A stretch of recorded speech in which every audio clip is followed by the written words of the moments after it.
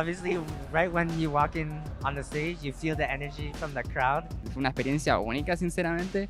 Creo que es algo que no había vivido hasta ahora. La fanaticada brasilera, por lo menos, es increíble. La verdad que tampoco esperaba el apoyo, sinceramente, es muy lindo.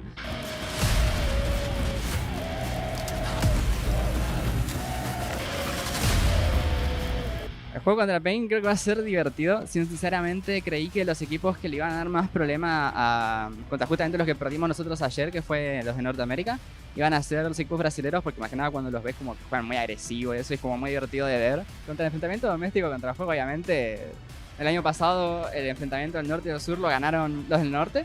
Si bien no es el mismo equipo, la verdad que obviamente me gustaría poder llevarme eso, aunque sea. Saliendo de clasificar, me gustaría poder llevarme lo que sería el mini duelo de reyes del norte-sur. Yo no sé la rivalidad entre el norte y el sur. Si perdieron en contra de esa prisa que no les sacaba un mapa a Bandits, no sé cómo piensa WAP que nos van a ganar. Yo creo que hablo por toda Latinoamérica Norte, por todos los países que estamos involucrados. No podemos perder contra las, no vamos a perder en contra de las.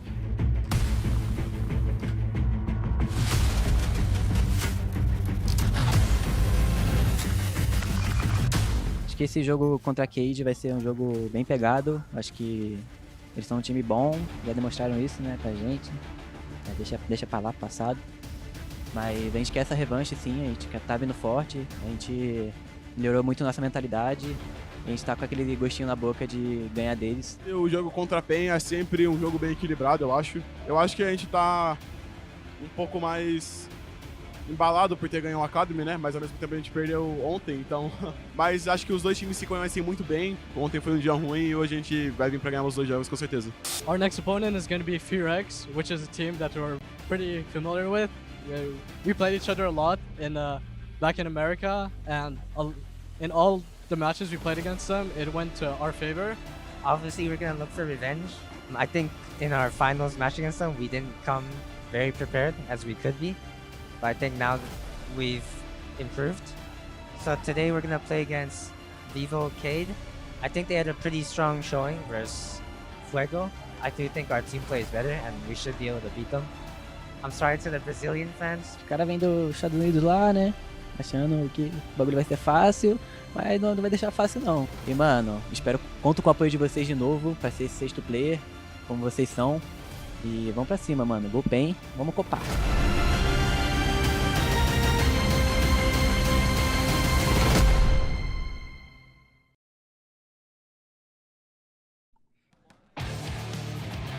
Welcome one, welcome all to day 2 of America's Challengers 2024. Get used to this, folks. The future of the Americas region is here, and we've got a Tier 2 clanger of a tournament to kick things off. Day 1 subverted plenty of expectations. If day 2 is half as much fun, let me tell you guys, you are in for a treat. My name is 4Y4. I am with Beatdown today for these 5 games. Beatdown, you got caught up on everything that happened yesterday. We've got some civil wars, some intercontinental rivalries going today. How are you expecting these games to play out? How are you? I mean, I'm doing great. Really excited to be back with you after all these years, Enrique. It's really nice to be reunited on this stage here. And yeah, I think the matches today will be really exciting. We do have some regional rematches here, and of course the meeting of the Northern and Southern regional leagues in our match with Fuego and WAP later. I think they're all going to be really exciting, and I think talking about yesterday's games, the most exciting thing for me is that Dragonsteel actually ended up losing to Pain Gaming, who have gone up 2-0, and now because they have 2 matches today, they actually have a chance to lock themselves in for playoffs before we start day 3. Yeah, it's a single round robin, best of 1 for everybody. We'll get into the full Fearless shenanigans once the knockout stages start. BO3s, Double Elimination into BO5s, much later, but right now it's BO1s. It is put up or shut up. We've got 6 teams going, right? 2 representatives from each region, and then LATAM, 1 from LATAM North, 1 from LATAM South. And top 4, excuse me, will go on to the knockout stage. Bottom 2 are eliminated. And like you said, Beatdown, Pain Gaming, maybe not to the Brazilian fans in attendance today, but certainly to maybe North American audience, bit of a surprise package. Now look, they didn't run over Dragonsteel. Dragonsteel, I think, to many, and honestly to myself, still considered the favorite just based on the body of work that they put in, a dominant NACL split. But Pain Gaming, like you said, they're off to the races, and with a 2-0 day today, they'll lock a top 4 spot. Yeah, and they put themselves in that conversation as top teams in the tournament. And maybe you don't have them as the top team, but now there are a lot of other people, maybe NA fans, who saw Dragonsteel lose, and maybe minds are changing. Maybe you're like, oh, these Dragonsteel guys, maybe they're not all it's cracked up to be. Maybe it is CB LOL future. Well, the Brazilian fans certainly will think so, and they'll be out in full force today. Let's get a look at those standings and tell you exactly what's going on here numbers-wise. Not everyone's played the same amount of games, right? That's another thing to kind of keep in mind because you're playing 5 games across 3 days. I'm no mathematician, but the math doesn't quite lend itself as prettily. But if 2-0 is a great start for Pain Gaming, WAP, what a player. Coming from the LATAM South, they are in a bit of a tough spot. They also play 2 games today. They're 0-2. But Beatdown, we were talking off air. You're not as worried. Of the 2 LATAM representatives, WAP have shown some things that, at least in your opinion, you're not as worried for an 0-2 start. I mean, it's tough. They have some difficult matches ahead. But yeah, of the regional leagues between them and Fuego, I actually did like WAP coming into the tournament a little bit more. Actually, even their game against Dragonsteel, I still think they actually played, had a pretty solid performance, even though they ended up losing in the end. But it is going to be really important today because, again, they have a really tough schedule ahead of them. I believe Pain Gaming is actually one of their matches today. We were just talking about how strong they look going into this week. So if they lose that one, they need to win the next one because if they lose it, they are mathematically eliminated from playoffs.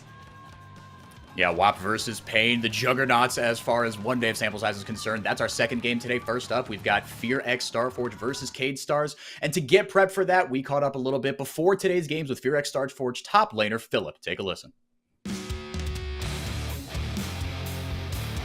Yeah, so yesterday's game against WAP, I think it was pretty messy, but we did go in and expect to win. I think I didn't play that well, especially in the majority of the game. I was making some mistakes on side, and I could have played lane much better. But I'm glad we got to start with a strong win because I feel like the first game of this tournament for every team, they're just playing with full confidence and nothing to lose. It seems like everyone's just enjoying the stage, having fun.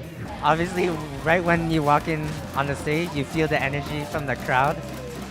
Surprisingly, I wasn't going in expecting for the fans to cheer for us, but when we won, they were very loud and passionate. So I'm pretty grateful for that. So today we're gonna play against Vivo Cade. I think they had a pretty strong showing versus Fuego. I do think our team play is better, and we should be able to beat them. We're gonna play against Dragonsteel. Obviously, we're gonna look for revenge, but we are going to respect them.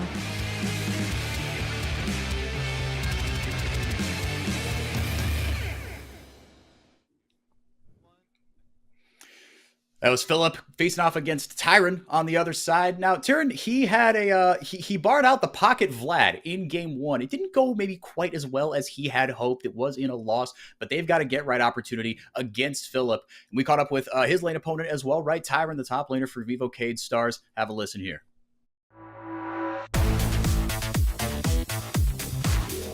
Eu acho que ontem no jogo contra Fuego, os nossos 15 primeiros minutos foram muito ótimos, eu acho. A gente estava com uma vantagem muito boa. Acabou que a gente entregou muito gold que não poderia, eu acho, pela comp deles de ter muito scaling, como a Momo, o Smolder e Kai'Sa.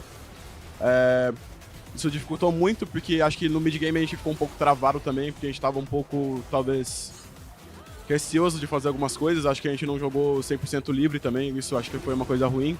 O jogo contra a PEN é sempre um jogo bem equilibrado, eu acho, o nosso nível contra a PEN.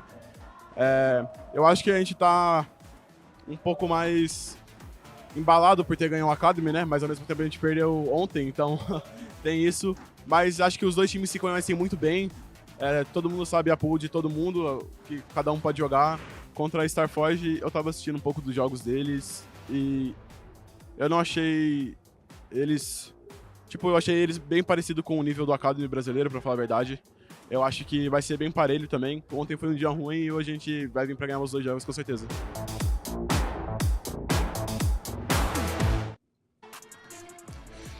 And we're dropping right into Champ Select picks and bans on your screen. Beatdown, I think it's safe to say that Tyron probably won't be busting out the Vlad again, but this dude has a champion Ocean.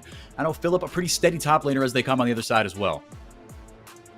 Yeah, 100%. And you don't know that. Maybe he will bring the Vlad out. Maybe it was just a warm-up, you know, Enrique? Maybe he thinks he can do better this time around. But on the other side, Cade Star is going to start things off with the Smolder, one of the many champions that were nerfed on this 14-18 patch, but still, he took a hit more to his early game. So the fact is, mid to late game, that 225 stack mark is what Vivo are playing for with this champion. Ash somehow made it through the bans on the other side. She has been pretty much perma-banned through the first 5 games in day 1, but somehow snuck through, so Instinct going to be piloting that one. This Smolder could go mid, could go bot, but I do think it'll go towards Kisei as the Yone locked in, maybe blind, but again, I'm thinking mid, and ABO, he's got that Yone, as they say. Yeah, and then those who might not be sure, Cerulu, that's a real possibility there. Probably not this early in the draft, but he does love him some Rengar, so keep an eye out for that later on. And yeah, Ashe is really nice. I think what that is going to end up doing here for Fear is that you kind of make it, the Smolder, a little scared to go in that bot lane. I think that's why you see the Jhin come through in response. And the hope is that you just have an easier time against a Blaze Olive in the mid lane against the Yone. Again, you just want to play it slow, you just want to stack. And because Smolder's early game was hit, it makes it even harder for him to kind of take advantage of that range he has over Yone. Yeah, and ABO, he's someone who's known for, in the NACL, just kind of running over his opponents. It's win lane, win game for ABO. On the other side of things, Skarner locked in here. Now, this could go top, it could go jungle, but because it is Cerulu, right, our rookie jungler, he's got 1 year, or half a year, 1 split's worth of academy experience here in Brazil, but he's burst onto the scene like a house on fire. He's got this Skarner in his bag should he choose to bust it out. On the other side, if this brand hover is locked in, it wouldn't surprise me. The Karma would, though. Yeah, I'm going to wait till it's locked in before commenting, and yeah, it is going to end up being the brand. You already have what look like some pretty good lane matchups, so it will make it easier for XU to be a little more aggressive. You kind of highlighted it earlier with how Blaze Olive runs over a lot of his matchups when Fear are playing the game, and it's true, even back in the NACL, he would get a lot of lane advantages just off his ability and good matchups to allow XU to play these more damage, carry-oriented champions so that he can be aggressive, so that he can invade and cause problems for his opponents. XU is such a pivotal part of how this FearX Starforge team operates, and if Yone can abuse that matchup, right? If you can take advantage of the fact that Smolder isn't as oppressive in the early game and allow XU to roam free, give him a little bit of support, then this FearX Starforge team, they're going to be firing on all cylinders. On the other side of things, taking away the Braum, and for Fear of Starforge, waving hi to the cameras there, is XU, our boy, taking away the Renekton and the Alistar. Telos loves that Alistar. And Tyrion, look, the Renekton's been kind of here and there, right? It's a polarizing champion, but taking that away from him, not allowing an early game engine to get going. So I think that's what's really missing, right, from this Cade Stars draft right now, is what is going to get rolling early that you can carry to that Smolder late game bridge. Yeah, 100%. So they just removed that one of those big options there for Tyrant in the top lane, and they're going to go ahead and lock in the Rel, which makes a lot of sense. I mean, they're banning the Alistar, kind of gives you the inkling this champion's going to come out because you can just kind of headbutt Rel away when she goes for the crash down, and it's just going to be that exchange here for the Leona, most likely for Vivo Cade Stars. And this, what I'm already seeing for Fear, they're going to let Philip last pick, but this core 4, the all-in is absolutely absurd here. You have the Ash Arrow from long range, and it can be easily followed up by that Fate Sealed, by the Magnet Storm coming through from the Rel. So I imagine this is a comp that's going to be really scary past level 6. Yeah, the R button synergy is going to go absolutely bananas on this FearX Starforge composition. If they can get set up, fight in some of those choke points, you trust Winsome to go forward. It's been a little inconsistent sometimes on the engages for Winsome over the course of the NACL, but when he gets it right, man, does this team look good. On the other side of things, it will be the Rumble, and still, Beatdown, it has the possibility to be blind here. They're saving that R5 for Philip, it looks like. Yeah, 100%. And it's looking like they just want to go that tank route. I think they have more than enough damage. They have more than enough setup. So just having that kind of frontliner and someone still capable of making plays makes a lot of sense here. So I kind of like what FearX Starforge ended up rounding out this composition with. And again, I think they just have a really powerful Death Ball composition. And the thing that's really nice for them too is on the side of Vivo Cade Stars, you are looking to scale. I'm looking at Rumble. I'm looking at Smolder. You need a little more time to come online. But FearX Starforge, their comp at one item, already really strong. And we know from what we've seen in NACL that if you allow FearX Starforge to take control of that early game, they're just going to run away with it. And I think that's going to be critical, right? Once we get to the mid game, how do these teams adapt? Because on the other side, Cade Stars, they're good at snowballing their leads themselves, but where they kind of, glitch out a little bit, when the plan starts to go awry, they have had mixed results. This is a team that, with Kisei, he was brought in from Oceania, actually. Vietnamese born, played in OS, went to international competition in 2022 for OS. This team communicates all in English, which for CBLOL Academy is not common. They've had some growing pains over the course of the CBLOL Academy season, but nowadays it looks like they are locked in. But in their loss yesterday, it looked like things in the mid game didn't go quite to plan when they didn't get those early leads. And Starforge, I know they're a similar sort of team. Once they get going, it can really get deadly. I'm also looking at, you pointed out, that K'Sante pick for Philip. I think it's going to be huge into the Skarner for Sorolu. He's gonna have to get creative angles to start some of these fights, and I can see K'Sante being that bodyguard to start some of these fights off. Yeah, that's just what I really like about that champion, and I think what he's best at in the current meta and why you see him picked so often. So you can see these are the compositions, these are the lane allocations here. Again, eyes on the mid lane. Kissy being that player you talked about who just did what was considered unthinkable here in CBLOL space. We're having a team comp completely in English. He is a player they value that much, and he's a player who has done so much for this team historically. When he does well, Cade does well, and the same is true about a Blazed Olive, so keep your eyes on the mid lane. Mid-jungle matchup is going to be massive in this one. Thank you all so much for being here. Game 1 of 5 on your screen, kicking it off. Cade, looking for a get-right spot here. Things are... If you drop down to 0-2, it gets scary, right? WAP are finding that out. Yes, they've had some good performances, but you are so on the brink, right? It is just round-robin best of 1. Yes, 4 out of 6 teams get to move on here.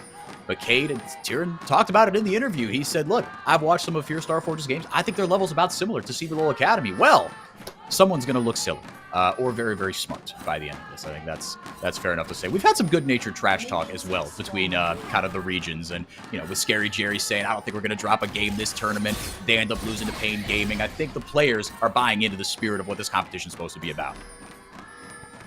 Yeah, and I mean, I love it. For years, I've just loved the idea of Tier 2 international events for players who are still developing, trying to make it to that pro league. Getting this kind of experience, just being able to face off against teams in other regions, really broaden your perspective a little bit, is just invaluable for players who are trying to make it to that next level. And this experience, hopefully, for all these players will go a long, long way as the regions merge, the number of teams gets withered down. It's going to be a lot tougher to get some of those Tier 1 spots, but we could be looking at the future, right? And with Fear Starforge, with all these players having LCS experience, some of these guys are the guys of the present and the past, but they're hoping to be the players that represent NA on the world stage, on the international stage, on the domestic stage as things go forward. Nothing too crazy to write home about as the lanes start off here. You see Tyrion starting off with that Doran's Blade, looking to get aggressive here, looking to win this out. We talked about it. He's got to be a bit of that early game bridge, especially once Sorolu hits 6. Expect him to start making things happen in the top lane. Yeah, and otherwise, for the moment, things are kind of going slow right now. I think we're getting pushed, and pretty much every lane is pushing pretty much the way we expected. I want to say I do like that Kisei is actually running with that grasp. So you do make the fact that you're ranged even more annoying there for a Blaze Olive. You can see those grasp procs and how much health he is trading. Even with the fleet changes, ABO's not having fun. No, and I'm glad you point that out. Yeah, that's something that with these sort of scaling champions, right? You saw it with the Azir and the tank Azir. It's a little bit different, right? But to offer some of that just lane survivability, and especially with the nerfs that we pointed out that Smolder got hit with in 14-18, that's part of why you do it. Great Hawk shot by Instinct is going to spot out Sorolu in the bottom lane, so no trickery will be afoot just as easily. Would award the Tri-Brush as well on the side of Cade. But Instinct can win some getting the push. They've got a level up here. Morteus on the Jhin. Telas look to get freaky with the angles on this Rakan. On the other side, XU pretty much matching his clear and matching the speed of Sorolu. A couple minutes to go before the Dragon starts off here. And with level 6 being so important for both of these junglers, I don't think we're going to get so much action early on here. I say that these mid laners seem plenty happy to scrap here. A Blaze Olive with the E snapback almost gets Kisei down to 0 health. Yeah, that is the interesting way that Yone interacts in a lot of those ranged matchups, where that Soul Unbound, when it's off cooldown, you do have to be really careful. He has that move speed, that ability to get on top of you and stay there. And with the extra bonus damage too, does mean that Kisei has to be very careful when that ability is off cooldown. Fearx Starforge able to get the bot lane scuttle on the other side. Sorolu able to secure the scuttle on his end. Looking to maybe, I don't know if set up a dive is the correct thing, but maybe just look to support Philip or support Tyrion, I should say. Well, actually, he might not need any support. My Tyrion takes Philip pretty low here, popping a couple pots. He's going with the grasp as well. XU can walk over a ward as the back is starting to be channeled. Looks like they have a date with Destiny here in the Tri-Brush. Tyrion hovering over here, able to really get nice. this BC down onto him. That's fantastic. XU, not a prayer in anywhere, but able to flash away and get the shield as well. Comet, not going to do much, but getting that flash out of XU, not bad. Yeah, and I think Cerulu, I think he wants to try and hit him with the Q. So, The flash Q went for the all-in here, but it might come back to bite him here. Taking him on a ride. XU, if he can just land one EQ, one W even, but Cerulu able to sidestep that actually, and comes out with first blood. I think my brain is broken by everything we just saw. Are you kidding me? The Pillar of Flame over the wall, too. That's with no vision, by the way.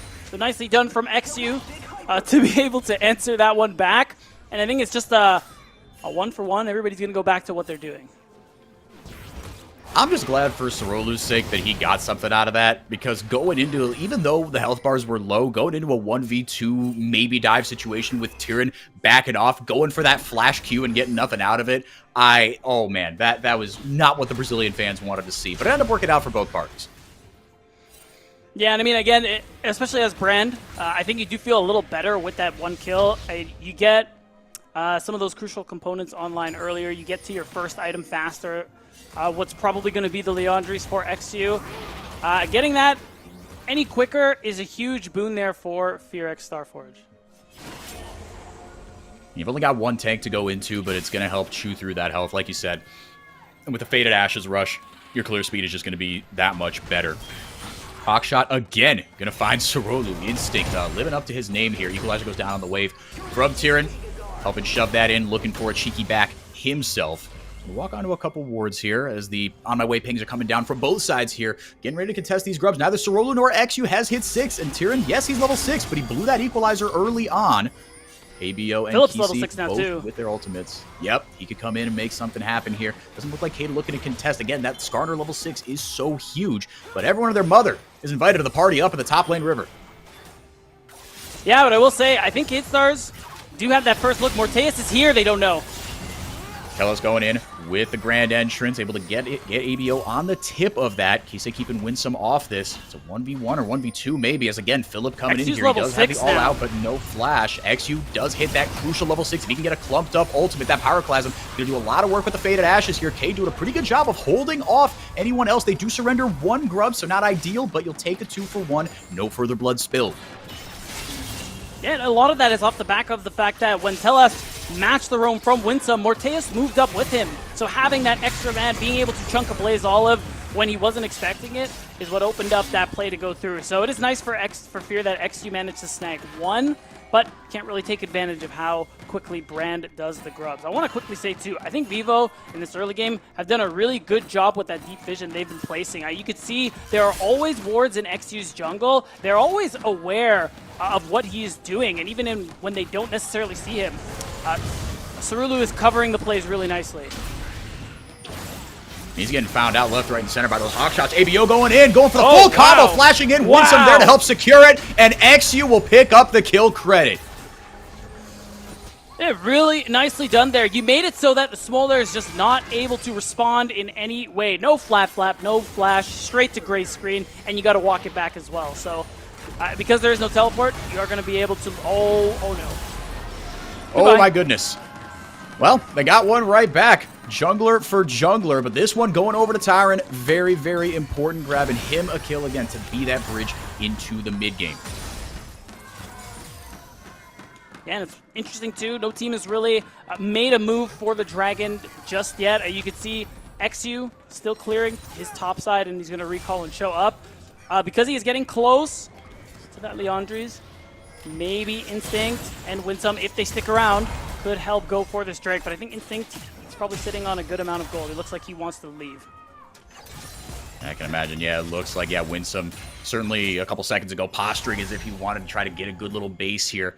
But both supports probably at around the same experience mark here, close to level 6, but not quite there. Incredibly impactful ultimates, obviously, for both of them. We talk about the ultimate synergy for this competition for FearX Starforge. I think if you could somehow, I think the dream scenario here is you get Instinct back with a little bit of gold, In the meantime, get Winsome to 6, get a little bit of vision. If you can start a dragon fight with everybody at level 6, that is ideal. Sorolu going to get chased out of that Tri-Brush by Exum in the meanwhile. Oh. Okay. I thought something was going to happen there, but no, it's going to end up being the bounce back in the bot lane, and it does give Vivo Cade Stars not quite the dragon, but ability to clear out some of this vision and keep it mostly in their favor. There's that one stealth ward there that has been left up, and now Exu has an opportunity. Insta-cleanse by Morteus. Heal coming down there from Telas as well. The trap will find Exu. Deadly Flourish will as well, but nothing doing. Purely defensive from the side of Cade Stars. No one has made any real purchase on the dragon here. We've got a lot of pigs coming down from Cade Stars. Again, Winsome has hit level 6. He's got the Ignite. Everyone ready to go here. Everything but that Enchanted Crystal Arrow, that crucial Ashe ult, is ready to roll here for Pure Starforge, excuse me. It's taking a lot of damage, a lot more than I thought, certainly. Yeah, look at Sorolu. There's an angle where he could come and actually interfere with this dragon being taken at the moment here. It's kind of tough. A Blaze Olive being here helps a little bit, but he wants to try. With the Ishtal's impact, able to go over, but not able to get the smite down just in time. Scuttle will go over. Telas going in with the quickness. Gets a Deadly Flourish off with Morteus in the back line. Sorolu trying to get close, though. Gets the Impale there. Oblivio not going to get the Soul Unbound. Is not going to matter. Sorolu not able to get him down with the snapback as well. There goes the curtain call.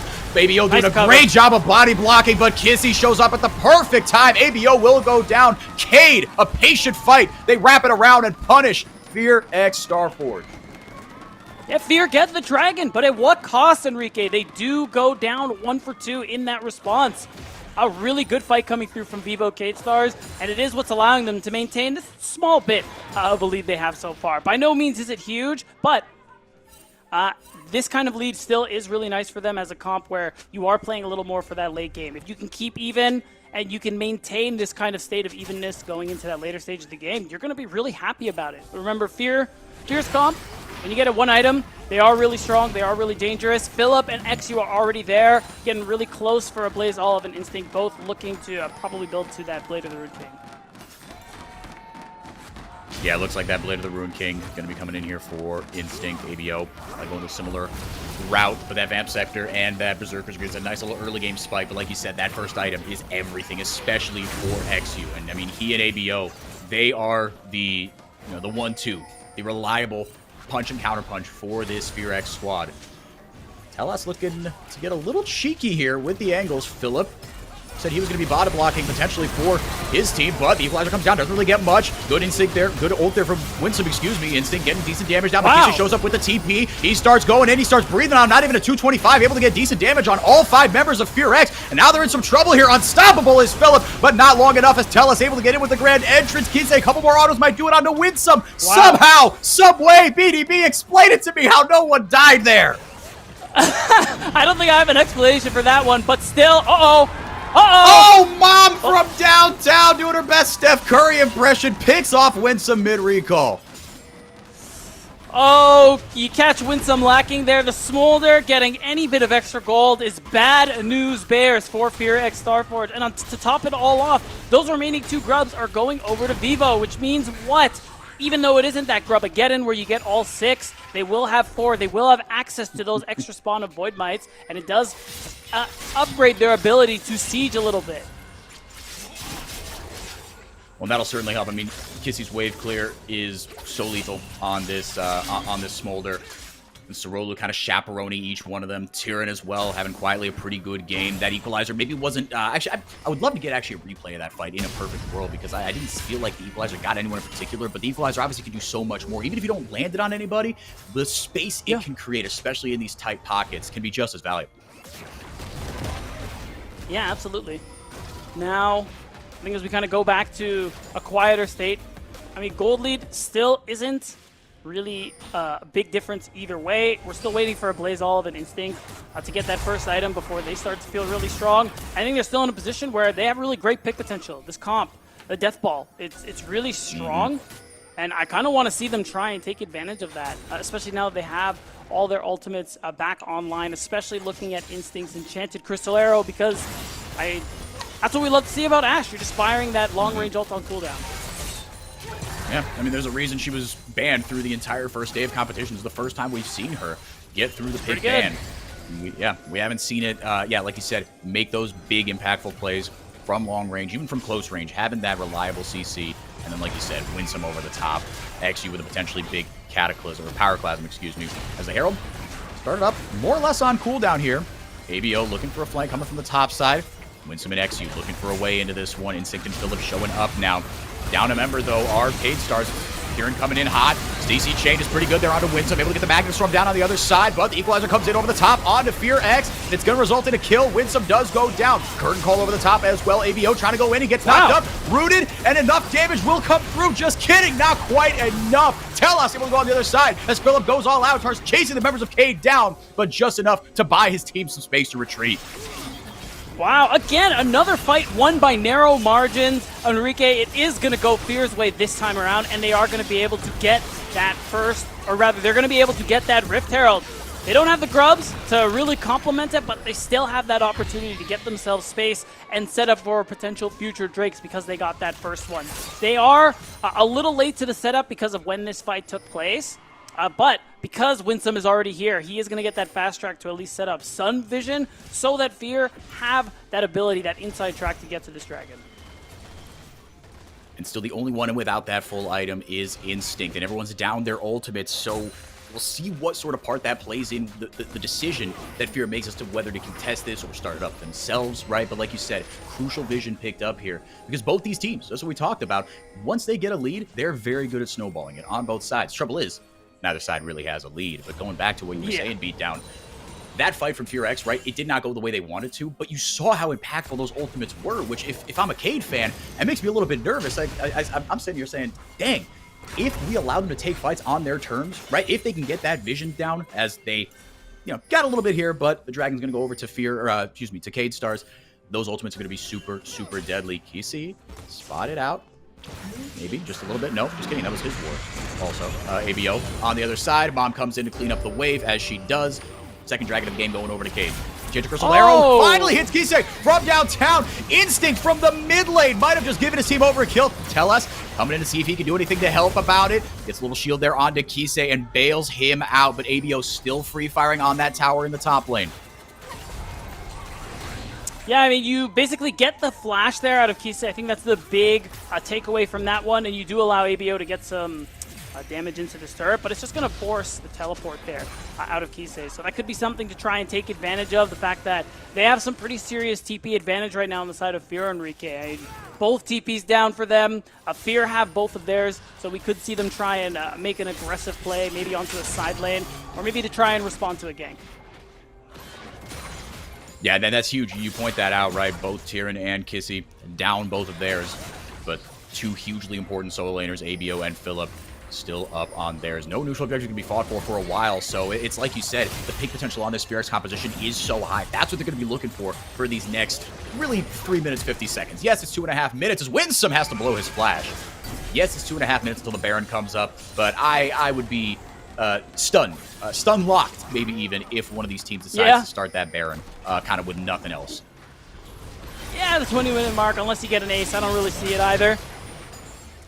As I think one thing I want to point out is that XU is going for that Zhonya's second. He has a Seeker's Arm Guard. He already has access to that stasis. The next team fight, while they have been very close, that extra bit of invulnerability, time to live and get more spells off, can be a difference maker there for Fear. Because you talked about Vivo Cade Star fans, right? I think they're okay with this game state if I'm them watching this game. Because you have a Smolder who's even with the rest of the opposing team. That's a good thing. Yep, you've always got that ticking time bomb. 166 stacks, maybe a little behind the curve here is Kissy, but still in a pretty good spot, all things considered, because of those 2 kills and 2 assists, right? You talked about it earlier. Any extra little bit of gold that you can inject into Kissy, into this Smolder, is going to serve you, it's going to pay you back 10 pretty great in the late game. Yeah. He is just on the verge of that Mana Moon. You see the total gold graph over there on the left. Fearx, pretty good. It's really just Kissy, right? But everybody else kind of clubbed up in that 6 and change mark right there. But you see just how many resources are pumped into ABO. Going for the all in here. The Fates here lands onto Kissy, but Mom going to bail him out. A couple tower shots taken by ABO. But you see the amount of damage that this Yone can pump out on just the one item. Yeah, I will say, really nicely played there from Kisei. Getting the center of that bomb to hit, doing that extra damage onto ABO. and just means that he doesn't end up securing the kill. But with Winsome's hover, he might be able to take this turret. He is low health. Other members from Vivo Cade are here. Yeah. Sorolu going to try to start it off here. Tellus coming in, can provide a little bit of extra CC. And with a beautiful impale, he grabs Winsome. He tried to hop himself over the wall, read him like a piano. And here comes Kissy to burst him down. Morteus gets the kill credit. Oh, wow. And the turret lives with just a smidgen of health to make matters worse.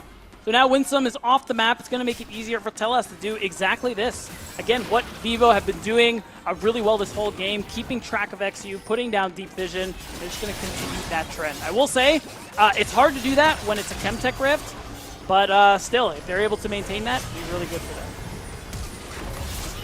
ABO having a flash away. Here comes the instinct arrow. It's going to land on a Kisei again, but body blocking very nicely. Are Sorolu and Tellus. Kisei going to survive the entire hit of the CC, but XU, as soon as he gets out, punches him in the face with a fireball. Kissy, a one-way trip to the gray screen. Didn't really work out, I think, the way Instinct was planning it, but he still contributed to that kill on the Smolder, so it gives Fear a little bit of extra space here. But right now, we have another Drake on the horizon here, less than a minute away, and we also have a fight. Also got a fight here is Sorolu. Now getting a taste of his own medicine. CC locked 100-0. Tyrion may be in a tricky spot here as the TP's coming down here. I think he might have accepted his fate. Gonna just ult the wave down. Burns the flash as well, but ABO is gonna burn the fate sealed on his part. It's a great question.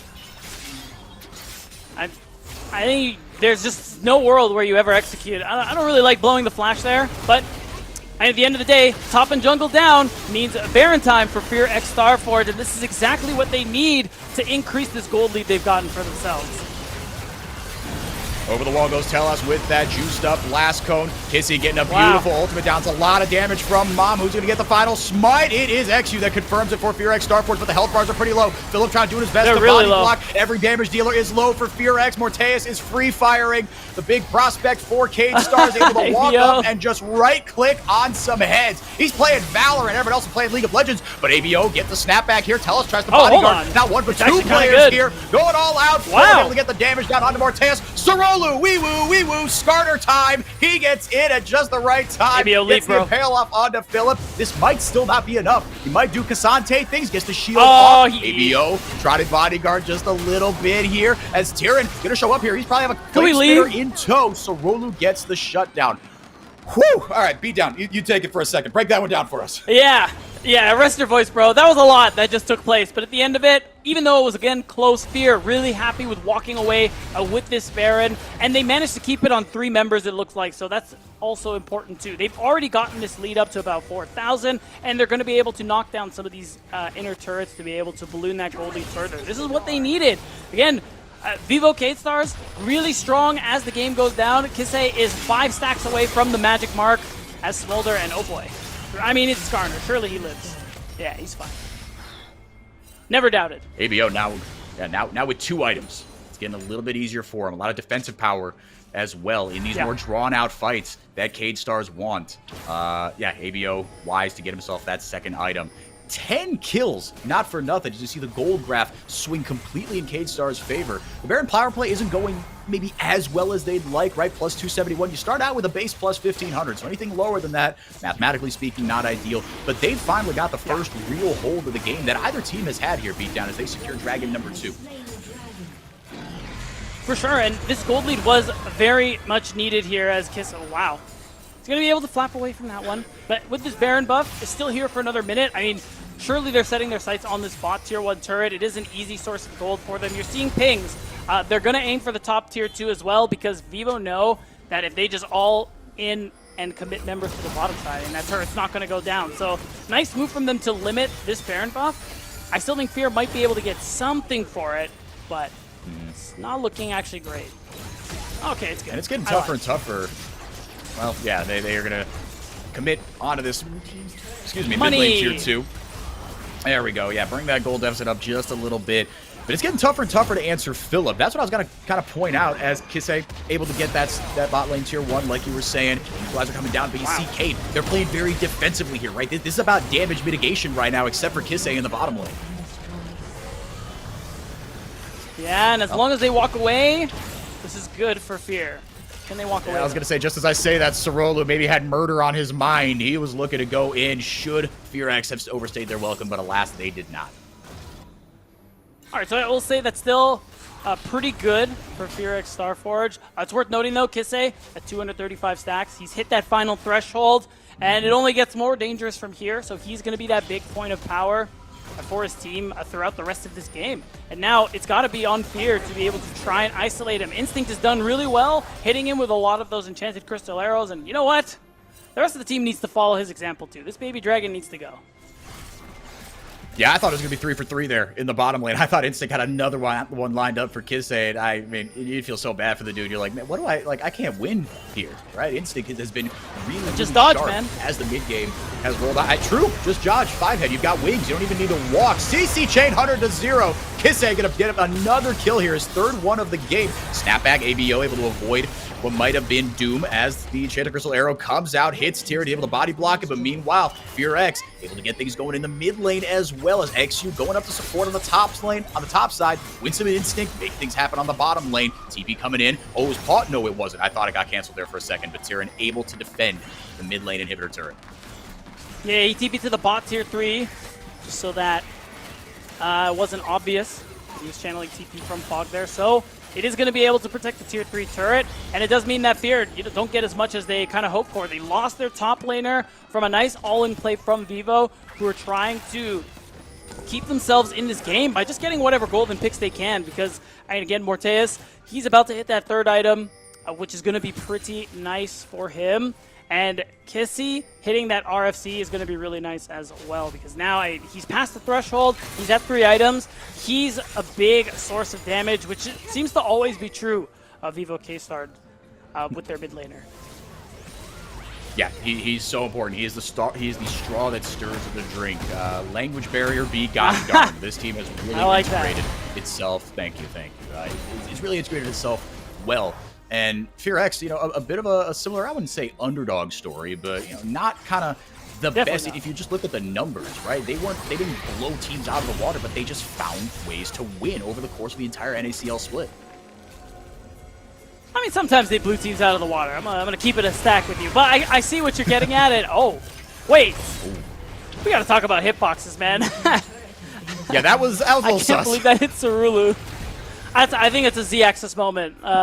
That's going to be my best guess. As we see in the pip, that Philip is going to go ahead and get a wave in on that bottom side. I think VKS are going to have an easy time getting this turret down in the mid lane, though. You would think TP. Maybe Phillips got other ideas here. TP's into the Dragon Pit. He's got 3 items. He has massive Winsome going in. Where's the rest of the team? Look Not at getting caught up in that Kissei. equalizer as everybody able to keep Kissei and Morteus safe. Telas doing his darndest to body block and get a lot of CC down into the back line. XU not able to get in and get his big damage down. All the damage dealers of Cade Stars completely fine. It's a 1-for-1 at the end of the day. And I mean, this game is now starting to get hard for FearX Starforge. Again, they have no way at this point in the game to really get on top of the Smolder or get on top of the Jhin. Both are able to put a lot of damage in these team fights. And honestly, I gotta say, we're in a weird moment in this game because Cade still have access to objective bounties, which in this stage, I think is kind of crazy and unfair because I think Cade are already in a really strong position as it is. Them being able to just get that free extra gold, that's unfortunate for Fear. But Cade fans, yeah, thumbs up. It does feel a little. It does feel a little wild. Yeah, that you're down 3,000 here. Morteus, be careful. Able to dodge it. Took your advice. Beat down. Just kind of sidestep. Excuse me. Let me just kind of suck in my gut here. Able to sidestep. What did I just see? Kissei channeled his TP onto a trap and it like insta canceled, which shouldn't happen. Is that a bug? I don't know. It's weird. No Smolder for a second, though. Yeah, this could be a big window for FearX. Not able to take it. They didn't have vision on where he was. I think, the threat of a Smolder. ABO with the flash in, trying to make that little dragon go like you were saying. They got him. One more auto by X. He was able to take him down, but not before Mom comes down. Applies a lethal buff, but the CC chain too big. Finally, Philip able to get onto Morteus, chase him out of the fight. ABO with the snap engage sets up a gorgeous team fight win for FearX Starforge. And ABO does it again, all split long in the NACL. He was such a huge player for this team, and even here in a game that's starting to look doomed, Enrique, he clutches up again with a great Fate Sealed. They had to kill the Smolder, and they got it done. Boom! Morteus almost found himself on the business end of a Cassante highlight reel, but able to get that crucial 4th shot down. As Philip going to give over a little bit more gold, but at the end of the day, you got what you came for, and that is the inhibitor beatdown, and now they've got their sights set on their 3rd dragon of the game. It won't be 4th, but I think they'll end up being kind of happy if they can pick up any soul in this game. Even if it isn't the best buff, it is still a buff nonetheless. And I think against what Cade are running, having that extra bit of damage reduction when you get to lower healths, actually pretty good.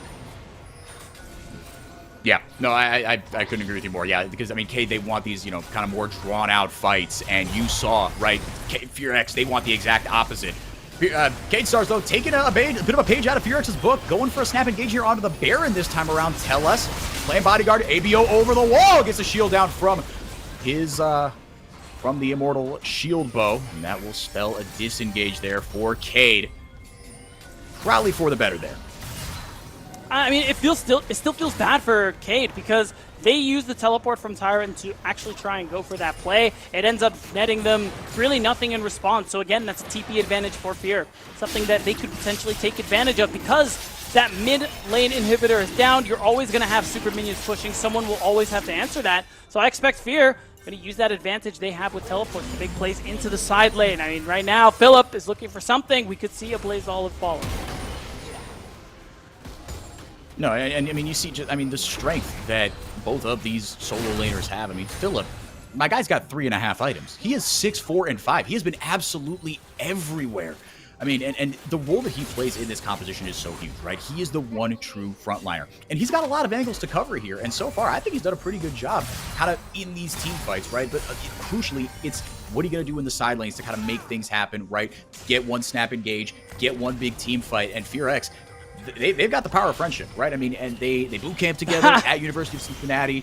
They, you know, talking about they have grown a lot as a team together. They are all fantastic individual pieces. They've all played at the LCS level, but over the course of the split, you saw them come together as a unit, and you're seeing that here as well.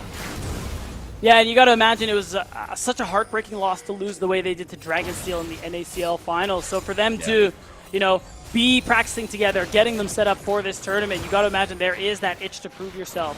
And they're going to have a chance later on because Fear also play a second match today, and it is going to be that rematch of our NACL final against Dragonsteel. That's a little preview. But for now, Fear is starting the Baron. Fear starting up the Baron and getting decent damage onto it. Instinct not going to find the Enchanted Crystal Arrow. ABO maybe looking for an angle near the jungle. They peel off the Baron, do FearX. Nothing else to play for here. That dragon went down a couple minutes ago. Yeah. Sorolu. Oh! Maybe a way into this one. He's gonna get caught up here by Winsome. Telos gets the charm down. Kissei not in a great space to free fire, but taking him on a trip is Philip. Sorolu is down. ABO and the rest of FearX gonna eat the equalizer, but is it enough damage? Morteus opens up the curtain call. Kissei is down, and that is huge. That is all they needed. They got what they came for, slaying the dragon and making their way to the other lanes. Yeah, I mean, with no Smolder, with no Skarner, they could actually just look to close this game out. I mean, they have red buff. XG's going to get his health back. So I think Fear just want to put this one to bed, get their second win. And what a confidence boost this would be if they're able to close it out, like he said, with that rematch against their rival Dragonsteel coming up. Instinct with another money Enchanted Crystal Arrow. Locks up Tyrann and sends him to the gray screen. Morteus doing his darndest to at least get some damage numbers up before FearX close it out. They move to 2-0, while Cade in a troublesome 0-2 spot for the Brazilian #1 seed. Yeah, and it was looking a little dicey, I'm not going to lie there, for FearX Starforge, but they managed to pull it together in the back half. Again, ABO really great. Engages with the Yone, that Fate Sealed. He's always fishing for the Smolder, always recognizing who that key target is for his team. And again, it's just been a big part of this team's success in Summer Split. Yeah, you can't speak enough about what ABO did, right? I mean, he has so much, he's probably the most LCS experience as far as just consistent kind of, even though he yo-yoed a bit kind of up and down in 22-23 with Golden Guardians IMT. As they do. But when he was at his peak, as they do, yes, fair enough. But ABO, man, I mean, that instinct that he has, right? No pun intended. I mean, it was awesome. And the target recognition, like you were saying, it was in that last fight, right? Like you said, no Skarner, no Smolder.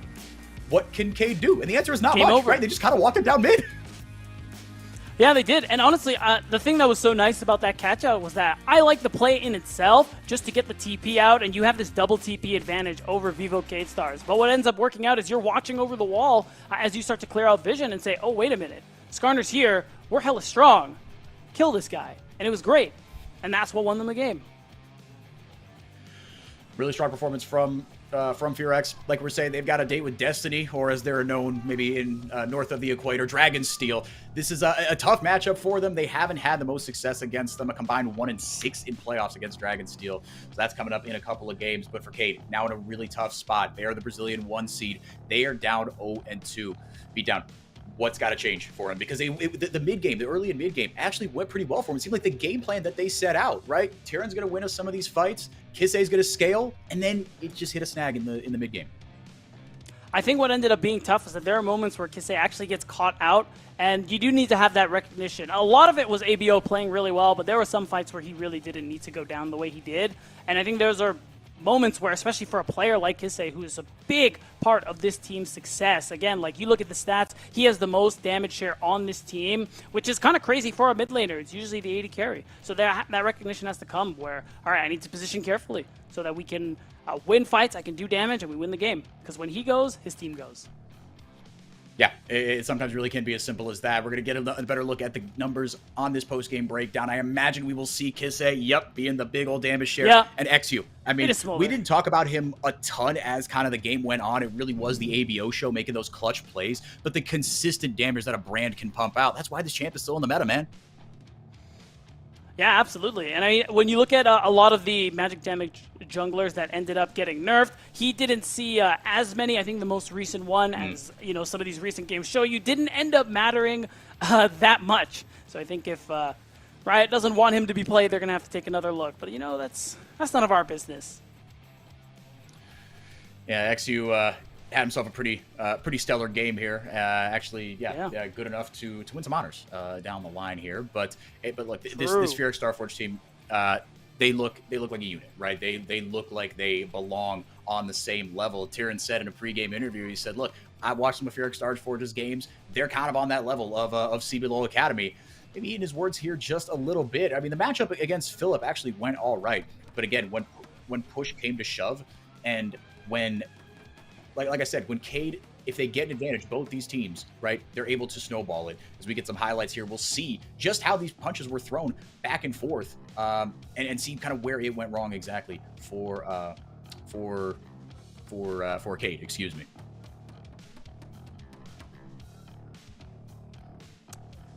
And I mean, we'll take a look at that in a second there. I think going forward, you called it.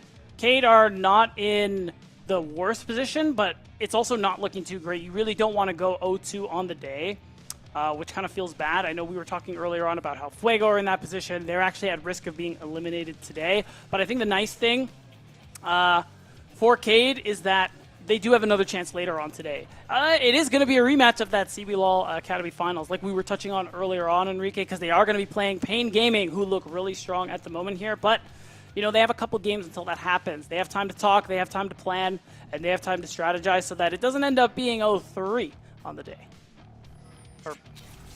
Yeah, that would be a really tough spot to be in, right? 0-3, that's that death knell, really. We're gonna get a look at some of these highlights here. As ABO, he didn't actually have a great time of it early on, but you saw the focus that Cade tried to put on.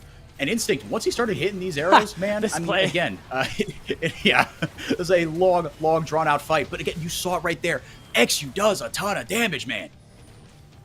He does. And in the brand pick, especially at this stage of the game, he was quietly farming, quietly getting to this really fed game state where anytime he dropped the ult, anytime he was dropping spells, he did a lot of work here. I will say, Cade, I liked some of the plays they were making in that mid game. I think a lot of them ended up being actually quite successful and were part of why they were keeping that gold lead even, and why I thought they were in a good position to scale. But again, Fear, part of it may be the experience on this roster, that ability to find these angles, to win these team fights there, Enrique, and then start to get a lead that you can turn into a win is how it went down. And you saw the recipe right here. I mean, this fight was absolutely chaotic. The last play was goofy. This one, I mean, this one put the hat on in the big shoes as well. So close to getting just a clean 5 for 0. But Morteus, right, Mr. Helpful on the Jhin.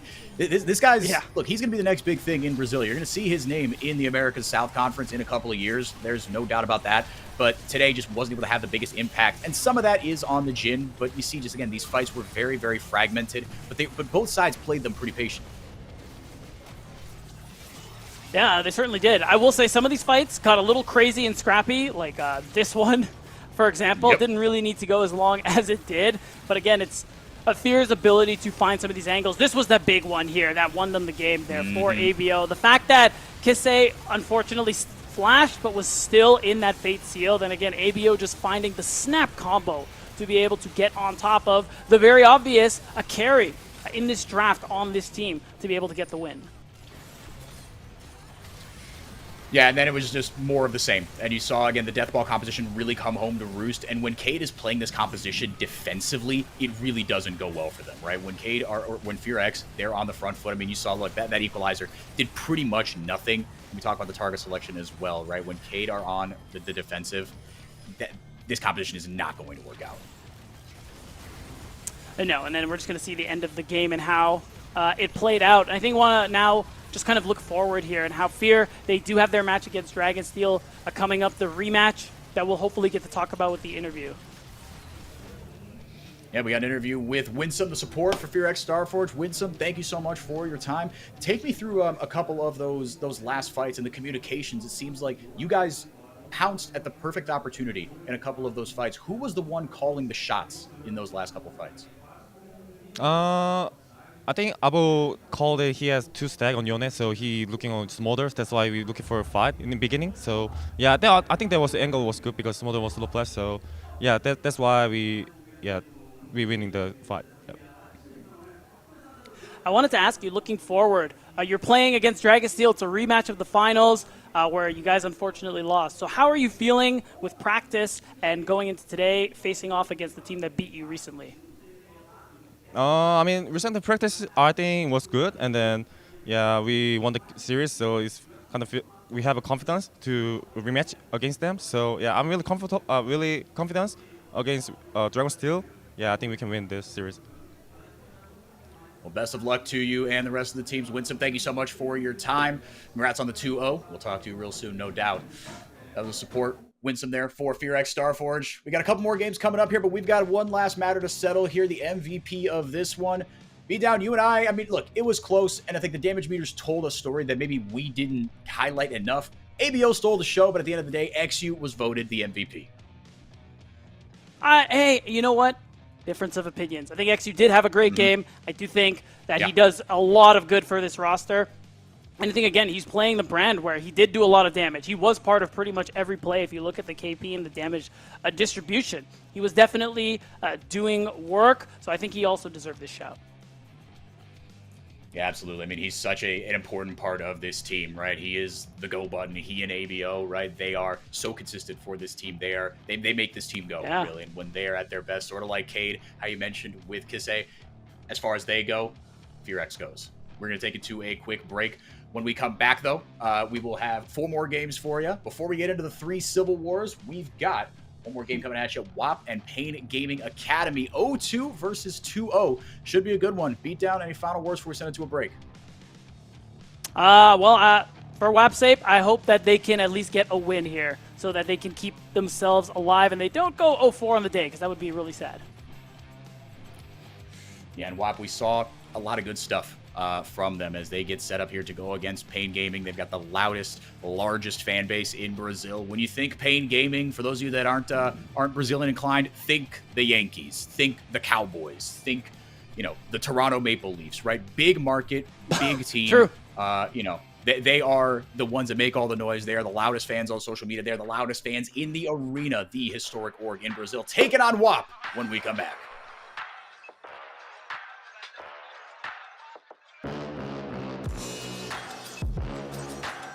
Did you know that kid is vaping the same toxic chemical that's used in taxidermy, Formaldehyde? Formaldehyde. Formaldehyde. Formaldehyde. Formaldehyde. Formaldehyde. Formaldehyde. Formaldehyde. Formaldehyde. Formaldehyde. Formaldehyde. Here's a fact that'll stop you in your tracks. Teens who vape can be exposed to toxic chemicals like formaldehyde. Know the real cost.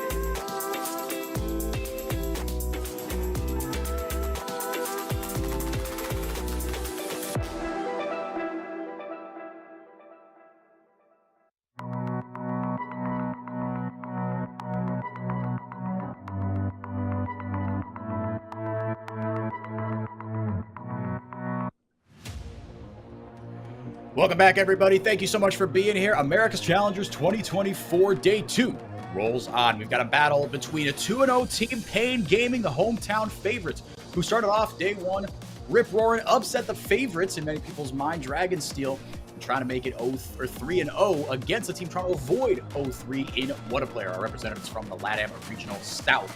WAP off to a rough start in this one. It's no exaggeration to say this is must-win territory against the hottest team in the tournament right now, BDB.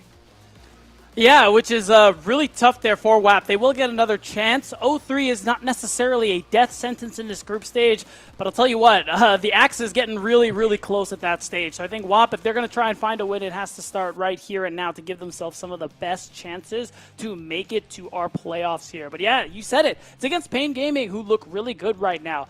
Not the team who ended up winning things out in CBLOL Academy despite being the favorites, but looking like the stronger of the two here in America's Challengers. Yeah, so far so good for Pain Gaming. On the other side of things, Didi, the playmaking mid laner for WAP, had a couple things to share with us before the game. Here they are for you.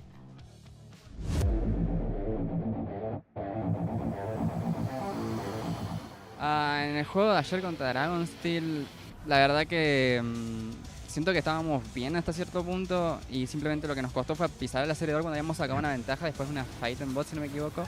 Habíamos conseguido como unas 3, 4 kills que nos han dado un poco de ventaja y podíamos empezar a abrir el mapa y simplemente no pudimos hacerlo y creo que eso fue lo que nos pasó a la cuenta. Que fue una experiencia única, sinceramente. Creo que es algo que no había vivido hasta ahora. La fanaticada brasilera por lo menos es increíble. La verdad que tampoco esperaba el apoyo, sinceramente es muy lindo. Yo estaba pensando de que lo lindo que sería como que te apoye un montón de gente así. Pensé que iba a ser solamente para los equipos locales y la verdad que estoy muy agradecido por eso. El juego contra Pain creo que va a ser divertido. Sinceramente creí que los equipos que le iban a dar más problema contra justamente los que perdimos nosotros ayer, que fue los de Norteamérica, iban a ser los equipos brasileños, porque más que nada cuando los ves como que juegan muy agresivo, eso es como muy divertido de ver. Y espero por lo menos, es la verdad que quiero decirlo, que ojalá sea un game súper divertido, así súper intenso, kills por todos lados, qué sé yo.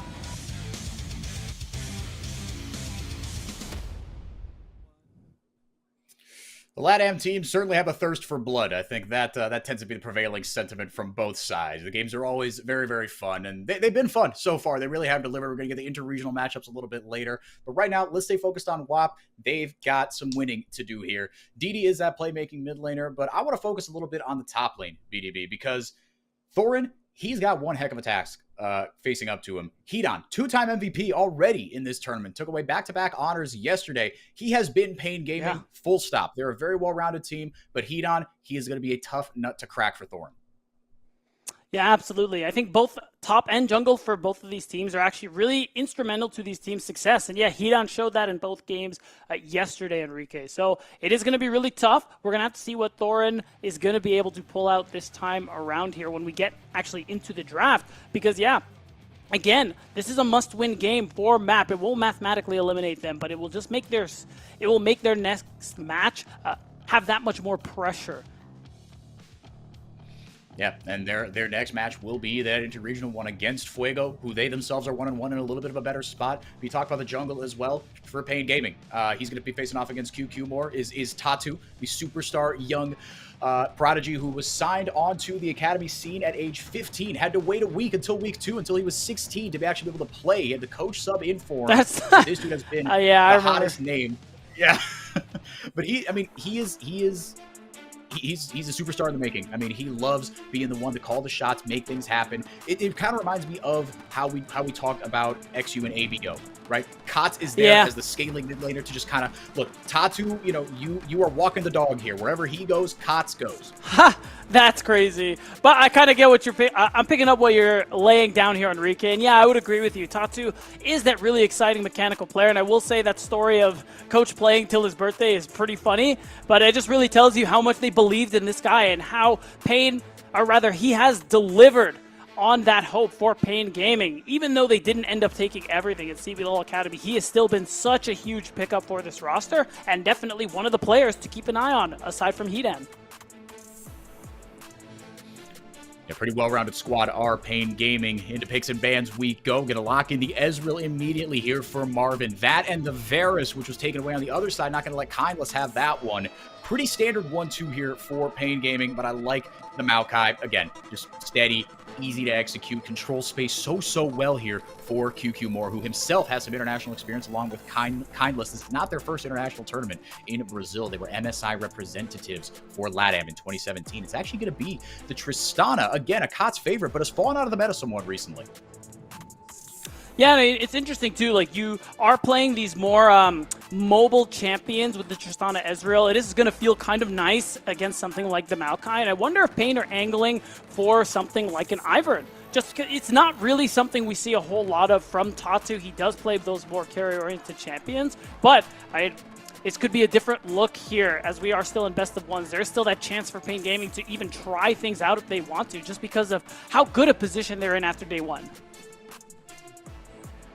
Pulling out all the stops here for the Yone, but then the Cassante coming in blind. About as blindable as they come here, beat down. But that's going to be what Thorn is piloting here. He got counterpick in games 1 and 2 yesterday. Didn't live up to his expectation. I think the expectations that the fans had for him either. Like we said, he needs a big game, but he's taken on a bit of a neutralizing role here. But when I say that, as Hedon showed us yesterday, you can be the superstar. You can be the front man if you are Cassante. It's very true, and we'll see if Thorin's going to be able to take that superstar role as we got the R3 Skarner coming through here, and it could, like you said in the previous series there, Enrique, could go top, could go jungle. I think either way offers a lot of playmaking potential, and that front line you definitely want against the likes of Maokai and Yone. Yeah, absolutely. And I mean, and it's so difficult. I mean, you can have all the front line you want, but as we saw last game, just because you've got front line doesn't mean the Yone isn't going to find a creative way to get back into your back line and be able to snap up your damage dealers. Now, you've got 2 of them here. They're both pretty mobile, but kind of only one oops button, really, for either of them, along with those summoners, of course. On the other side of things, Olaf going to be taken away from Hedon into the second phase of bans we go. Kai'Sa going to be taken away as well. Kai'Sa into kind of these longer range AD carries, a pretty good answer, but going to be taken away here by Pain Gaming. Yeah, I mean, I really like the bans that we're seeing there from Pain Gaming, and they're looking for magic damage threats here. Nobody talks to me about Maokai. I don't care. He's a tank. So just removing that option, the best options to try and diversify that damage profile a little bit is really smart there for Pain Gaming. So now we're going to have to see what Kindless is going to be able to pull out in the bot lane. And if we do see a truly all physical damage composition, I think Skarner is just going to love his life, man, because all he has to do is stack armor, and pretty soon no one from WAP can touch him. Yeah, they definitely need those magic damage threats. You hit the nail right on the head, like you said. Yeah, taken away. Oh, it is the Mordekaiser that is going to be locked in here. That is crazy. I thought that was just a old school Brazil meme coming to roost here in the international scene. Finally, for all these players getting their first taste of international play on the Brazilian side, anyway. But it will be the Mordekaiser. There's your magic damage threat for Pain Gaming. Beatdown. Oh, and I'm sure they're very happy about that one. I mean, it's something that we do see a good bit in the LCS. Impact loves to play this into the Cassante, and it is a good matchup here. So now, what are the options here for WAP? They need a marksman. A lot of the big ones are out of the picture here, so Kindless is going to have to dig a little deeper into the champ pool. I think the Blitz would be interesting, would add to the pick potential that I think WAP Esports are going to start to need, but not sure if that's the one. No, the pocket blitz here, I mean, look, it could be a game changer, right? Again, you've got these kind of shifty AD carries that will be it. Blitzcrank Misfortune. WAP putting a lot of eggs into this basket. I mean, and Misfortune, such a composition warping champion as well. The Yone, the Misfortune, these two champions, you talked about it. We talked about it last game. This is a press R death ball, bit of a composition here. Oh, that's so brutal. I was already not thrilled about the Misfortune pick, just because I'm not the biggest fan of the champion. And again, this comp is now all physical damage. The Braum is getting locked in as well, so you can eat up some of that upfront damage coming through from the Nature's Grasp. The bullet time, of course. So it's a really nice R5 coming through for Geeks, and honestly, a really nice draft for Pain Gaming. Yeah, Pain Gaming, I think they're in a really, really good spot here. For WAP, this composition is just really tough to execute for me. And going with the Blitzcrank instead of something like a Rel, right? You see, like, you know, Rel Maokai with the Yone over the top. All that lockdown makes it so easy because you want as many bites at the apple as you can get, right, to set up the Misfortune because she's not a consistent damage threat like your more traditional AD carries. Yeah, I think I agree with you too, because at this point, I think the play would have been to rather commit to a more Deathball all-in style comp, kind of like what we saw last game from Furex Starforge. But this is what they ended up locking in here, so now it is going to be more about pick potential. You still have a lot of setup, damage, and long-range engage with this composition. I think you're just going to have a problem as we get to that mid to late game there on Rike, because again, it is double marksman. You do have a strong side laner in the Mordekaiser, and Braum is just so good here. Yeah, Braum is fantastic into the Misfortune especially, but just in general. I mean, having a defensive support with to pair with the Ezreal, right? Braum Ezreal, that's a pairing as old as time. That's going to be a pretty solid laning phase, but again, you got to avoid the blitz hooks. This is, you know, this is a meme of a champion for a reason. He's a bit of a one-button Boris, but that one button can change the course of a game from the highest to the lowest levels. Other than that, yeah, I mean, this competition is going to scale really, really well. Beatdown, I mean, give me something to grasp onto here for WAP. Is it just you've got to hope that everything comes together? Because that feels like what it is, right? It's a really tough to execute composition. Do you want the PC answer, or do you want the real answer? What do you want? You want the cope answer, or you want the real answer? Give me the cope just give it to me. Be first. honest with me. Be real with me. The cope answer. The cope answer is that there are still ways to play this game. Blitz hook. I mean, if Shuhari is really just goated with it and lands a lot of key crucial hooks and sets up a lot of picks, I mean, him and QQ Moore can really sync up and get a lot of work done in that early to mid game. Then yeah, they can find a lead to win the game. But that's my cope answer. Yeah, fair enough. It's about what I was expecting. It's the bottom line is there's going to be a lot on Shuhari's shoulders. Bro, you're not going to ask me what the real answer was? Come on. You can go, no, I'm happy. As soon as Thorin maybe gets out of trouble here, has to blow the flash. All right. Now I'm scared to ask. We are not done. We are not done. No, they're going to collapse here. Giggs throwing out a bit of damage on the other side here, but Tatu in some trouble here. The Ignite goes down on him, has to flash away. Going low is QQ Moore, but he's going to get out of trouble, and I just mean what barely. Is happening? Tatu not out of the woods just yet. Giggs got to get in there and body block somehow. Dini able to go in, get a little bit of damage down, but damage is returned onto him. Thorin able to CC heat on into the wall. He's got to blow his flash as well. Level 1 shenanigans taking a lot of summoner spells, but the buffered rocket jump allows Kots to escape. What the hell was that? I can't. It's just another game where we're having these long, drawn-out fights and nobody dies.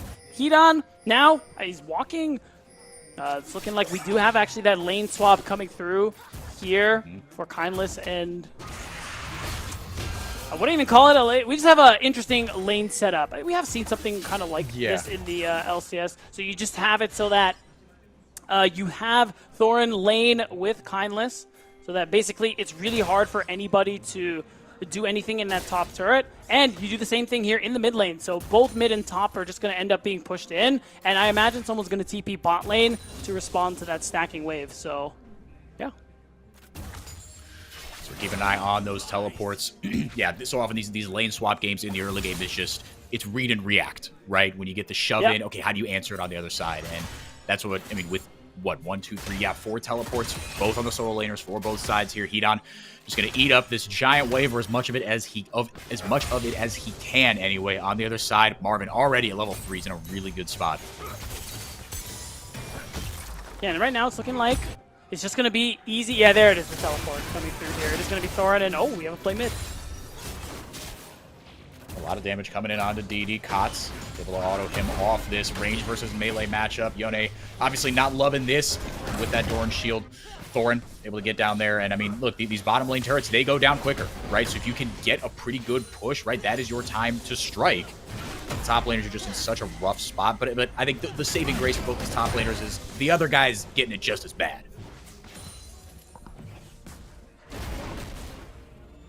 Yeah, now things kind of slow back down a little bit. I think we're going to have that reset to sort of neutral here. As you see recalls coming through from the top and bot lanes of WAP. And I think it's fine. I like that they're trying for something like this here, Enrique, because again, I mean, looking at the draft, I'm really liking Pain Gaming's chance to go up 3-0 here in the group stage in their first match of day 2. And that's a dangerous scenario for WAP to be in, because we talked about how, again, they lose their 2 matches today, they're out. Tomorrow doesn't matter, so they need to do whatever it is they can to shake up this game in hopes that they can turn that into a win. Yeah, every team has 2 days of the 3 where they play 2 matches and just 1 where they play 1. Pain Gaming will have 4 matches played by the end of things here. As Hedon, they've been in a little bit of trouble here. QQ Moore has not committed the Bramble Smash just yet. Goes in, and that's a gorgeous Bramble Smash as Hedon gets the shield there from the W. Sapling with a little bit of extra ticking damage will be enough. First blood over to the jungler of WAP. Yeah, and really nice for them to be able to get that ball rolling, especially taking advantage of the fact that Hedon had to flash earlier on, so wasn't able to actually escape that gank. Anything extra you can get for your Cassante in what is kind of a tough matchup, especially as time goes on, big win. And you say the Maokai doesn't do magic damage, and I agree with you, by the way, but he is looking like it's going to go that Leandry's build first. And you see that on guys like, on champions like Amumu, right? You are a tank at the end of the day, but you can deal some off damage, right? It's Leandry's into that full tank, but he's on a pretty good spike to kick things off. Yeah, no, you do see it commonly just because it does help with that wave clear, that Faded Ashes being such a good item. And now Thorin, punished. Big time. Yeah, you're on the wrong side of the train tracks, homie. Almost back. Hedon able to get the Obliterate down. Thorin almost. Actually, might be back here. Certainly is. My goat. But he's burnt. You know what? He's burned it on cooldown, but I see a 0 in that death column there, and that's all that matters. That's what I mean. It doesn't matter, man. He dodged the gank. And he managed to proxy a wave as well. So that's a win.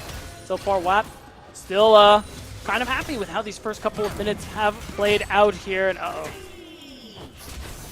Giggs throws up the shield, trying to bail out Marvin, but Shuhari flashes onto him and bounces him into the air. He's eating the Ignite as well, but trying to weave those autos in. Kindless gets a big old shield from the barrier. QQ Moore shows up to signal a disengage from Pain Gaming. No blood, no death into this one. Yeah, I mean, I like the recognition there from Marvin and Giggs. Like, they didn't actually know that QQ Moore was in the area, but the fact that Kindless and Shuhari start moving forward as like, oh, hold on, we're in trouble, we need to leave right now. So doesn't actually cost them much. Marvin just ends up going for the flash, but because no one dies, still I would say a net gain for Pain, because they're going to be able to easily grab that first set of grubs. Unless this dive happens. Okay, there we go. Okay. Yeah, the hook lands there onto Giggs, but he throws up the shield. In goes QQ Moore with the Nature's Advance. QQ Moore able to flash away. Beautifully juggled there, as on the other side, Void Grubs are taken. But WAP get in. They got what they came for. They are heading out, but Kotz might have something to say about this. Flashes forward, gets a couple autos down. Giggs trying to get the CC down, but DD over the wall with the Soul Unbound. Able to get the damage down, but not before a double kill comes in for Kotz. Make it a triple. How about it? The Pain Gaming mid laner punches back. Really nicely done there from the mid of Pain Gaming, even though it ends up being a solid dive. Really well executed and a nice play from WAP. I mean, he shows up and makes all the difference here. So now this Tristana, the one part of this double marksman comp that's going to scale so nicely, sitting on 3 kills. On top of that, Kotz has a cull that he's going to be cashing in. I mean, these next couple of recalls, he's going to have some big money to spend. Yeah, could be pretty nasty, and that's so much of what Tristana in her heyday, and still to a lesser degree now, was so good at doing. Shove, roam, and right now he's in a great spot to keep accelerating that. And right now it's also going to earn Pain Gaming the first Drake of the day. They are 2 for 2 in terms of early objectives. Now they have an option to be able to play for the second spawn of grubs too, even though the gank from Hedon was successful early on. This is still a good... Oh, hold on. Ooh, okay, Thorin forces the flash out of Hedon, shoved him under tower, rubbed his face in it. Yeah, the timing is really funny. I was about to say how, like, you know, this is still a good matchup for Hedon, despite the gank that happened early, but you gotta respect the Q3 knockback from Cassante. The ability to juggle you and drop you underneath the turret. We're going to watch this dive again. I'm really glad, because I actually thought this was very well executed. You land the hook of Shuhari to get the Unbreakable out, and then you jump in to make sure none of this damage can be eaten up. Again, honestly, I like the play overall, And it would have been great if Kots didn't show up and have such a huge impact. Yeah, indeed, he almost salvaged it on the back end. He was able to get Geeks eventually, so not for nothing, right? He matched the roam. It could have been worse. That was damage mitigation right there, because like you said, if Kots gets away with that scot-free, or rather if Pain Gaming gets away with that scot-free, then that number there on the top left of your screen, that is way, way larger for our boy there in the mid lane. But right now, still sitting on some item components on his way to his first one. But Hedon, yeah, apart from a couple slip-ups, like you were talking about in draft, this is still a pretty good matchup for him. Right now in the top lane. But look, as a K'Sante, you're impacted in the team fights, right? You can be such a sponge 100%. in the top lane and expect him to still, again, we talked about it last game, Skarner into K'Sante, right? If you can make it tough for Tatu to get a big Impale off or a big Ixtal's Impact, the E off, you've done your job. Yeah, and I mean, two things too, where Pain Gaming are going to be in a really good spot to fight for these next grubs, because yeah, again, Hedon is still very strong in this top 1v1, so unless we see a lane swap from WAP, I mean, the Grubageddon is going to go through, which they really can't afford to let happen if they want to try and take the win here in this game. That's actually why we're seeing the lane swap happen at this moment here. So WAP recognizing they need to play for this objective to be able to set it up. But the thing I was mentioning earlier, we talked about it in draft, Enrique. This is an all physical damage composition here from WAP. Again, Maokai's magic damage is negligible. So all Pain Gaming need to do is stack a whole lot of armor. Tatu, even Hedon, he wants to, can build some armor items. And it's going to be so hard for WAP as time goes on, which is why it's so important for them to get a lead. Yeah, the itemization gets really simple if you are Pain Gaming, right? Hedon going to go into that stopwatch sooner rather than later. Tatu probably going to go hard steel first, but after that, it's Bramble Vest time, right? I mean, it gets really, really easy for him. Gigs as well. You've got two, you got 1.5 tanks, right?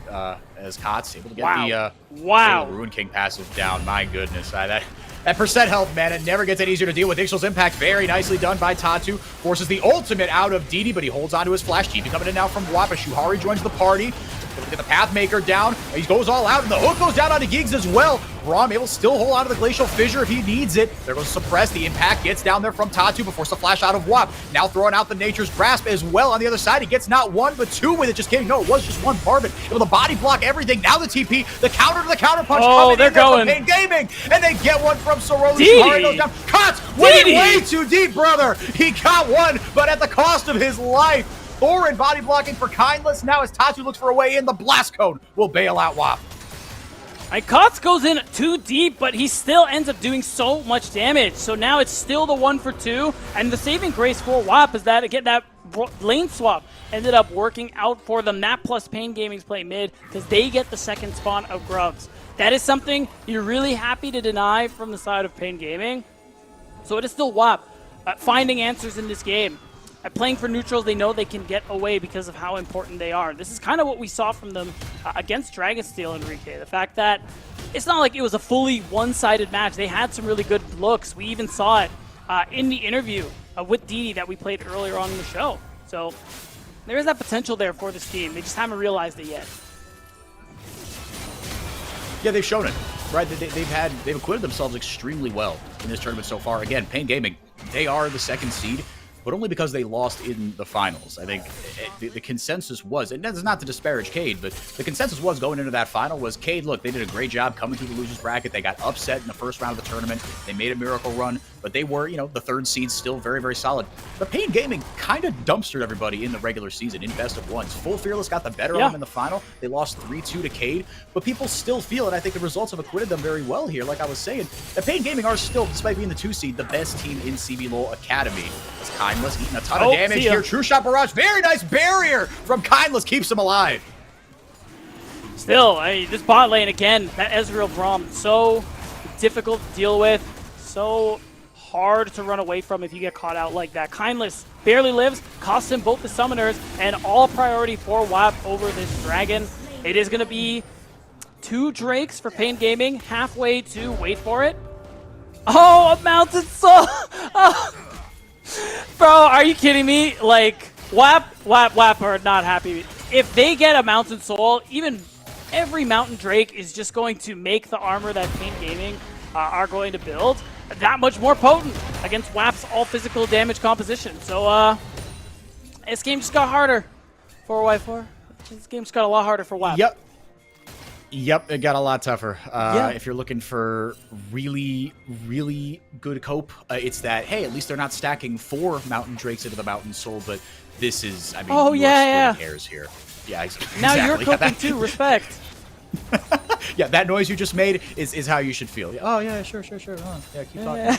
It gets no, this gets really, really ugly here, and we haven't seen like a full-blown 5-on-5 team fight, right? We've seen some skirmishes at the end of the day, but the consistent, I mean, you've got to be able to deal a ton of damage in a very short space of time with this MF ultimate, and she's on that first item. Yeah. Kindless able to get that crucial Bloodthirster as the fight breaks out here. QQ more able to get the root down. CC chain looking good there as they rip up and take down Cade. Able to flash away. The Ignite taking down on him though. Wow. She hardly able to grab the hook or anything as Giggs actually able to get the kill. Reverses it onto QQ more. Pain Gaming come away the victors.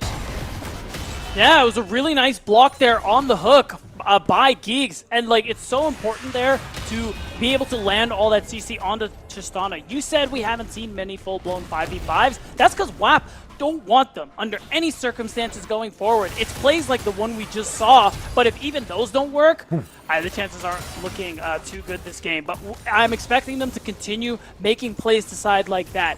Again, Shuhari and QQ more linking up, using that Nature's Grasp, layering the CC to kill high-value targets like Kotz and Marvin. Yeah, and you got 2 of them to deal with, right? That's the tough part. If it was just Kotz, it's, you know, that makes it a little bit easier. Marvin did get the flash blown. As very nice initial impacts come in from Tatu, but everyone's lined up for the bullet time that is blocked almost completely by the Bronze Shield. Like... Giggs turns the fight on its head. Able to get a kill though, still is Kindless. Shuhari running for the hills now as Tatu has changed his mind. He's got his targets, his sights set on DD, gets a little bit of a shield down. Giggs, they're still going for this. He's got to be careful, brother. Able to get out of tower range, I should say. And finally, Tatu juggles the aggro. DD trying to make him pay. One more tower shot will spell doom for Tatu. Oh, DD Tatu. sidestepped very nicely by Tatu with the fancy feet. He's got 6 legs beat down. He made all of it work there. Yeah, it must be really great for dancing. He's going to dance all over DD, who couldn't get a single thing off of that play. And, guys, I don't know if we'll see a replay, but all I can say is, that's Braum, baby. Ate up all of Kindless's damage. Doesn't matter that he is uneven items with Marvin. Doesn't matter that one item is pretty big for Misfortune. It's all just for naught. As Pain Gaming are going to win that fight. They're going to get first brick, and it's Kotz at the head of the charge still, with surely what must be the most amount of gold in the game. You would think so, right? I mean, he's on an item and a half. You see the quadruple plated steel caps just kind of, I mean, they're doing our work for us. What do you want? Yeah. No, I know. I was going to say, they're doing our work for us of pushing this narrative. It's like, look, this is all we've got to itemize against. And throwing a lot of disrespect onto something that we haven't talked about enough here. Actually, I'm going to hold that point. QQ more going in. Shuhari able to get a nice hook down. Kotz dumping a little bit of damage on a QQ more. Tatu goes over the wall. Giggs gets back. They ult over the wall there from Marvin. DD trying to go over the wall and get onto the 80 carry. Flashes into trouble, does Marvin, but he's got his back. Kotz able to pick up 2 more kills. They've got their sights on the Herald now. And they're going to be able to finish that one pretty easily this time around. And already we're seeing the beginnings of struggle for WAP to be able to actually secure some of these kills in team fights. Because again, you called it, steel caps on literally everyone. I'm sure Marvin is going to be building those shoes as soon as he gets the opportunity as well. And it only gets harder and harder to be able to actually deal damage against the tanks of Pain Gaming. And if they can't win these skirmishes that WAP are starting to go for, well, it's tough. Yeah, you're going to need one heck of a numbers advantage. And I think, and QQ more. Yeah. To his credit, right, he's getting into side lanes and using that ultimate kind of. Oh, here it comes. Pretty effective. Here it comes. Considered. Here, if you want to know how this That's game is Braum. could go. That's all there's to say, man. That's Braum, baby.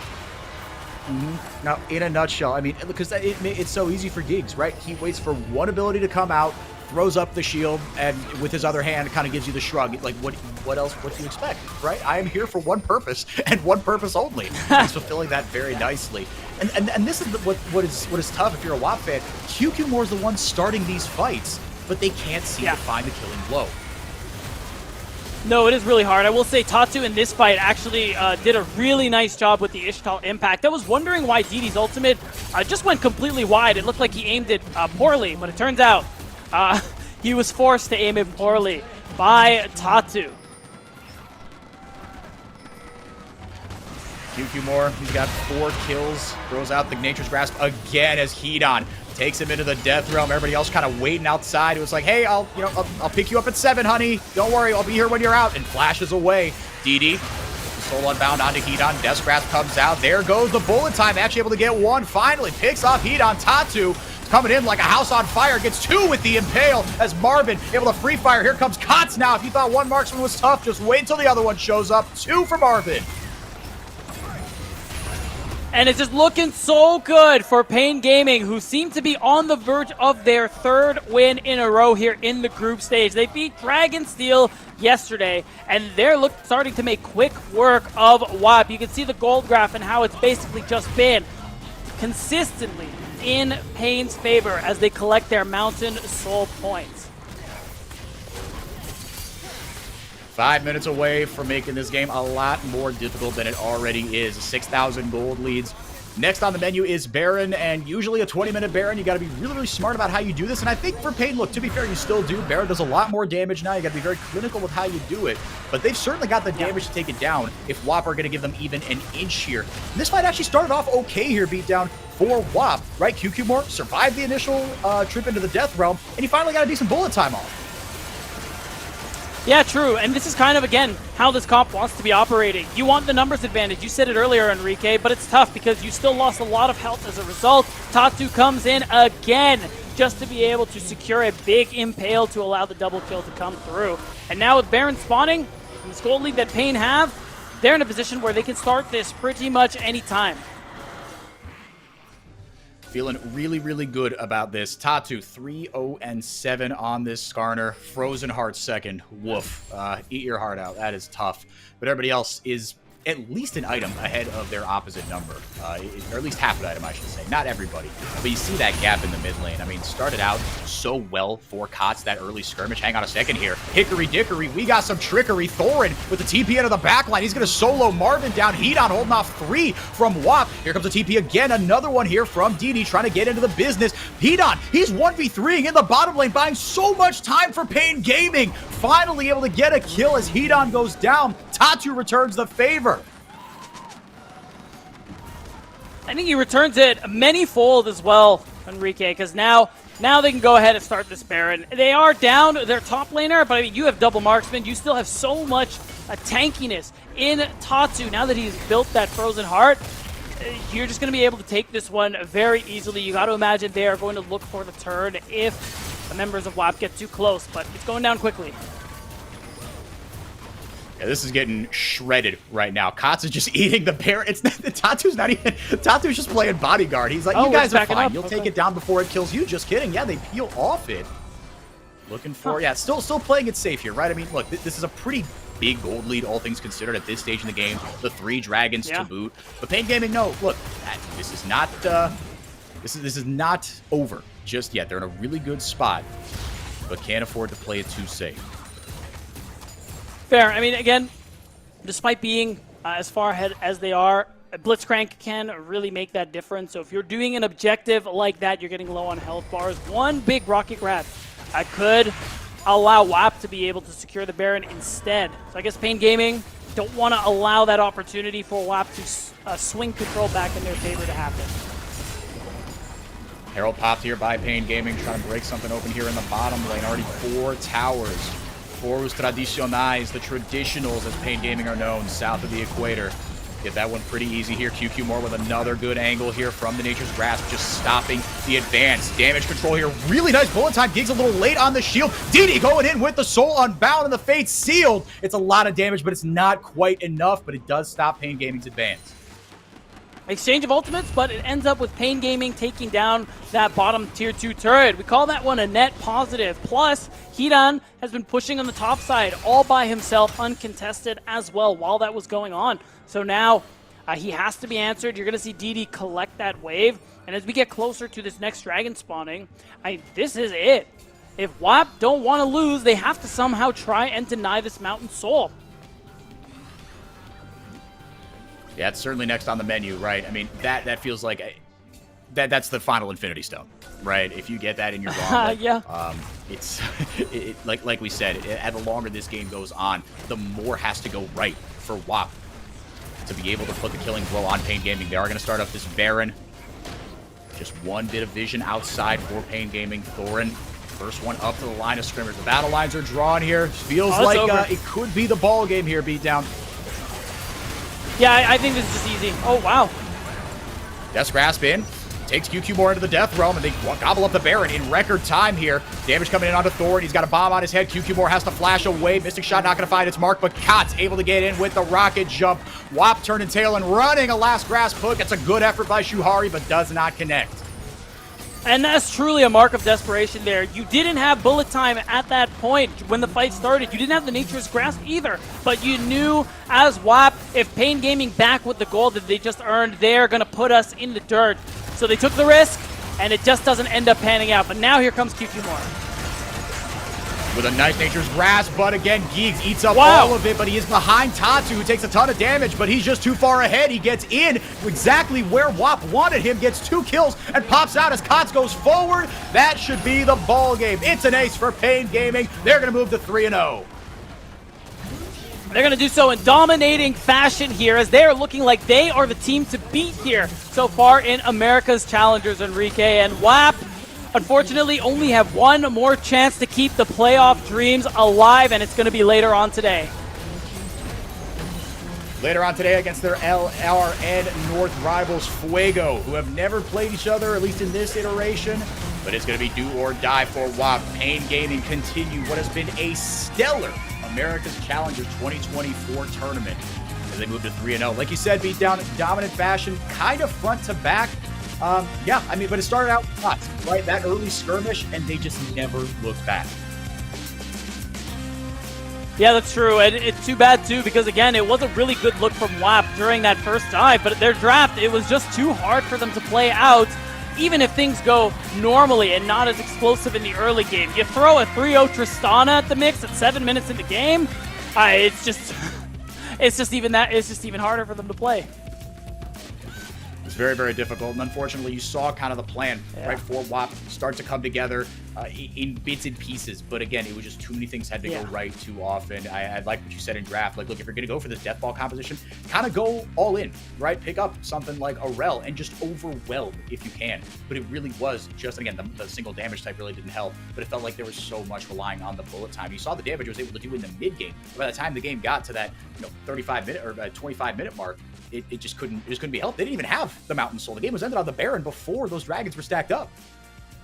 Yeah, I think it was a really tough spot even earlier on. Again, the fact that there was no magic damage, it was so easy for literally everybody across the board to buy steel caps and just, purchase armor to be able to deal with a lot of that damage. And the Braum, again, a lot of these fights, you saw how Giggs was able to eat up so much damage from the bullet time, and that was a big part of the Wombo combo that WAP have drafted for. Yeah, we're going to get a look at some highlights and interview, all of that as we go on here, but let's shift it over to WAP Beatdown as we get the post-game breakdown on our screen here. Look, it might have been a little bit boomed from draft. We've harped on that a ton, but the reality is, again, we've still seen some glimpses here, right? We've seen, the Blitzcrank did more damage than the Cassante. That is not a spot you want to find. You know what? Well, there isn't a whole lot else to really say about that one. The impact there from Hidan over Thorin was definitely a big part of what happened, but it's tough because, again, Cassante, there isn't a whole lot for him to do this game.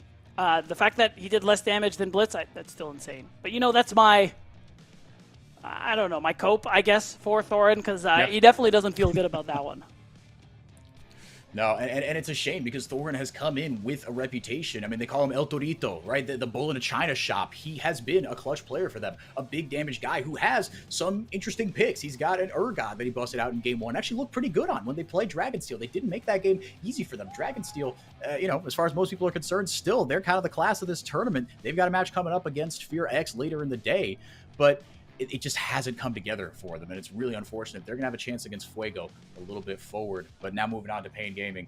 Beatdown. It seemed like, again, a pretty well-rounded effort from everybody, but Tatu, man, I mean, he was awesome on that Skarner, finding picks kind of left, right, and center. Yeah, I thought him and Kots both had a really good game, but yeah, I've ended up leaning more towards Tatu just because of the playmaking we saw on this Skarner. It feels like he was everywhere. He was landing a lot of the damage. The impales were so big, even in these team fights where, oh, hey, maybe WAP found something. Oh, never mind. Garner time. Yeah, no, he created so much space, and Hedon as well, right? Able to just hoover one target into the death realm, right? QQ Moore goes in with the Nature's Grasp.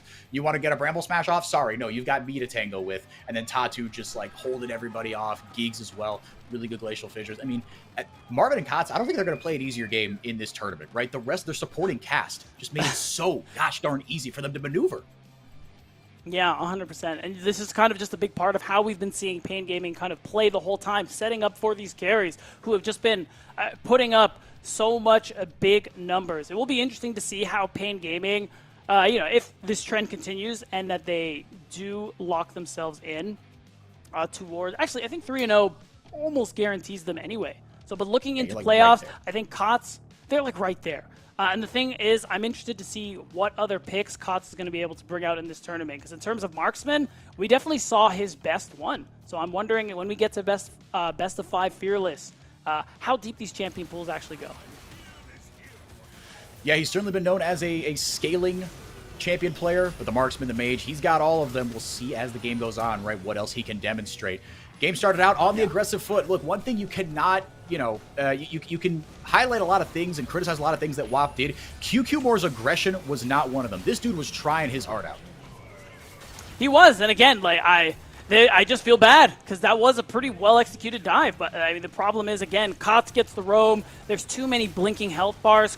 Correctly recognizes that he can flash forward for that first kill, getting the reset. And at this point here, again, Tatu just finds that angle, protecting his marksman. Same with Shuhari. You called it out.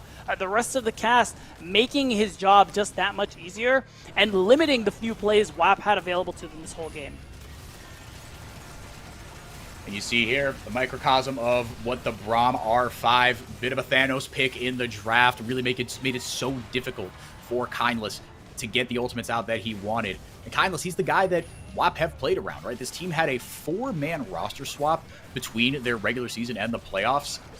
They swapped everyone but Kindless, and that had been the game plan for them. And here, again, it was play around Kindless, but the rest of the draft really didn't allow them to. More teamfight wins here for Pain Gaming. Although in some of these mid-game ones, you see a little bit of what WAP tried to do, but the deficit just kept on growing.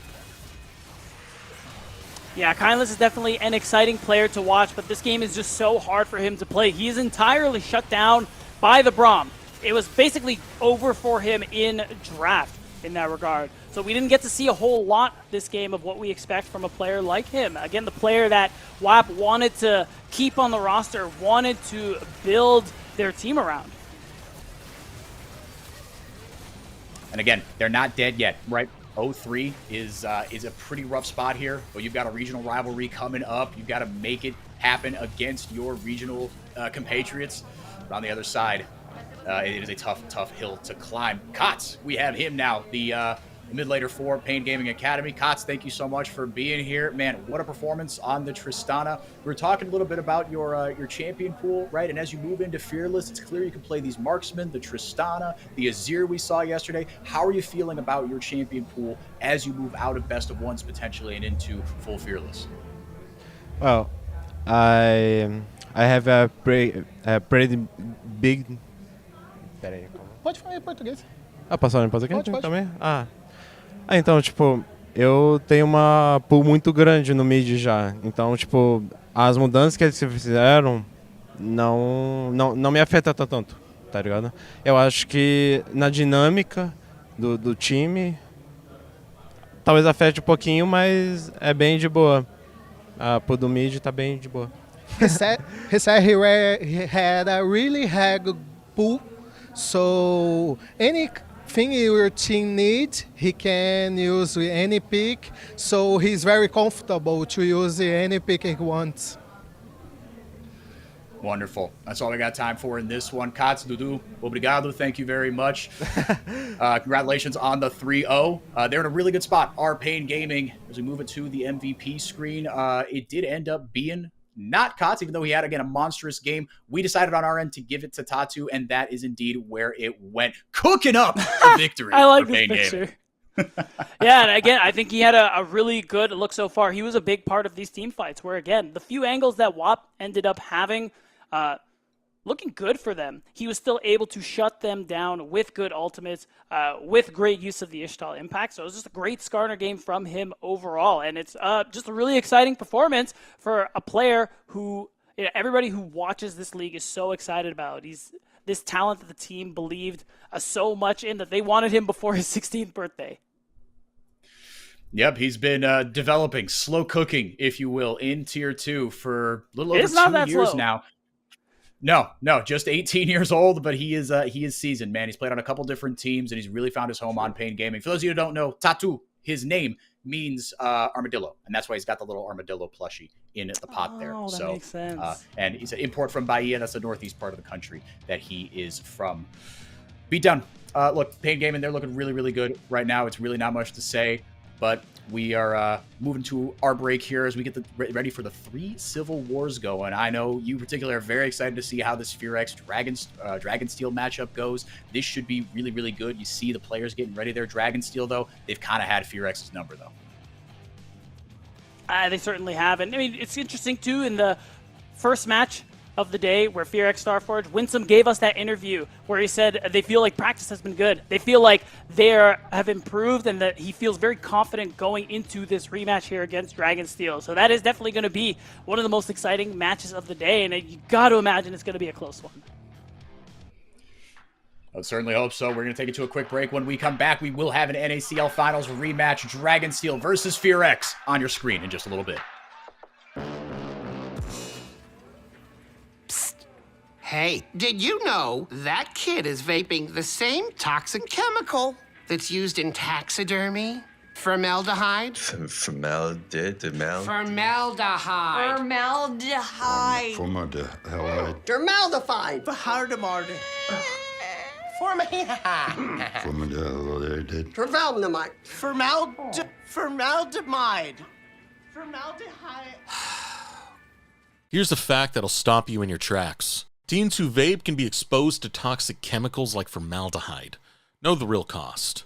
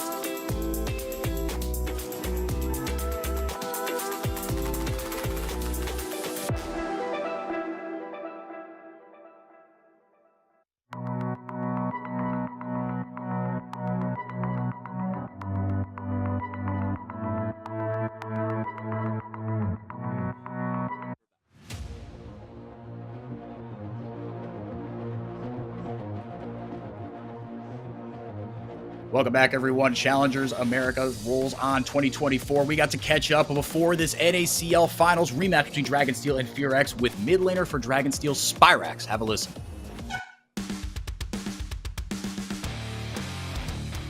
Playing the first day on stage is a pretty great experience. It's completely different from the stage at NA, to be honest, because the fans here are way more passionate, so the crowd is like extremely loud. I mean, it's a great feeling. I'm sure it'll feel good whenever we win. Playing against Bo3s Esports, the first game was I would say it went pretty straightforward. We got for the most part we got all the objectives that we would have wanted, and I think laning phase went just as planned. Playing against Pain Gaming was honestly surprising because, I mean, first of all, they have a lot of fans, so the crowd is very, very loud, I would say. Honestly, in a good way. It's stressful. It's also it gives the match a lot of hype and importance. Our next opponent is going to be FearX, which is a team that we're pretty familiar with.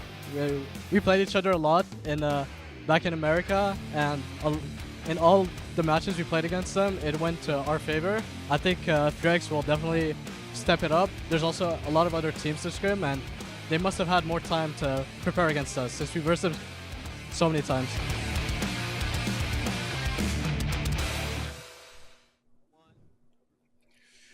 FearX have revenge on their minds. In playoffs alone, down 6-1 in the 2 best-of-5s that they played against them. Beat down Spyrax, you saw with a little bit of a smile on his face. He said, FearX, they're a team we're pretty familiar with. He's clearly feeling pretty confident about this one. On the other side, we've been coping a lot recently. Give me the case for FearX. What do they got to do differently? What are they going to do differently to take it to Dragonsteel here in this BO1? I will say, it isn't even really that much cope because FearX Starforge in the grand finals, they won a game. We're in best of ones right now. We're not in Fearless best of 5, Enrique. So all they need to do is win one game. And what usually happens in this format is you just try and get yourself the best draft you possibly can. I think that's what Fear are looking to do. Even in some of the games they lost in the grand final, they did actually have a lot of good looks there in the early game. But part of what ended up falling apart for them in that mid to late game is the team fighting. Dragonsteel are just so good in that mid to late game, and I think that's something that pretty much every team here in this league has to be careful of. And it's interesting as well when you can kind of match these two teams up that their strengths seem to be in different lanes, right? So that's another thing that I in rewatching the grand finals, you saw XU and ABO, right? We talked about them in the game 1. They're all over the place kind of making things happen, right? But Spyrax is the one kind of, going behind, on the other side of things, going behind Yuji, the Mongolian monster, the 2-time NACL MVP. So they've got different pressure points to work with here. Yeah, absolutely. I mean, both of these rosters, a lot of strengths. I mean, every time they face each other, we do look towards that mid-jungle duo from XU ABO versus UG Spyrax, who are basically top 2 in their roles throughout most of the regular season and definitely by the end of playoffs. And I think really the big shout-out, another shout-out I would add for the side of Dragonsteel is that bot lane in Scary Jerry and Zyko. Easily best bot lane we had there in NACL. And they just continue to impress in every game we see from them. And really, really improved as well. Scary Jerry especially as well. Yeah. What an upward arc it's been for him. But Yuji having his NACL MVP trophy on display in the finals. Doesn't have it here, at least I don't think. I didn't check, I confess. But on the other side, into picks and bans, that'd be a pain to check. That would be a pain in the butt, yes. Maybe they didn't risk it. It would understandable shipping that across international waters. Banning away the Zamudir. They want no part of that. Zamudo is an absolute monster on the Udyr, but he's going to get his hands on the Rumble. Yeah, I mean, another champion. He's a very comfortable and competent on there, and it's going to be the immediate response, too, with the Maokai. I mean, Yuji as a player, you put him on facilitation, you put him on carry, this guy can do it all, and that's a big reason why we gave him MVP 2 splits in a row. He's the first player to ever do it. What a story he is, right? I mean, playing over from Mongolia initially on 100 and some odd ping, 200 ping. He's reached Challenger in all 4 major regions. And then finally coming over to the United States, playing in person at Maryville, right, where Dragonsteel, the org that merged with the Brandon Sanderson branding. it has been a lot to their benefit as well. We talk about Fear and Starforge and how they played toward the end of the split all together. Dragonsteel have been doing that from the get-go, partnering with the best collegiate program in the country. Rel locked in here for Winsome. Another Rel game coming in for the American-born Korean support. Yeah, very, very powerful champion here on the patch. Still very popular, most of all. And I think that is also a bit of a takeaway there from Zyko. I mean, it's been one of his best champs the entire split. The engages, the angles he can find, the setups he's created for Dragonsteel are instrumental to some of their team fight success that we were kind of alluding to early on. So now it's going to have to go a different route. I mean, if Leona doesn't get banned away, that one is still definitely up on the table here. I mean, there's still Nautilus, there's still Alistar, but I think Alistar gets banned. It's possible. Yeah, very well could be. A couple targets you could headbutt backwards, right, that you could get some value out of. Yeah. But as long as Yuji doesn't get you first, right? I think it's that Bramble Smash headbutt war, the repositioning, especially in those early skirmishes, can be so crucial. Scary Jerry not going to be on the Callista. Oriana banned away as well from ABO, guy we talked about that has quite the champion Ocean. He can play just about anything, but his real strength has been the fact that he's been so good to adapt as in 2024 when we're living in this triple-double AD marksman meta. Isa going to be taken away as well. And then Viego taken away from XU as well. He won MVP on that yesterday. It's a champion that he loves to carry on. Yeah, and so picking the Jhin early on is an interesting one. I think they just wanted to get something stable, safe for Scary Jerry in that bottom lane. Could maybe give us the inkling as well that they want to flex Maokai into the support role. We saw Pain Gaming do it earlier on in the tournament, and maybe that's something Zyko is looking to play for himself. Nidalee locked in, another champion that XU he's known for. Got the setup. I mean, well, I think that's going to be the question, right? Is how can you set up this Nidalee, right? Because you, in the late game, you're kind of giving the attack speed steroid, you're providing some poke, but you'd love to see some CC with the Nidalee to be able to set her up in the early game. But look, XU, if there's anyone that can make this champion work in a tough spot, it's XU. Yeah, absolutely. I mean, now you're seeing the back and forth between Leona and Alistar. I mean, I wouldn't be surprised to just see Alistar locked in there for Zyko, but I think either are going to suit your purposes just fine here. So it is going to be the Leona. I mean, you do have that long-range engage. Does pair really nicely with the Maokai when you throw out that Nature's Grasp. It's going to be very easy to layer your CC from several screens away and make it very hard for you to be able to interact. And I think that's really nice when you're dealing with champs like Nidalee, like Ziggs, and even Corki, where you do have a bit of a range issue, but that is taken care of with the Maokai and Leona. And Firax Starforge, they're going to be playing with some range as well, right? This comp does have a little bit of poke flavor to it with the Nidalee, with the Corki once he gets rolling, right? Those ult fourth shots, the big ones, they're going to hit like a truck. And Instinct as well, going to be on the Ziggs, I'm assuming, unless we get some shenanigans, but I think it will be him in the bottom lane. Yep. So you've got a lot of poke, and you've got some decent disengage as well, right? Philip gonna have his work cut out for him here on this Cassante. This is a matchup that I know he wants to get the better of. He said in a post-game interview on the broadcast yesterday, as Kangas and RMC asked him to look forward to the matchup against Zamudo, Philip, self-aware, he said, look, the last time I played him, he dismantled me. Those were his words. So he's got revenge on his mind here. And into a Rumble, this is a champion that Zamudo really, really enjoys. It's not just the Udyr, it's not just the Poppy that he's known for, but if he gets going on this Rumble, God help us all. Yeah, God help Firax Starforge if that ends up being the case. It's not a great matchup for Cassante, but we'll see if XU is going to be able to show up on the top side and have the impact. But there it is, guys. Again, it's our rematch of Challengers League Summer Finals.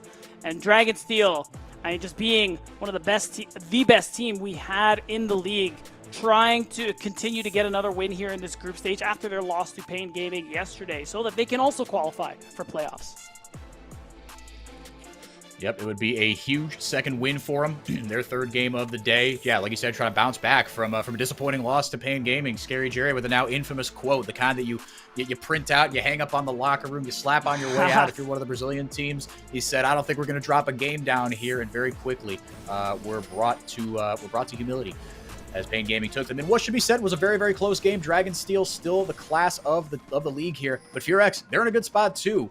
But if Dragonsteel have their way, both these teams are going to end up 2-1 by the time everything is said and done. Firax going to set something up here in the top brush should Zamudo not check his mirrors and, look back to make sure that the objects in those mirrors aren't quite as big as they might seem. Asante, meanwhile, holding him off here in the river, but he also kind of 5-pointing it for Dragonsteel. Uh-oh.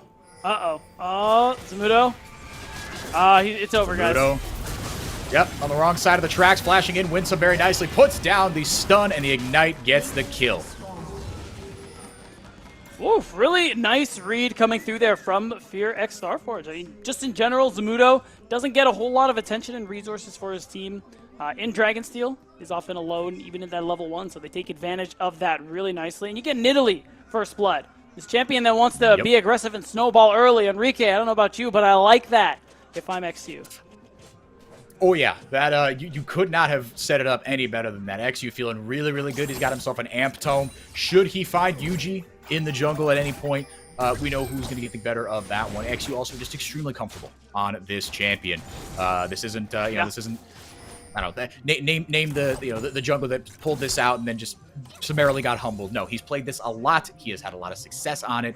And with ABO in tow as well, a guy who's known for dominating his matchups, and these two just kind of running things over. This is a dream start, no two ways about it for XU. And if nothing else, should help relieve some of the pressure onto Philip. That was another pain point that we identified that could be possible, right, for this Fear X lineup into a guy like Zamudo, who maybe wasn't the MVP, but he's Mr. Consistency in the top lane. He's always a threat. Okay, now we're going to see the payoff for that ward. So they have the information on XU, where he is, where he's pathing, and it is going to be that opposite path for these junglers. Yuji's going to be able to move to this bottom side, easily get that Scuttle Crab, and maybe even, if they want to get crazy with it, could try and set up a dive on that bottom side. I don't know what the wave state is like, and if Scary Jerry and Zyko are actually able to stack one, but it's an option they can play for. And Zyko able to set up those Deadly Flourishes pretty quickly, kind of for that zone control. We see Scary Jerry going with a little more defensive summoner spell here with the barriers. Zamudo, he got a pretty good shot here, but Philip able to keep the wave in a pretty decent spot. Almost through that full clear on the first go around is XU. Yeah, that's right. XU is nearby. There is no vision as well. Zamudo actually dropped the ward in that brush in his lane. Looks like he does have another ward. Oh no, he doesn't have another ward to play with.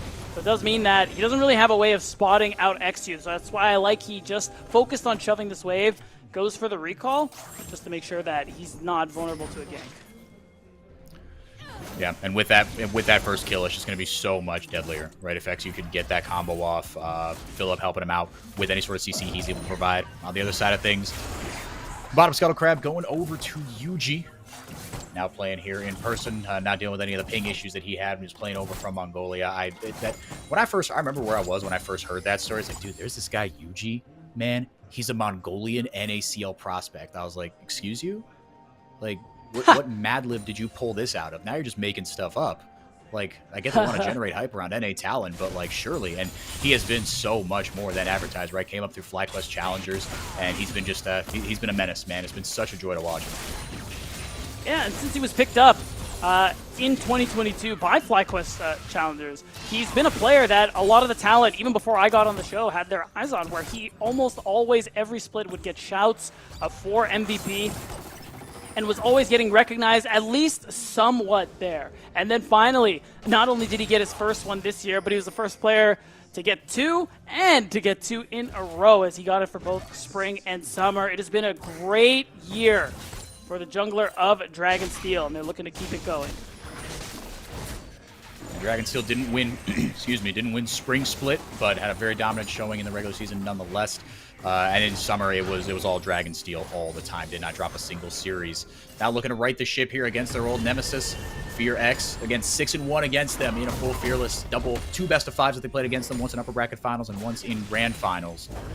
Zamudo having a maybe not having his way here. Philip, to his credit, doing a pretty good job of kind of stifling this matchup right now. Again, keeping the waves in a pretty good state and leaving Zamudo, again, open to a potential gank from XU. Obviously, that level 6 isn't as powerful on the Nidalee. That's not a big spike, but Zamudo's always going to have to keep his wits about him. And that sort of pressure, again, we want to see it turn into something, but that's not enough.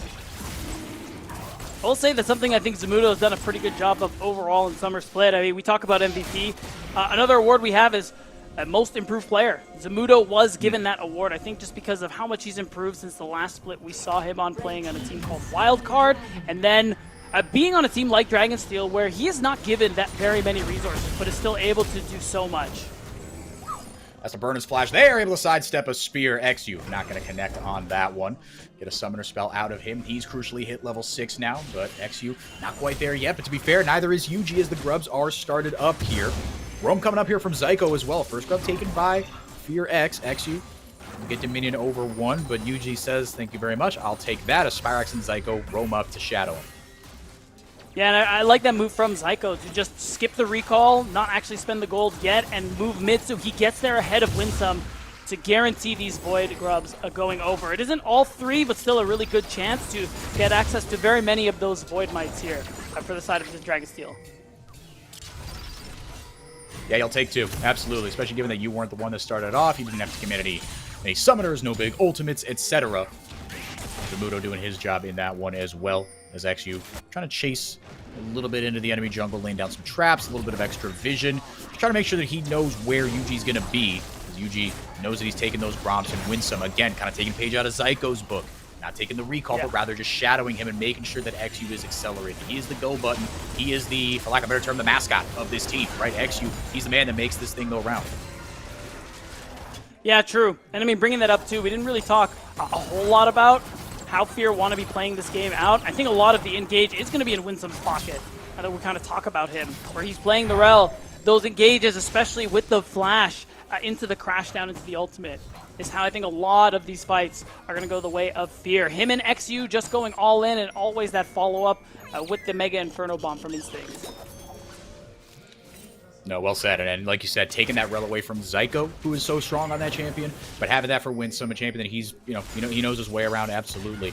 But he's acting as that second jungler, right? And if you can't get ABO out of lane, well, you pull Winsome out of there, especially when he's paired with that Ziggs, right? Beatdown, I mean, he can just stay self-sufficient, right? Scary Jerry doesn't have a ton of just, 1v1 all-in kill threat on the Jhin. This is a great opportunity for both these supports to start making plays all around the map, and they have. Oh, they certainly have. And you can see it too. Winsome's even here, but both jungle and support. Oh, Zyko. Very nice spear from X. You got the flash out of Zyko as well. That feels really bad. Winsome in a little bit of trouble. Gets caught up by the Nature's Grasp, but able to flash away, and they get what they came for. Now 2-0 for Fear X. Yeah, it's 2-0 specifically on Nidalee here. So again, this is much like in the grand finals of NACL.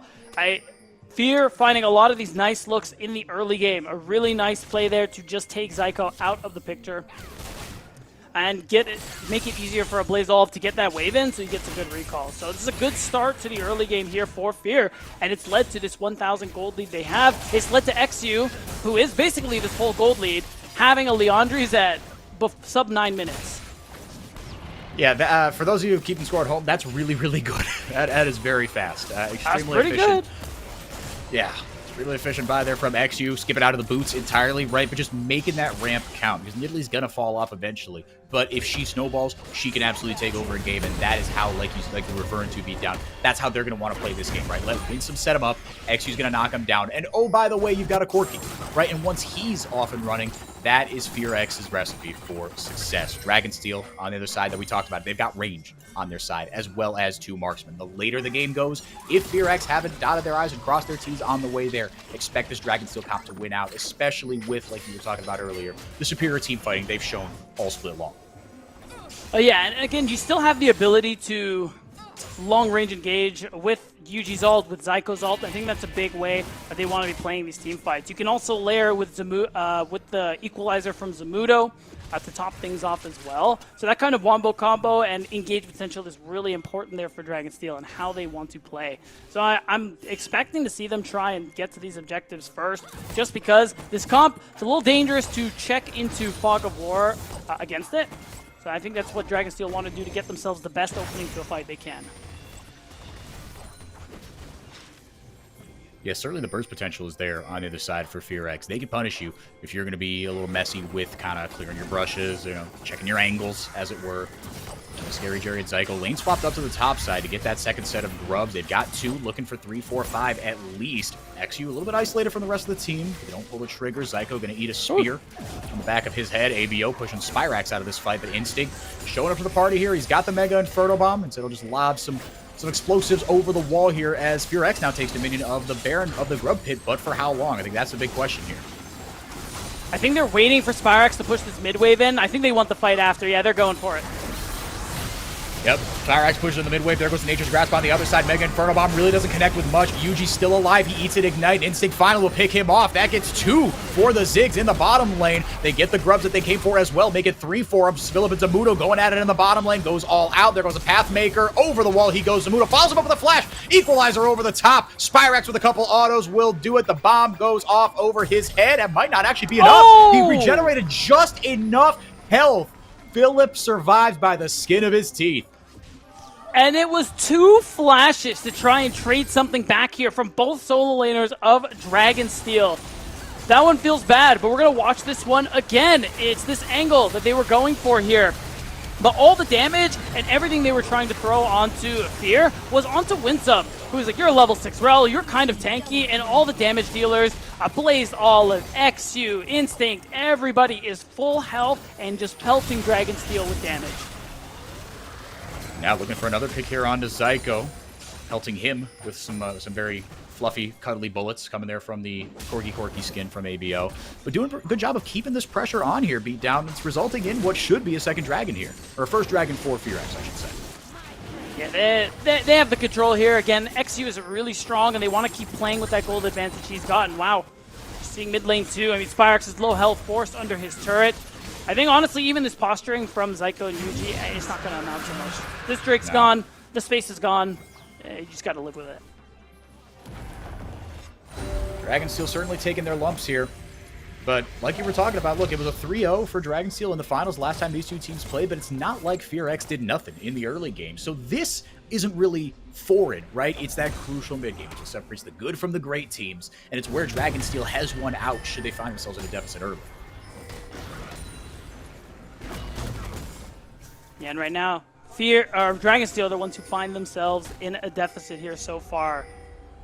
It's just going to be about Fear trying to turn that one into the win here. And now they have 4 grubs to work with, so they do have that extra spawn of Void Mites, even though it's not that Grummageddon. So the split push that they're going to have is pretty strong. Their ability to take turrets is also still going to be very strong, especially when you factor in Instinct is playing the Ziggs.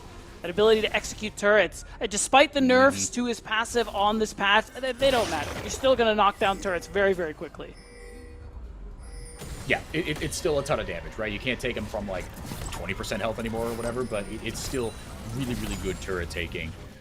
And again, that's a feather in FearX's cap, even though the scaling, right, might... Well, actually, I say that. I don't know. You got good scaling threats in the mid lane on both sides here. You do, and it's kind of tough to call. It's just going to come down, honestly, I think, to execution. Because, to be fair, Corki Ziggs late game are really, really strong. But I think what kind of evens it out for me is... Oh, gotta hold that.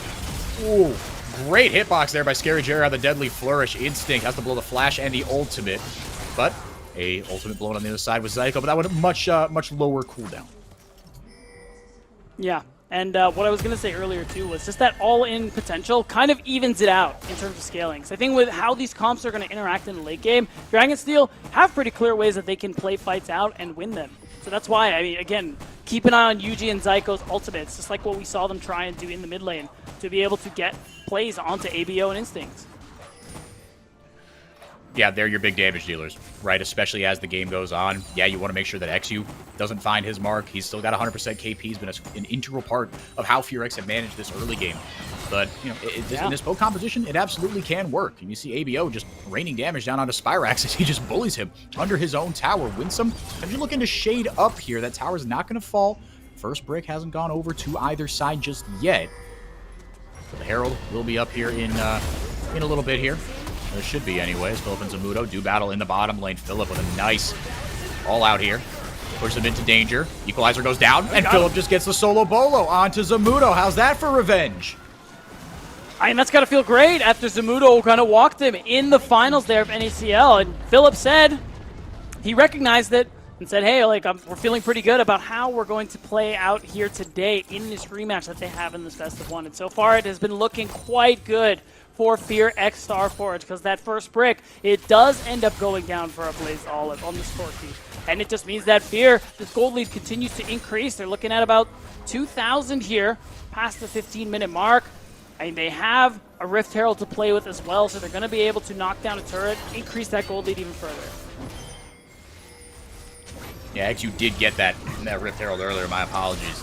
But again, it's just another tool in their toolbox they can use to accelerate this. And they are just making Dragonsteel's jungle their own, just bullying them in it. Winsome going in, like we said, how they were going to play out these fights. Very nice heal coming in. Sidesteps the Deadly Flourish for the curtain call. Will be enough. The Flame Spitter actually picking up the kill credit there. XU sidestep shot number 2 there. Will not find his way into the gray screen. It's a 1-for-1 at the end of the day. But Fear X, they're here to play. Flashing forward. ABO, he wants everything. He wants all the smoke from Zamudo. They are not going to find its mark, though. Instinct stunned up again. We've seen this play before, beatdown, and this one should go the way of Dragonsteel. Fool me once, shame on you. Fool me twice, well, Dave will pick up the kill.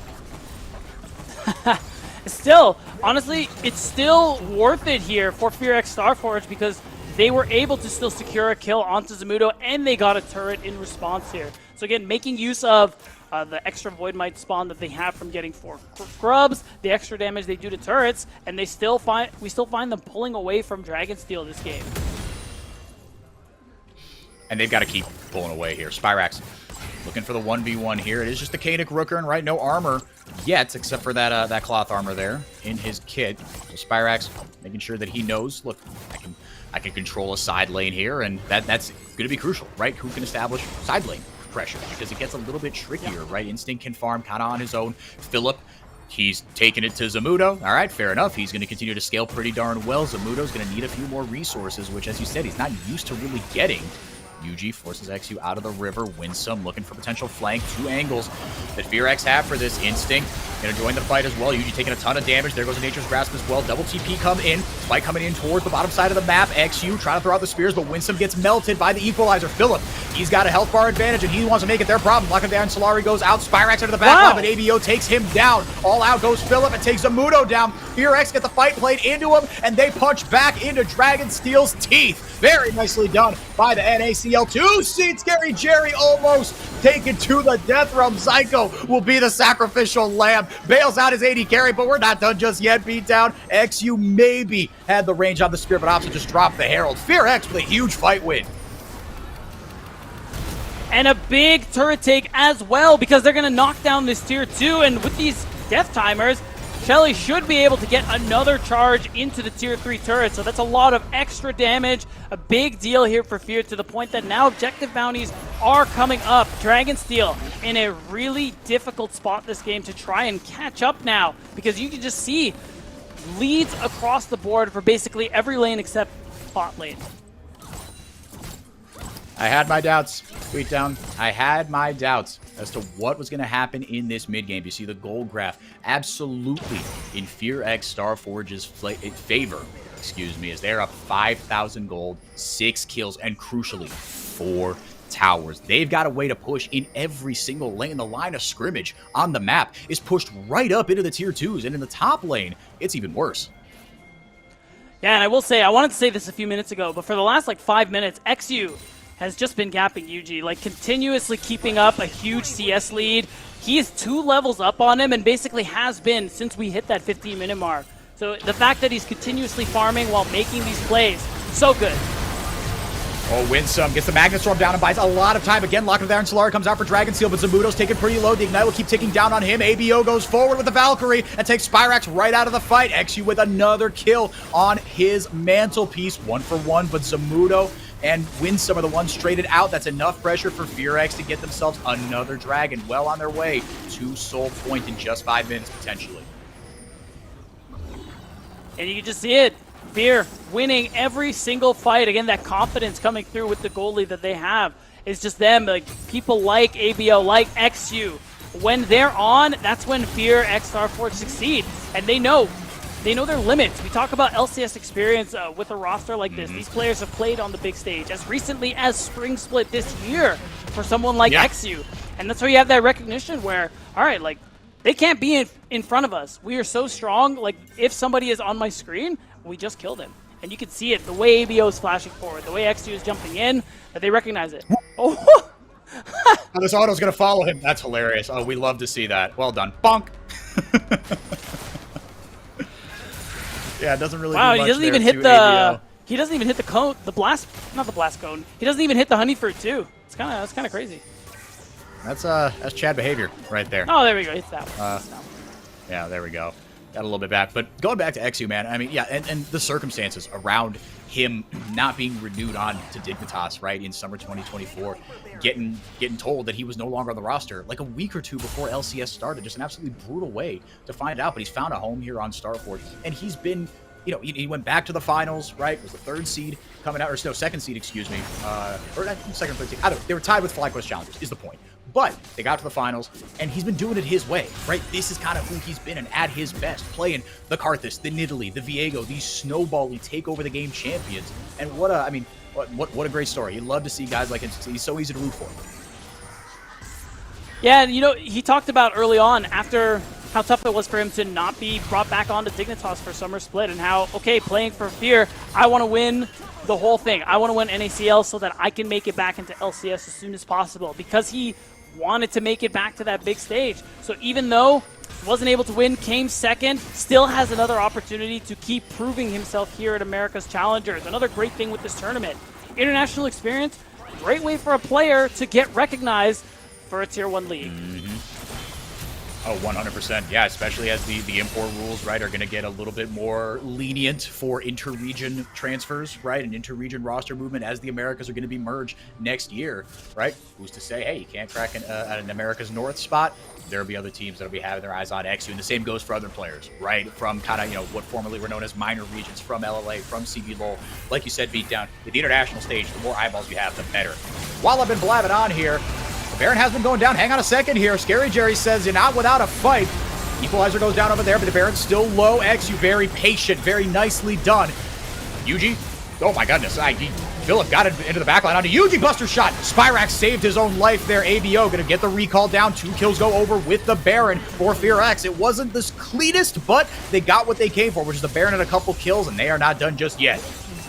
Yeah, the instant teleport there from ABO. Look at these spawn timers, 4x4. I think another TP means they are going to look to close the game right here and now. 23 minutes, and they are going to close the book. How about it? We knew that FearX were going to have to keep the snowball rolling, but if there was a team, Beatdown, that does well with leads, Dragonsteel, yes, but FearX are no strangers to this as well. What a performance. What a revenge story for XU and the boys, taking it to the Dragonsteel players who 3-0'd them pretty convincingly not too long ago in finals. Yeah, and I will say it's got to feel really good for Fear after losing in finals, as you mentioned. And honestly, we talk about Scary Jerry too in that interview he had early on where he said that Dragonsteel weren't looking to drop a game the whole tournament. Well, not only did they lose to the representative from CB LOL Academy, look, he is unhappy. They also lose to the team they beat in finals just a few weeks ago, 4x4. It has got to be Tilt City Population Dragonsteel. It's a rough one. Yeah, I think if you would have given all these players truth serum, right, when they touched down at Guadalupe International Airport and you said, how's this going to go for you, they would have been very, very confident. And another thing that was said, the second half of that quote from Scary Jerry was, and I think FearX will struggle. They're 3-0. They are not struggling at all, right? It hasn't always been clean. In fact, they're chilling. Their cleanest game was against Dragonsteel. Yeah, literally today. This is the best game I've seen from them so far this tournament. Now they're tied up with Pain Gaming at 3-0, another team who is all but guaranteed to make it to that playoff stage. And Dragonsteel, a team who we had extremely high expectations for after the incredible summer split they have. Cherry on top being NACL Summer Champions, are down 1-2 going into the end of the today. We got a lot more to break down in this one. Let's get those stats up on the screen for you just as quickly as we can. FearX with a dominant win here. XU, another signature performance on a signature champion. And everybody else just looking really, really strong around him. I mean, we didn't get the time to talk about a ton of the other players, but I mean, there really wasn't much to say. This was kind of the XU show, like you said, gapping the two-time NACL MVP UG. I mean, after level kind of 5, that first little skirmish around the grubs, his presence was not very much felt. And that damage tells you everything you need to know. It does. I mean, he had a really big impact there in that early game, but we really got to talk about the baton pass that sort of happened towards the end of it, because Instinct, I mean, quietly doing most damage in the game. I don't think we talked about him very much, but again, those those Mega Inferno bombs just being layered on every single play that Fear were trying to make just added that extra punch to their ability to team fight. And ABO, I mean, steady as always, had a big impact, especially with the lead that he was able to get early on off of XU's good performance. It's just a big problem for Dragonsteel in that late game. Yeah, and the baton pass, you hit the nail right on the head. Had a great showing. On the other side of things, Dragonsteel, we've got an interview with their bottom laner, their AD carry, Scary Jerry, ready to roll here. Scary Jerry, thank you for taking the time. Hello. Tough loss to swallow here, but how's the team feeling right now? I mean, after a couple surprise losses that you guys weren't expecting to Pain and now to Fear X, how's the thinking in the camp changed as far as maybe prep or expectations, or is it staying the same? I mean, we've always been a team that it takes a while for us to figure out the meta. Like, always going into the first week of scrims, we'll like start dropping scrims, and then towards the end we'll get better at it. I'm not worried at all. I don't maybe our team's a little worried, but like we're still like the same team we were a week ago. We're still really good, and personally, like just listening to the crowd, how much they're rooting against us, like I'm just becoming more and more motivated. And there's no way we don't make it to the next round, and there's no way we don't win this tournament. So you still maintain that confidence that even though it's been a rough start, once you guys get the ball rolling, once you guys figure it out, you will be the America's Challengers first champion. That's what you're saying. 100%. All right. Well, that's what I'm saying. If nothing else, look, I am very, very happy Respect. to have such confidence on the desk here. We're gonna hold you to that. I know you're expecting us to, and I know you wouldn't say that if you didn't believe it in your heart of hearts. So we'll be watching your performance the rest of the way. Scary Jerry, thank you for your time. Best of luck in the rest of the tournament, my friend. Beat down. A lot of confidence coming in from Scary Jerry. I wouldn't have it any other way, right? I mean, he wouldn't have said what he did in that first interview, right, if he wasn't willing to back it up, right? But he did maintain a little bit of self-awareness too, right? Saying, look, we have taken some time to figure out metas in the past, but at the end of the day, right, we didn't win NACL on a fluke. We 9-0'd the regular season, as we get highlights here on the screen. It started off really well for Fear X. Yeah, it really did. And, I mean, Scary Jerry as a player, I just want to quickly add, too, I do appreciate that confidence, too, where, I mean, that was a big part of his ability to improve, that confidence in himself, that willingness to grow. That's how he got a most improved player in spring and just continued to be the best bot lane with Zyko in summer. And as for this game, I mean, things were rolling pretty nicely for Fear X Starforge, even as far as that level 1, because once they got that kill, XU already started the game with an amp tone, and pretty much every play they went for just continued to be a successful one. And that's not easy to do, right? It's not just as simple, especially for a jungler who doesn't have built-in scaling, right, towards the end of the game. It's not just as simple as to say, okay, everybody get behind me and we just go forward, especially as a jungler. Really, really difficult, but we talk about ABO, right, and the baton pass and the synergy that these two have, right? We looked at mid-jungle for both these teams. They kind of operate a little bit differently, but the junglers tend to be the stars in both of them. This was a masterclass by Fear X, right? This is how they want to be playing. Right, and then you can just see it here too. This play, I really like this one because they were able to sneak the Baron, and basically once this one happened, I think this is pretty much where the game ended up closing out, where it didn't actually just like end per se, but as soon as they got this wipe, I think this is actually where we saw the TP that did end it. And that was, again, this wasn't just the overcoming of their demon, of the team that kind of owned them in the NACL finals, but they beat them in 23 minutes, Enrique, and that has got to be such a big confidence boost for the Sphere team that's gone 3-0 so far in this group stage. 100%. Yeah, both our NA representatives, their days are done. We've got a Brazilian and a LATAM Civil War on the cards ahead of us. But before we do that, we do have to do the formality of what we've been saying kind of this whole time and crown XU with our MVP. I mean, nothing more to add that we haven't added right here. Like you said, the goal difference at 20, that's messed up.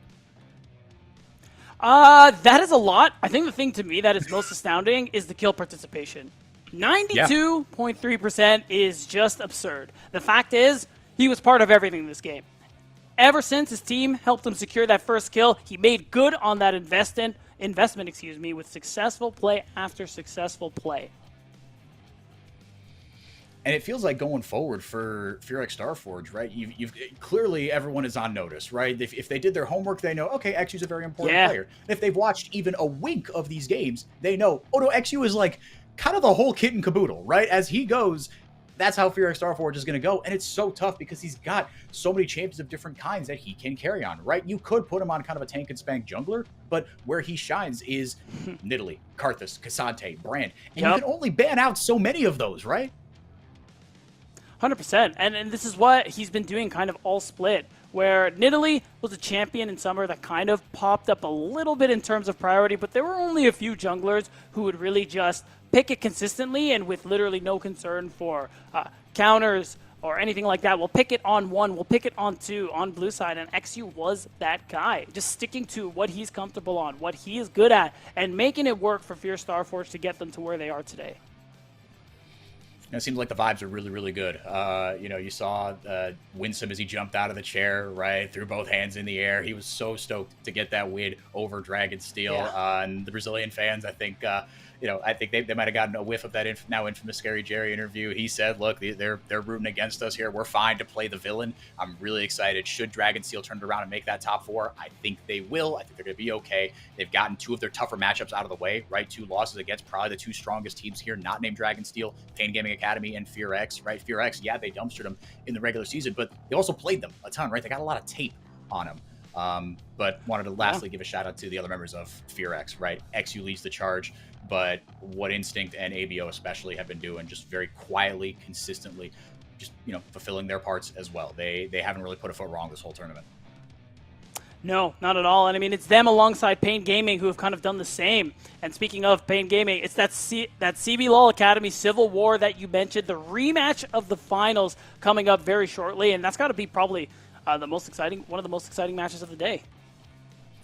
Yeah, I think we are going to hear the fans be the loudest that they have been, for sure. I mean, it's going to be maybe not 50-50 because Pain, I mean, these are 2 historic orgs, right? This rivalry is called O Clásico dos Clássicos. These guys have been rivals for a long, long time, a decade since they first met in the CBLOL finals back in 2014. 2 storied fan bases. Cade, when franchising hit in 2020, they actually weren't a part of the initial franchising, but they eventually bought their way back in as a couple teams dropped out. But Pain have been here since the beginning. And a fun fact, Pain, they're going to be your world's representatives. They also beat Cade in the CBLOL bracket finals up in Tier 1. So looking to do the same here. And Pain try to make good on this this idea that, look, we are still, you know, we're not the first seed in name, but we are the better team, and we're going to show you, especially, again, in BO1s, where they have dominated. Yeah, that's going to be the most exciting thing about this matchup, because honestly, Pain Gaming didn't, even though they haven't put a foot wrong in this tournament, they didn't put a foot wrong in Summer Split literally until the finals. That one series is what made that difference in seed going into this tournament. So now there's that opportunity for Pain to try and make up the difference here. Beat Cade and be that top seed going into our playoff bracket. Yeah, a lot of fun matchups to talk about that we're going to talk about on the other side of the break. I mean, Hedon versus Tyrion and matchups all down the board. Hot prospects everywhere you look. We've got that one on the other side of the break. Don't go anywhere. Psst. Hey, did you know that kid is vaping the same toxic chemical that's used in taxidermy? Formaldehyde? Formaldehyde. Formaldehyde. Formaldehyde. Formaldehyde. Formaldehyde. Formaldehyde. Formaldehyde. Formaldehyde. Formaldehyde. Formaldehyde. Formaldehyde. Here's a fact that'll stop you in your tracks. Teens who vape can be exposed to toxic chemicals like formaldehyde. Know the real cost.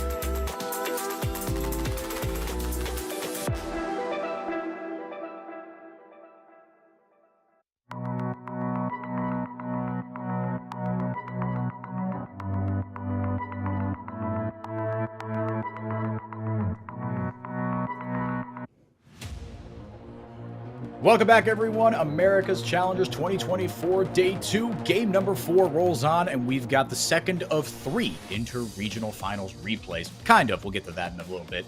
On your screen for you, I am 4x4, back with Beatdown Boulevard.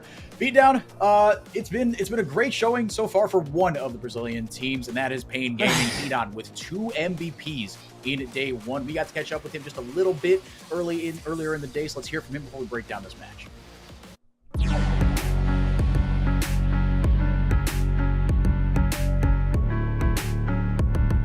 O jogo contra Dragon Steel ontem foi um jogo que assim foi muito pegado.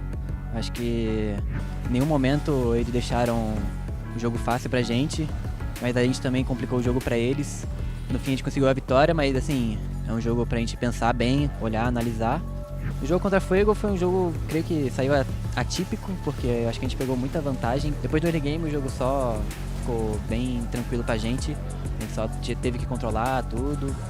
Acho que esse jogo contra a Cade vai ser um jogo bem pegado. Eles são um time bom, já demonstraram isso, né, pra gente. Mas a gente quer essa revanche sim, a gente tá vindo forte, a gente melhorou muito nossa mentalidade.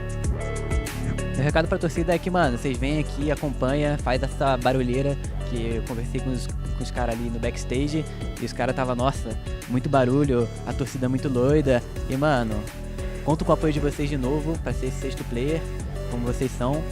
E vamos pra cima, mano. Go Pain.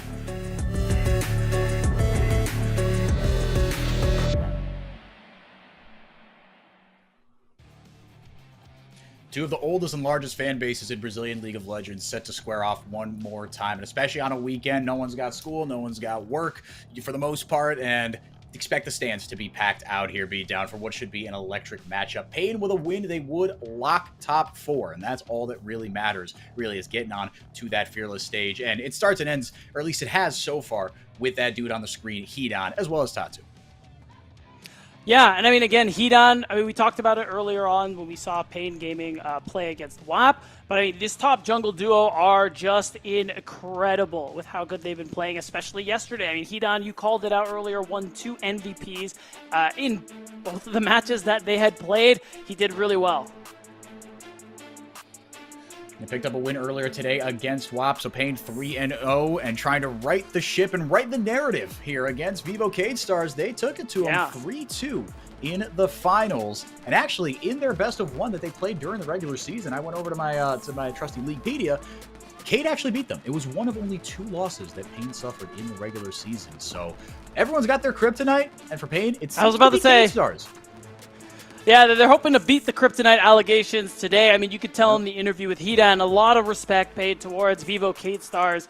And I mean, for good reason. Again, both storied orgs in the CBLL region. And I mean, really storied in how well both performed here in the summer split before Pain Gaming ultimately lost that final, trying to kind of right the ship, as you had mentioned. And I think it's interesting, too, because Pain Gaming so far looked like probably the strongest team at the tournament. So it is really interesting to see if they can get that win over Cade Stars. Yeah, it's really smooth sailing for Pain Gaming. Again, Dragonsteel gave them a good challenge, and Dragonsteel, you know, they've had their ups and downs, but on their day, they might be better than Pain Gaming, although in this tournament it certainly hasn't shown. Ash getting through here. Mortea is going to be on that champion. Again, another hotshot young rookie. Him and Tatu, probably as far as just hype of guys that haven't seen CBLOL time yet that are poised to break out. It's these two. At least will be locked in.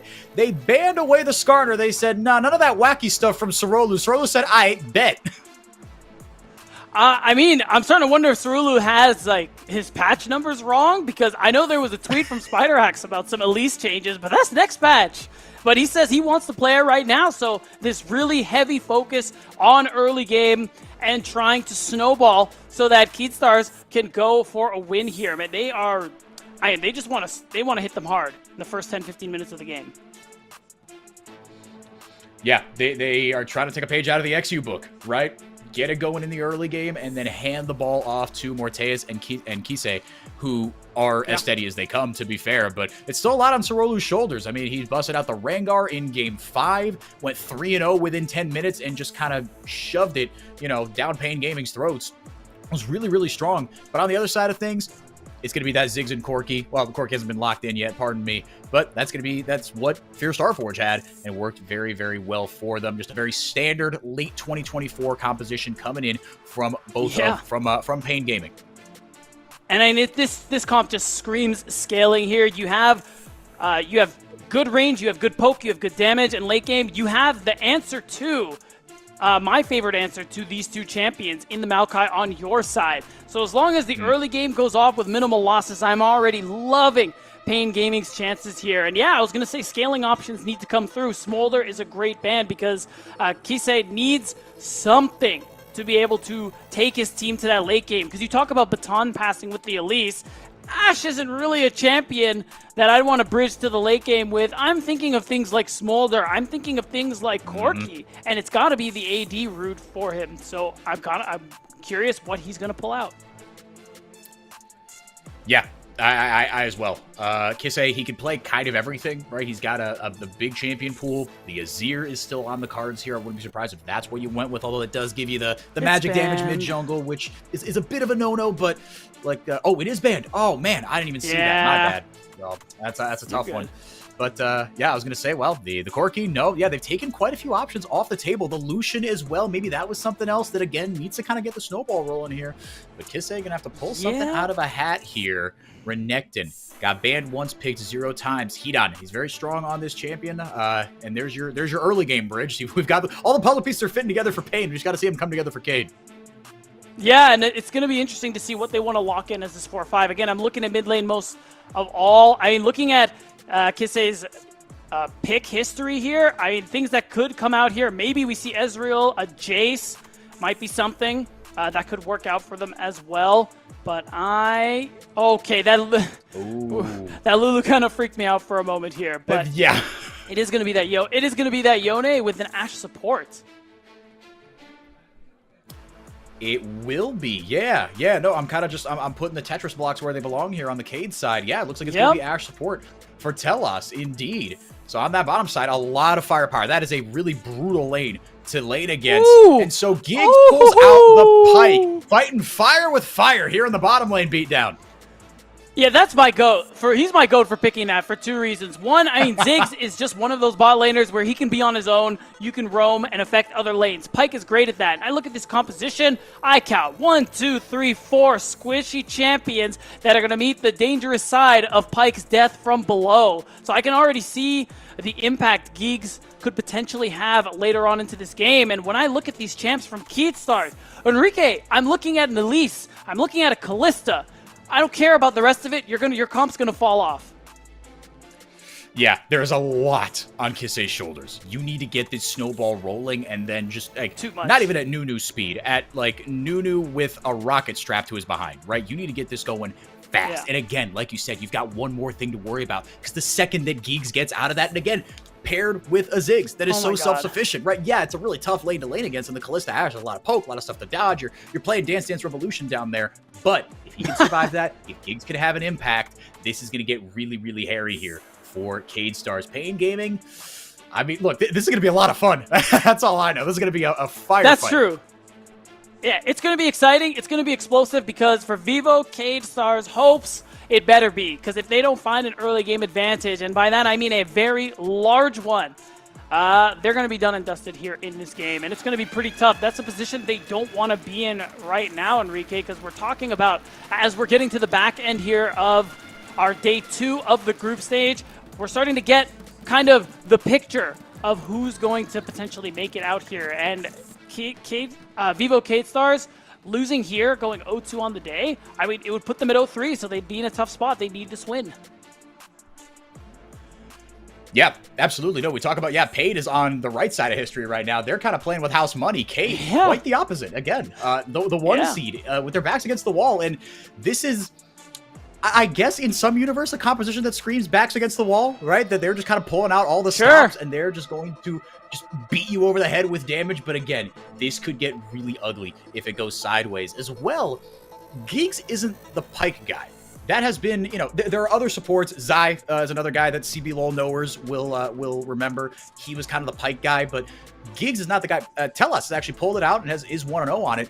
Giggs has a bajillion picks that he's picked. Pyke hasn't been one of them, so there's a little bit of personal here for this as well. But yeah, Cade, they are in a really tough go of it. You could look 0-3, even at 0-4. Well, actually, I'm not going to say something I'm not too sure of.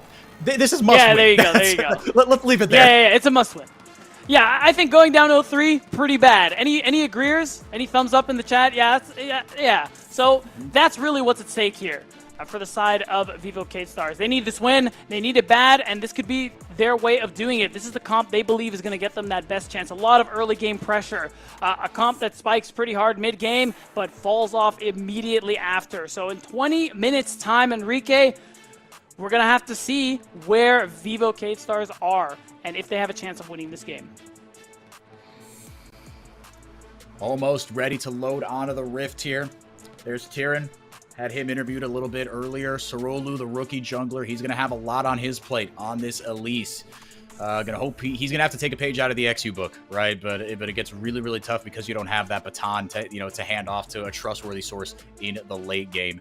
If Cade win this, it is definitely going to put a target on their back here. They're going to put a lot of other teams on notice here, right? We talk about it, that Cade, Starforge, right? The best of these teams, they're teams that when they get going, they can snowball leads really well. But Cade, I mean, there's nothing they can do if they fall behind here. As the Pain Gaming fans and the Cade Stars fans get ready to battle it out here in the stands. The CB LOL Arena always bumping. That was something that I was glad that, and I never had any doubt of it, right? I come from covering this region south of the equator. I know the fans are always going to show up, even for Tier 2, right? It's, you know, where they are, the fans go, and they have certainly showed out here. It's been cool to see the rest of the players say, oh, yeah, that's the first thing I noticed when I walked in here was, dang, this arena's loud, man.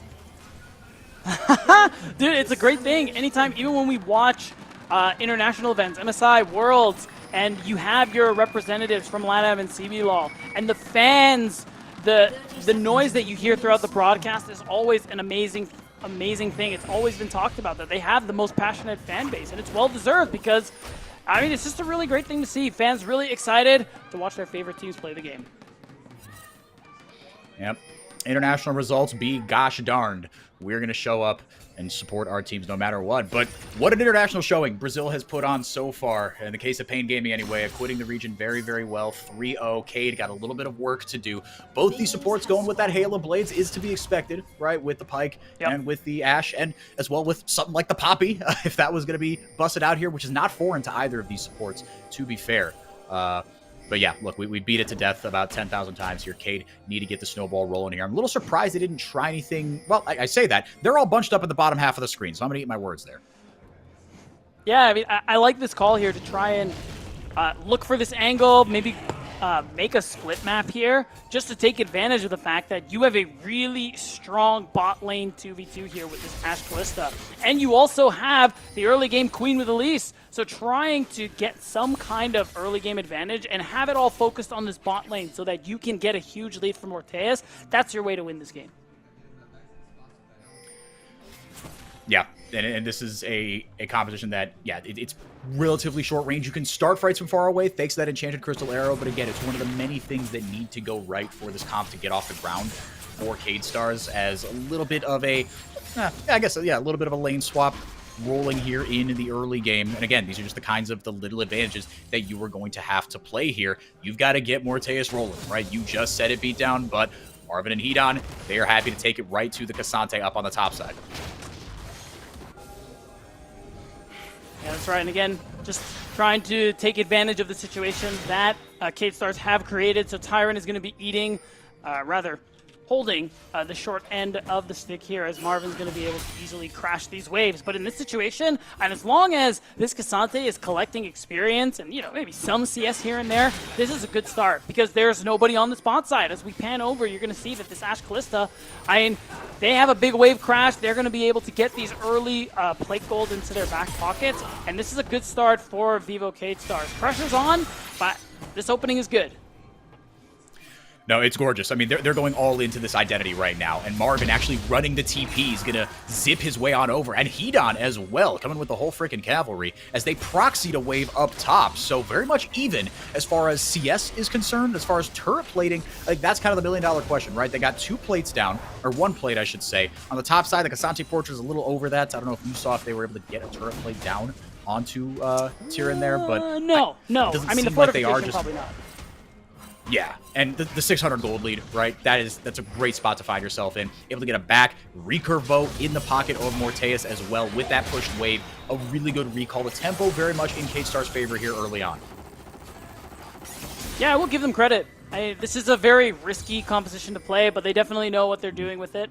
So I think this opening is good. You do have that stat advantage with that recall that they have now. So now Marvin and Geeks, who are working with really no purchases to speak of, now have to deal with this Kalista, who has that extra bit of attack speed here. We haven't seen Cerullo do very much right now, level 4, but hasn't been able to actually go for a dive because of that early swap. Does mean that we're still looking at him to be able to make some plays. Ooh, fantastic combo by Marvin. Gets a ton of damage onto Morteus with the Hex field, the Hex Tech Minefield, and the Satchel Charge as well. Morteus, yeah, he got that item advantage, and he did not get to use it right there. Oh, and that hitbox is not getting any friendlier there for Telas as Giggs lands another fantastic hook. Not able to get the stun down, but with the cover of the Abyss, able to get Marvin to safety. Pain Gaming, this bottom lane, not pulling any punches in the face of this gold disadvantage. No, I mean, that's why you saw Pain Gaming kind of go for that swap early on where they had Marvin topside. You wanted to avoid the first few levels of how powerful this bot lane is. It's still very tough. I mean, the risk of being killed on a dive was something they didn't want to play for. So even now, Marvin was forced to recall, is going to lose out in a little bit as a result of it. But still, it does mean that Cerullo hasn't been able to actually go for some of the aggressive ganks we expect from a champion like this. But you got to imagine he's going to be trying to force something soon. Oh, absolutely. I mean, it's a must, right? You've got to force something, yes. And thankfully it looks like Dragon is on the menu, so able to get both waves actually in a pretty good spot here where Kisei is able to roam down as well, get a pretty good spot, and roam right back up, get that, big juicy cannon wave right where he left it, excuse me. So far, so good here in the early game for Cade. 600 gold up, Dragon to boot. Got a couple turret plates as well. Now it's just about getting that bottom lane rolling, and like you said, Cerullo, he's got to find a Spidey snack. He's got to find something to be able to get going here. And you see the On My Way pings coming up to that top lane, trying to get those Void Grubs rolling. Yeah, and I imagine that's why we're seeing the back and TP there from Tyrant. I like that move, just to spend some gold, have some power ahead of this objective, so it's going to be easier for Cerullo to feel comfortable. Because usually when you draft the Renekton, it's usually just a guaranteed Grubs win for you because of how strong he is in the early game. But instead, Tyrant, he's a little stronger right now. Hedon wants to check, but I don't think he actually has the ability to do so. Tatu instead trying to see what he can get mid. No, Tyrant coming back on a really strong back. First blood out of nowhere before I can even finish my sentence as Giggs hits another Bone Skewer, almost hit on the back end by Katz's ultimate. But Cerullo able to grab himself a couple of grubs, not able to finish the whole job though. Pain strike first with first blood. Yeah, and I really like that response play from Tatu. Gets the pink in that top brush and says, all right, well, my Renekton's backing. I have no way to touch these grubs. Instead, I'm going to see if someone face checks the Maokai. And guess what? They did. So it ends up being first blood for the Corki, Katz, who had a great Tristana game earlier. And did a lot with that early game gold here and then. Now he's going to do it on a champ that scales even harder. So, K-Star fans, maybe we're stressing a little bit. Yeah, the gold lead is in your favor, but that is it's a non-zero lead, but it might be a nominal one, right? It's in just kind of name here. We're gonna get another look at this because our attention was split just a little bit. Kisei, yeah, he face checked the crap out of that bush and he paid for it. Yeah, again, it was just a good play from Pain Gaming, specifically Tatu, just recognizing and capitalizing on the gap in vision to make sure that, you kind of mess with your opponent's expectations there. Oh, we have control of grubs. Obviously, I can walk this way, but they don't respect the fact that Tatu played the angle really well. Hedon popped the Dominus there to kind of just sustain through and eat all that wave. He was getting poked down a bunch. He's showing up here with the Ghost Water dive. He's been money with the Bone Skewers so far. And at level 6 and gets all the more deadly. Telas, a huge level 6 spike for him as well. For both of, I mean, so many impactful ultimates. The only one that doesn't have that level 6 spike really is Sorolu, who still has a bunch of goose eggs on his scoreboard. Oh my goodness, Geeks gets hit, or he gets Telas with another bone skewer. Yeah, I thought he was going to go for the all-in there. I was a little surprised he didn't go for more, but maybe saw that Morteus was there, didn't want to risk it. He does have that Fate's Call, so does have a little bit of extra CC. Giggs playing it safe. Mega Inferno Bomb. Plus the Comet, going to take Telas to about 100 HP. Giggs throws the pink ward over the wall, and Telas just barely gets out of the way. Man, so oppressive. Pain Gaming on the bottom side of the map. Yeah, not wanting to commit death from below. Oh my god. I think he's recognizing that there's heal here for Telas. So instead, he just wants to force Telas to back very late. He is going to miss out on a lot of XP as a result of that. Actually, it's going to be tough. I wonder how close he is to level 6, because we have Dragon coming up soon. Ooh, Nature's Grasp out. Bone Skewer doesn't land. Morteus able to sidestep that one. Insta-cleanse on the other side of things. Kisei, Soul Unbound, going to snap right back. Cots! Gets his flash. Fantastic. This lane is going really, really well for Pain Gaming Academy, for the Pain Gaming Academy mid laner. Kot's in a really good spot right now in this range versus melee matchup. To be fair, Kisei, yes, still up 10 CS, but Kot's having his way, really abusing that initial kill advantage he got. Yeah, I mean, losing your flash in this position, and considering that Kisei doesn't have teleport, it means he's going to lose out on that wave that's going into that mid-tier 1 turret. Instead, Telas is going to be there to collect the experience so he can hit level 6. That's really bad, though. We talked about how important this Yone is for this team comp in the mid-game. So the fact that you're losing flash, you're going down gold to the Corki, does not bode well for Vivo Kadestar's chances later on. No, Pain Gaming Academy, they're down 500 gold here, but they do have a gold lead in the mid lane, like you've been alluding to, beat down. Geeks. Guns blazing, going forward. Morteus sees him, meets him with a spear. Telas as well. This lane hasn't been quite as oppressive, I think, as Kadestar's had hoped. And Sorolu again, still, he's got the dragon and the 2 Void Grubs, and that's not nothing. Definitely need him to start having more of an impact. Here come the On My Way pinks for the dragon spawning in 5 seconds. This is going to be where the next battle lines are drawn. You can bet your top, bottom, and middle dollars on that. They need to get something going here. Do Kadestar, Geeks, posturing in the Tribe Rush. Bone Skewer just going to hit one of the Spiderlings. You talk about getting something. At the very least, Kadestars need to keep stacking these dragons. Dragon Soul is going to be really important for them. They need that buff to be able to try and contest Pain Gaming in that mid to late game. And I'm going to tell you right now, Hextech being out of the picture, Inferno being out of the picture as Souls, that feels really bad as Pain Gaming. Yeah. Those are two buffs they would have really hoped for. You make an excellent point, Tatu. There with the Nature's Grasp. Fate's Call out as well. Telas in a bit of a tough spot. He eats the Inferno Bomb. Sorolu has to flash away. He eats the Ignite. Here comes Hedon from the nether regions. Oh, they will come down from the bottom side, and the death from below going to connect from Geeks as well. Kot low, but not dead just yet. Hedon, talk about a mid-game power spike. Renekton says, hey guys, forget about me. Here's what I can do. Creating so much space for Pain Gaming Academy. Cade get the dragon, but at what cost? Oh, it costs them a lot. And now they go into this mid-game, again, just even gold, which feels really bad as this composition. I mean, if I'm playing solo queue and my Elise is 0-1 and 0 Enrique, I'm pissed, man. And, you know, granted, Pain Gaming did a really good job to limit what Cerullo has been able to do in the early game here so far in the first 10 minutes, but this is really difficult now because as time goes on, this Elise's impact is going to continuously diminish. Now he's still pretty strong and can try and contest for these grubs, but it's just not enough. You need gold, you need kills, turret plates, whatever you can think of. 4x4, they need it, and they don't have it. Yeah, at a certain point, I mean, it's tough when you just become a CC bot a little bit, right? If you can land one good cocoon, but if that's what you're reduced to, and again, just the fact that even with no ultimates, Pain Gaming still able to kind of dominate this river here on the top side and grab themselves a total of 4 grubs. You would imagine by the time everything is said and done, Tatu still got the flash. Morteus will approach, but not really do much else here. Time is running out for Vivo Kadestar's Academy. And again, the burden shifts to Tyrion, shifts to Kisei. That's not a space you want to find yourself in. Sorolu. Yeah, the camera's on you, buddy. The spotlight is on you, and for good reason. They put a lot of eggs into this early game basket. Enchanted Crystal Arrow just misses wide here. Kot's not going to get caught up in that. Not able to crash much here as well. And now, and that's a lot of your pressure kind of out of the way until that Enchanted Crystal Arrow comes back off cooldown. So Pain Gaming, and they're just going to go ahead and go back to farming these waves, and they're in a really good position to try and contest for this Rift Herald. We talked about, you know, when Vivo K-Star's composition is strong, we're kind of getting to that point as everybody is getting close to their first item or already has their first item. But look at Pain Gaming. They already have their first item. Marvin has the Ludens. Kotz has the Triforce ready to go. We even see the Locket for Tatu. So combat power is certainly there for Pain Gaming. So this is a tough spot.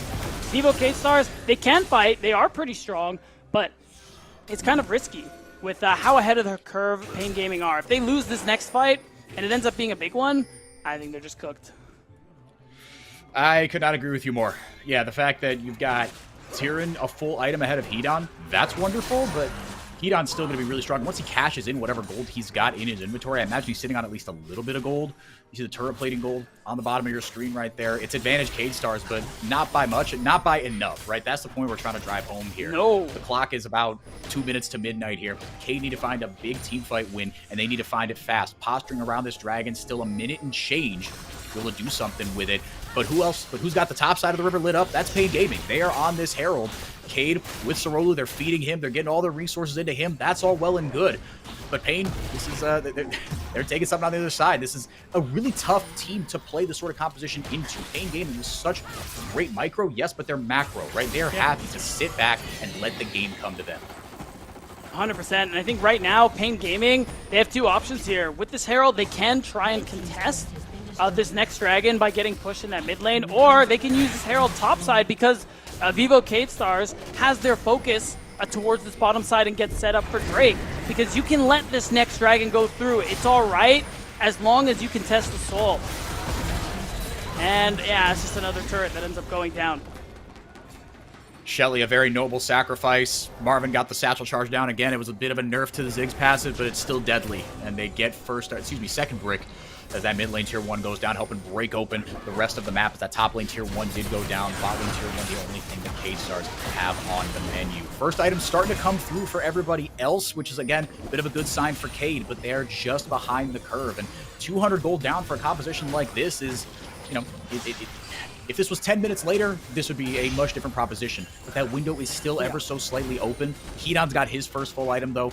He's going to start shredding that armor with the Black Cleaver. Sorolu just now getting to his first item. But the fact that, again, you've got so many zeros on the side of Cade Stars, I think there's enough to criticize them about. But on the other side of things, you got to give credit to Pain Gaming. They're not putting themselves in dangerous situations. They sacked the first 2 dragons. They sacked the Void Grubs. Kinda. Hang on a second. Hedon, he's in the back line. He is way, way deep. On the other side, the Enchanted Crystal Arrow does land. Sorolu has to flash away. He gets stunned up by Hedon. Into the backline goes Kisei. He gets some damage down. Hedon taken pretty low. Unstoppable goes Tyrion, actually able to get Hedon down. Somehow Pain Gaming walk away. Just 1-1 in that one, but they've got purchase onto the dragon now. Hedon, it was an interesting flank. It didn't work out for him, but his team reaping the rewards right now. And at the end of the day, they get the Drake on the side of Pain Gaming. They stall the Mountain Soul stacking for Vivo Cade Stars. Because of that, and this is a huge W in their books, because time is not on their side. This third Drake was pivotal for them, and they weren't able to secure it. So now Pain Gaming, they're in a really good position here this game, because we are passing the 15-minute mark at an even game state, and a lot of extra gold on your big carries here. I mean, the only real lead in favor of Vivo Cade Stars is on the top side, and I'm going to be real with you, Enrique, I don't care. The fact that Ziggs and Corki are even with Yone Callista, that's a win. You love that. 100%. Nothing to add, Your Honor. I appreciate you always being real with me deep down. And lets me know that I can trust you. I really appreciate that. But yeah, I couldn't agree with you more, man. I mean, we just talked about how Pain, right, they want to let the game come to them, but at this kind of break point where Pain, their composition starts to play itself a little bit more and they start to take control of the game, they didn't let Cade kind of rest on their laurels, right? You'd be like, oh, well, they have the early game combo, so they're going to get priority here. Enchanted Crystal Arrow just going to miss there from Telos. Start off maybe a sort of a dive there. But Hedon said, no, let's take them by surprise, right? Mess up the rhythm. They know that, okay, sooner enough, Pain is going to have the agency here. And Hedon just said, actually, I'm just going to TP into their back line and just, start start throwing things at the wall. Just start messing stuff up. See how they deal with it. Yeah, not very well.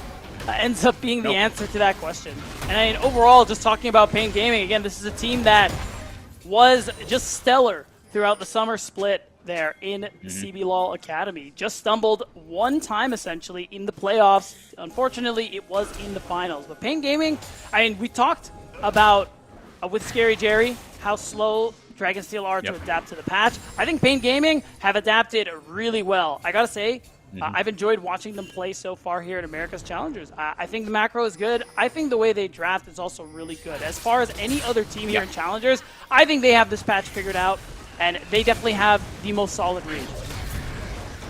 Telos blows the flash. Fate's call from Morteus saves his life. Very nicely done by the superstar young 80 carry, bailing out Telos there as Nature's Grasp went out. Pain Gaming, you see that the momentum has shifted in this one. Cade stalling out here as Pain start to take hold of this game. They got that first Dragon. They got the Herald. Broke the mid-tier 1 with it. I don't think Baron's on the menu just yet. They don't have the damage for it, so I don't think we'll see anything on the top side of the map as far as the objectives are concerned for another couple minutes. But little by little, Pain retaking control of this game. And Beatdown, to go back to something you were saying earlier, it makes me really happy as well as someone who covered the CBLOL and did the Academy co-streams with RMC all through the course of the season, is that for the NACL players, right, and for some of the LATAM players that we're going to talk about next, as we've got WAP versus Fuego in a grudge match for LATAM bragging rights after this one. A lot of those guys have big stage experience, and they've got some international experience, right? They've got LAN experience. These guys are young. The Brazilian teams, the Brazilian players are a lot younger stage-wise in terms of experience. They are a lot younger, so you wonder, okay, maybe they're used to playing in front of a stage, like, you know, playing in the CBLOL Academy Finals for two very boisterous fan bases. Hedon making things happen on the bottom side of the map, matching Kisse. I was worried a little bit that is the pressure going to get to them, right? Because now not only are you playing in front of a big crowd that wants you to win, but you are representing your region in the face of this incoming merger, right? This is the new reality for the Americas, is playing against these guys that are your neighbors as far as the Western Hemisphere is concerned. And Cade, they've had their ups and downs, but Pain especially have acquitted themselves phenomenally. It's really good to see as a CBLOL enjoyer. Yeah, and it's something we talked about, and definitely I was trying to talk about in the back half of the NACL playoffs because of the changes, because of the shakeups here to North and South America as a whole, and what the Pro League is going to look like. I mean, summer playoffs for NACL, I mean, the America's Challengers tournament here for really everyone involved is that best chance for you to really show yourself and prove that, you know, you are capable of playing in that Tier 1 league. Things are going to change. Teams are going to be looking for players, and this is that opportunity to make the best case for yourself that you can as players here in this tournament. 100%. Yeah, there's a lot of stuff you can't control, right? And that's, you know, the region's changing and all that, but what you can control is your own performance. And these players have acquitted themselves just fine. Posturing around this bottom river, Tatu pulls the trigger with the Nature's Grasp. Giggs wants in. Bone Skewer not going to land as the Nature's Grasp really doesn't get a ton done. It kind of focuses, it shoves Cade off any sort of advance there, but with the Dragon not up in 30 minutes, it buys time for Kisse. For Kisse, if nothing else, and Giggs with the pike. He's a slippery little bugger, so he's going to be able to get away just fine. Cade looking to pull the trigger. Indeed, they do. Telos gets the Enchanted Crystal Arrow there right onto Marvin, and Sorolu with a much-needed first kill of the game.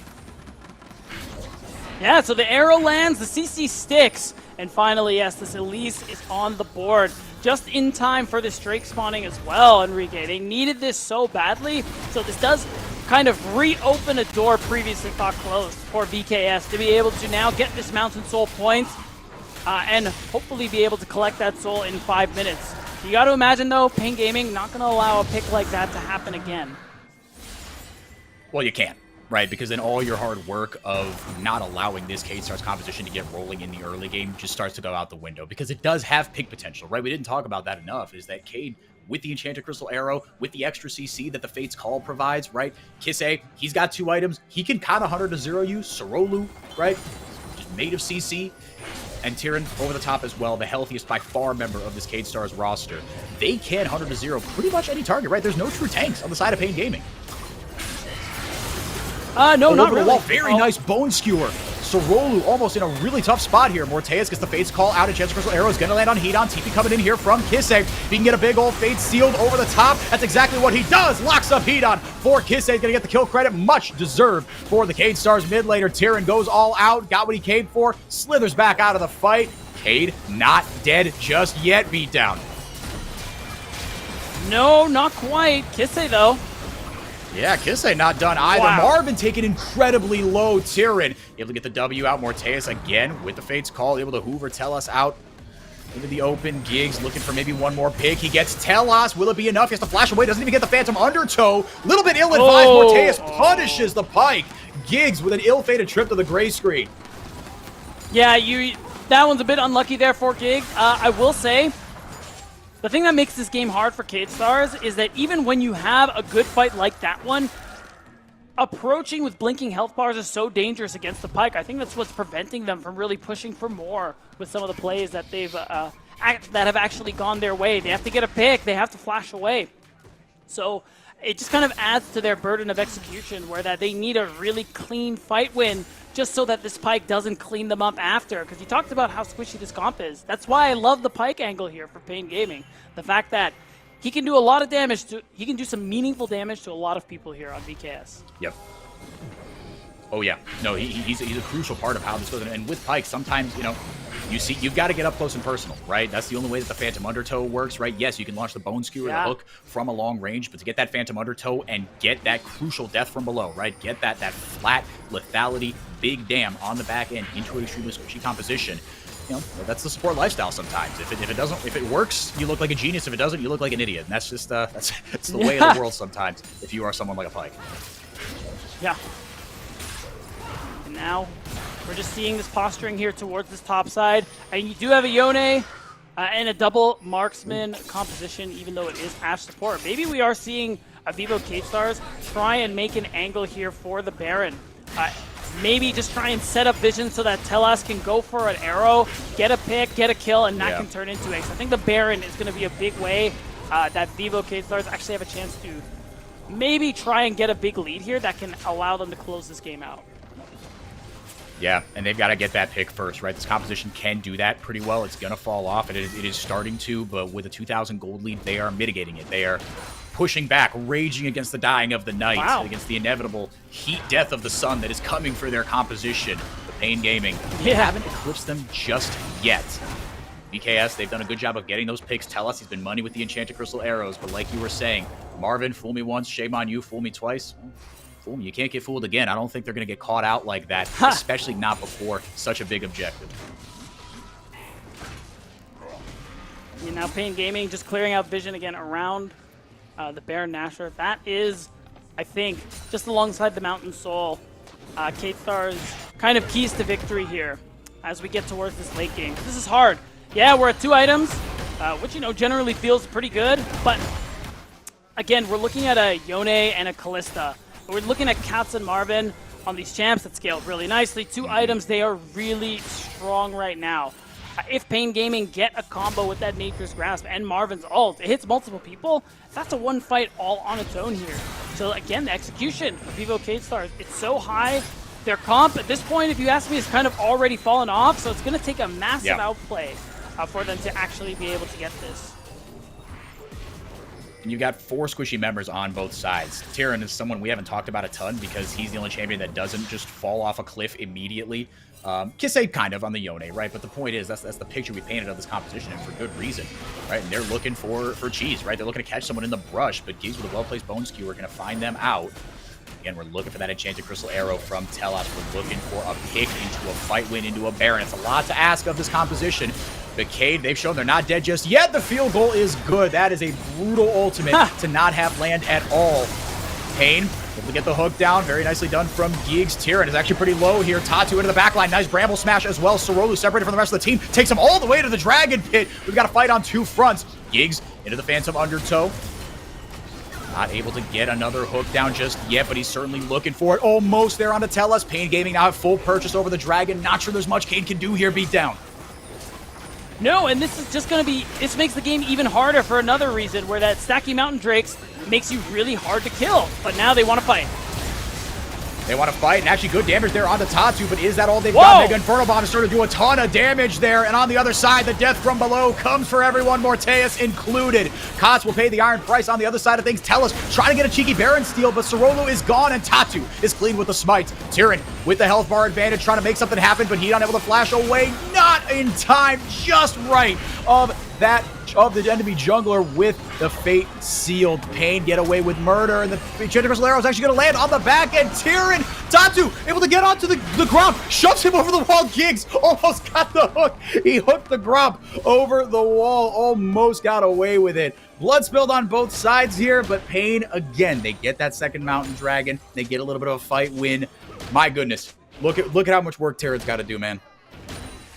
I gotta say, we gotta give some props to Tyrann for how he's been playing so far this game on the K'Sante. Yeah. I think he's had a lot of really impactful team fights, and for a player who has had, honestly, not some great games since America Challengers has started, it is really nice to see him step up, especially in this position where his team is 0-2, and going down 0-3 would really be a detriment to your chances to make it to playoffs. And I mean, he's been doing well so far in these team fights. He unfortunately, he's going to have to continue doing really well if his team want a chance, because this is still a tough spot to be in. But it's also made harder by the fact that Pain Gaming, they're stacking Mountain Drinks now. So this Renekton, now that he's building armor, a Tatu with his resistances, they all just get bumped up, and they're even harder to kill. Yep, we've said it kind of 6 different ways. The game's just getting a lot harder as time goes on for Cade Stars. And you talk about Tyrann and how much work he's done and how much work he's going to have to keep on doing. You've just got to find a way to get onto the backline, right? We talked about the importance of the Enchanted Crystal Arrows there for Telas, but these champions, as the Enchanted Crystal Arrow is going to try to find his mark on the other side as Kotz able to slingshot himself away, but Kisse going for the all-in here. The TP coming in from Hedon is not going to be in time. Kisse able to get the 1v1, much needed, but Hedon with the Dominus, he's 3 levels down, but that's enough to dissuade Kisse. But again, these are the wins on the margins that Cade have to look for as they're now starting up the Baron beatdown. Yeah, look at the setup. This is a really great call here because the arrow helps secure the kill. Kotz can't join, and you have a numbers advantage because Hedon TP'd away. Tatu going in with the Nature's Grasp. Kisse trying to play bodyguard. Tyrann again doing a lot of heavy lifting in this fight, and they get away with the Baron. Telas going to be rescued by the Fates Call, and now they've got Giggs right where they want him. That was textbook. Morteus, take a bow, young man. Wow, like really huge. That reset there for the Pike could have been a huge shift there for Pain Gaming, but instead, a great setup from from Telas' Ash Arrow into a Baron secure that Vivo K-Stars needed so badly. Now it's the $1 million question. What can they do with this? They got the Baron, which I did not have on my bingo card beatdown. I'm going to be honest with you. I didn't think that they'd be able to get this, but they got the pick on the other side. Credit to Kisse, such an important player all year. We talked about it. And now with the Baron, yes, it's only, it's not going to be everybody wearing purple, but it's going to be just enough members here. They've got to break open this mid-tier one at a minimum. Yeah, Kisse just soloing down. He's got 3 items now. That IE is such a huge spike. Hedon is 2. Yep. No, he's 3 levels down from him. Kisse is level 18, quietly having a really strong game. 2k up on his opposite number here, beatdown. Yeah, this Baron buff is going to be hugely impactful as well, just because you can see the poke coming through from the volley. And the fact that K-Stars spent a lot of gold, they're going to be securing a tier 2 turret on the top side. This could actually be K-Stars' moment to snatch victory here in this game because they've actually gotten such a huge chunk of gold. I mean, that would really be something. They've got a 6,000 gold lead, which all things considered is a really good spot for them to be in. But Kisse, man, what a performance from the OS import. He's had international experience on the world stage before. Let's take another look at this Baron fight. Beatdown. How did this go so well for Cade? And the fact is, what went well in this fight actually happened before it. Again, Telas throwing that arrow down south to get the numbers advantage, and then Morteus, the reaction time to pop the Fates Call to save his support from that play. And there's a lot that went right there for VKS, but what I love most about it is how they set it up before the Baron started. You do your homework before, you eat your veggies, then you get to eat your dessert. That is what the Cade Stars have learned. They get all 5 members actually on the Baron buff. Enchanted Crystal Arrow, my goodness, just barely Tatu able to escape it, but now the Nature's Grasp, goes out. Tyrann, body blocking up front. Kisse, he's on 3.5 items. he can turn this game on its head for the Cade Stars. 13 seconds left until Soul Point is on the cards. That Mountain Soul waiting on the other side of things for Cade. Should they be able to get it? The battle lines are drawn right on that line brush there. Tyrion, they're getting poked out though, beat down. That's a bit of a concern. We didn't talk about that with Pain Gaming, but Telos doing a decent amount of damage on the other side as well. Kissei just going to start up this dragon. This is their soul too. It would be a big deal to just be able to secure that. You can see it. They have no vision. If they're going to go, it has to be now. But Tatsu, he doesn't have the Nature's Grasp. So it's looking like Pain Gaming are actually falling apart at the seams here in this late game. Well, this is entertaining. If nothing else, we called it at the beginning. This was going to be a fun one, and it has subverted my expectations, man. I kind of knew what I thought I was going to see as Kissei going for the solo bolo here. Repel goes up, Spider comes down. Sorolu's still taking a lot of the aggro. Chancellor Cristalero's going to miss, but with the stopwatch, he's able to save himself and grab the kill. How do you do, Hedon, as they take another tower off the back of this? Cade Stars, what a turnaround from a lifeless early game. They are calling all the shots here late.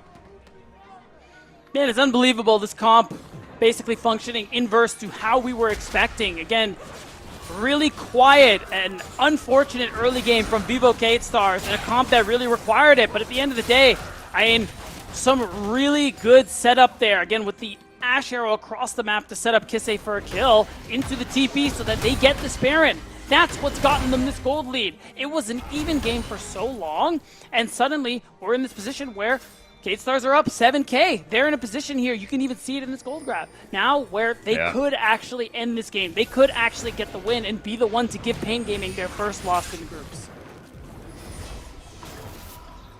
We had the Kryptonite conversation before. I think it's fair to bring it up again, especially when at this point in the game, we thought the comp was going to play itself for Pain Gaming. Gig's able to get the Phantom Undertow down and just barely, on the edge of the stun, lock up Tyrion and save his own life. Subverting expectations, man. That's what the CBLOL has always done. For better or for worse, they keep you on your toes, man. They call themselves the content region for a reason. If nothing else, we're going to keep things spicy, keep things entertaining. Cade on the verge of stopping Pain Gaming in their tracks. I mean, what a game. We said there's going to be, I kind of called it out in the draft, but I didn't expect it to play out to this degree. The amount of onus on Kissei's shoulders, right? I mean, Sorolu, he had an okay early game, but Cade Stars, they did their homework around every objective, right? They set up really well, as you called out, from the Baron. They're making plays across the map, getting the pick on one side, shutting it down on the other side. But Kissei and Tyrion, the solo laners for this composition, have really been bailing out Cade Stars. Yeah, they have. And again, a big deal for Tyrion too, who's had a really quiet tournament so far, but is able to turn it on alongside Kissei, to be able to actually potentially get themselves their first win. Such a crucial thing it would be. Now they have the opportunity to make it happen. I mean, right now you could see it. Pain Gaming are the ones under pressure. The Mountain Soul kind of nullifies the effectiveness of the Ziggs poke, of the Corki poke, because that shield is regenerating every few seconds out of combat. We love borrowed power. That's exactly what they got from this Mountain Soul. Tatsu going in, the rest of the team not around. Morteus body blocking. Giggs not able to get the stun off on him. The Bone Skewer doesn't land. There goes the Nature's Grasp. Hedon looking to get in and make a mess of things. Tatsu going in, able to get a good Bramble Smash down. Tyrion's in the backline. That's exactly where he wants to be. TP coming in from Kissei. And now the Cavalry has arrived. 2 kills go over to Cade Stars.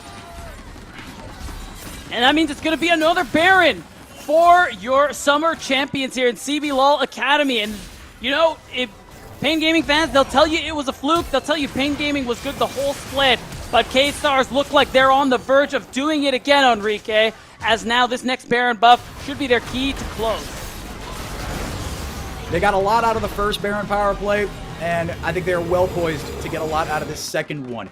10,000 gold in the lead. The early game, could it have gone worse? Yes, but it could have gone a lot better for this team and the win conditions that they set out for themselves. But they have positioned themselves just fantastically. Yeah, but to your point, Beatdown, the cope from Pain fans, it's going to get real stale, right? They might have been better. They might have been the first overall seed, but they lost to them in the regular season, and they lost to them in the finals. They have a 2-4 record against Cade Stars Academy, and now it might be 2-5 by the end of this. And for Cade, what a win this would be to keep essentially their tournament hopes alive. Again, 0-3 isn't a death sentence, but man, oh man, did they need this win. Again, if they're able to turn around.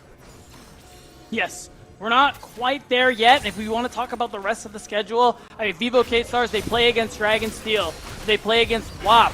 So Winning here, it's not going to lock them. There's still a chance that they could falter, but if they want any hope at all, it is going to start right here and now.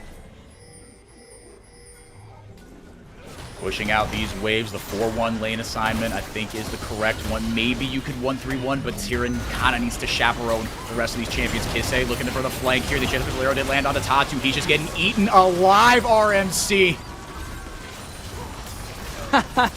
I'm sure he's watching somewhere and agrees with you because, wow, it has been so good. These Ash arrows there from Telas are just landing these picks from long range. And now with that kill onto Tatu, no Nature's Grasp when he spawns up. That's 2 inhibitors down, and that might be the end of the game. Cade Stars playing the spoiler card beautifully. They're looking to dot their I's and cross their T's, pick up their first win of America's Challengers, and prove that maybe they do deserve to be considered the first seed after all. Pain Gaming, their undefeated streak comes grinding, screeching to a halt at the hands of their kryptonite. The Guerreros, the Cade Stars, take it to Pain Gaming. And a really nice comeback, too, from Cade Stars to be able to, again, a comp that does not scale well. They managed to play it out really nicely. I mean, whenever we do get to the highlights, I really hope we get to see that play again. That got them their first Baron, Enrique, because that was the play.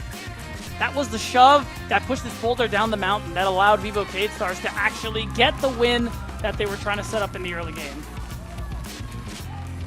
And it's crazy because the fact that you referred to it as a comeback, right, with this composition, that's kind of crazy. Yeah. Right? Because if this comp got, like behind, right, it was never, I guess they were never technically behind in terms of gold, right? But as you and I talked to death on this cast, it's not quite that simple, right? You were behind in terms of like all the other numbers and levers that League of Legends pulls on you.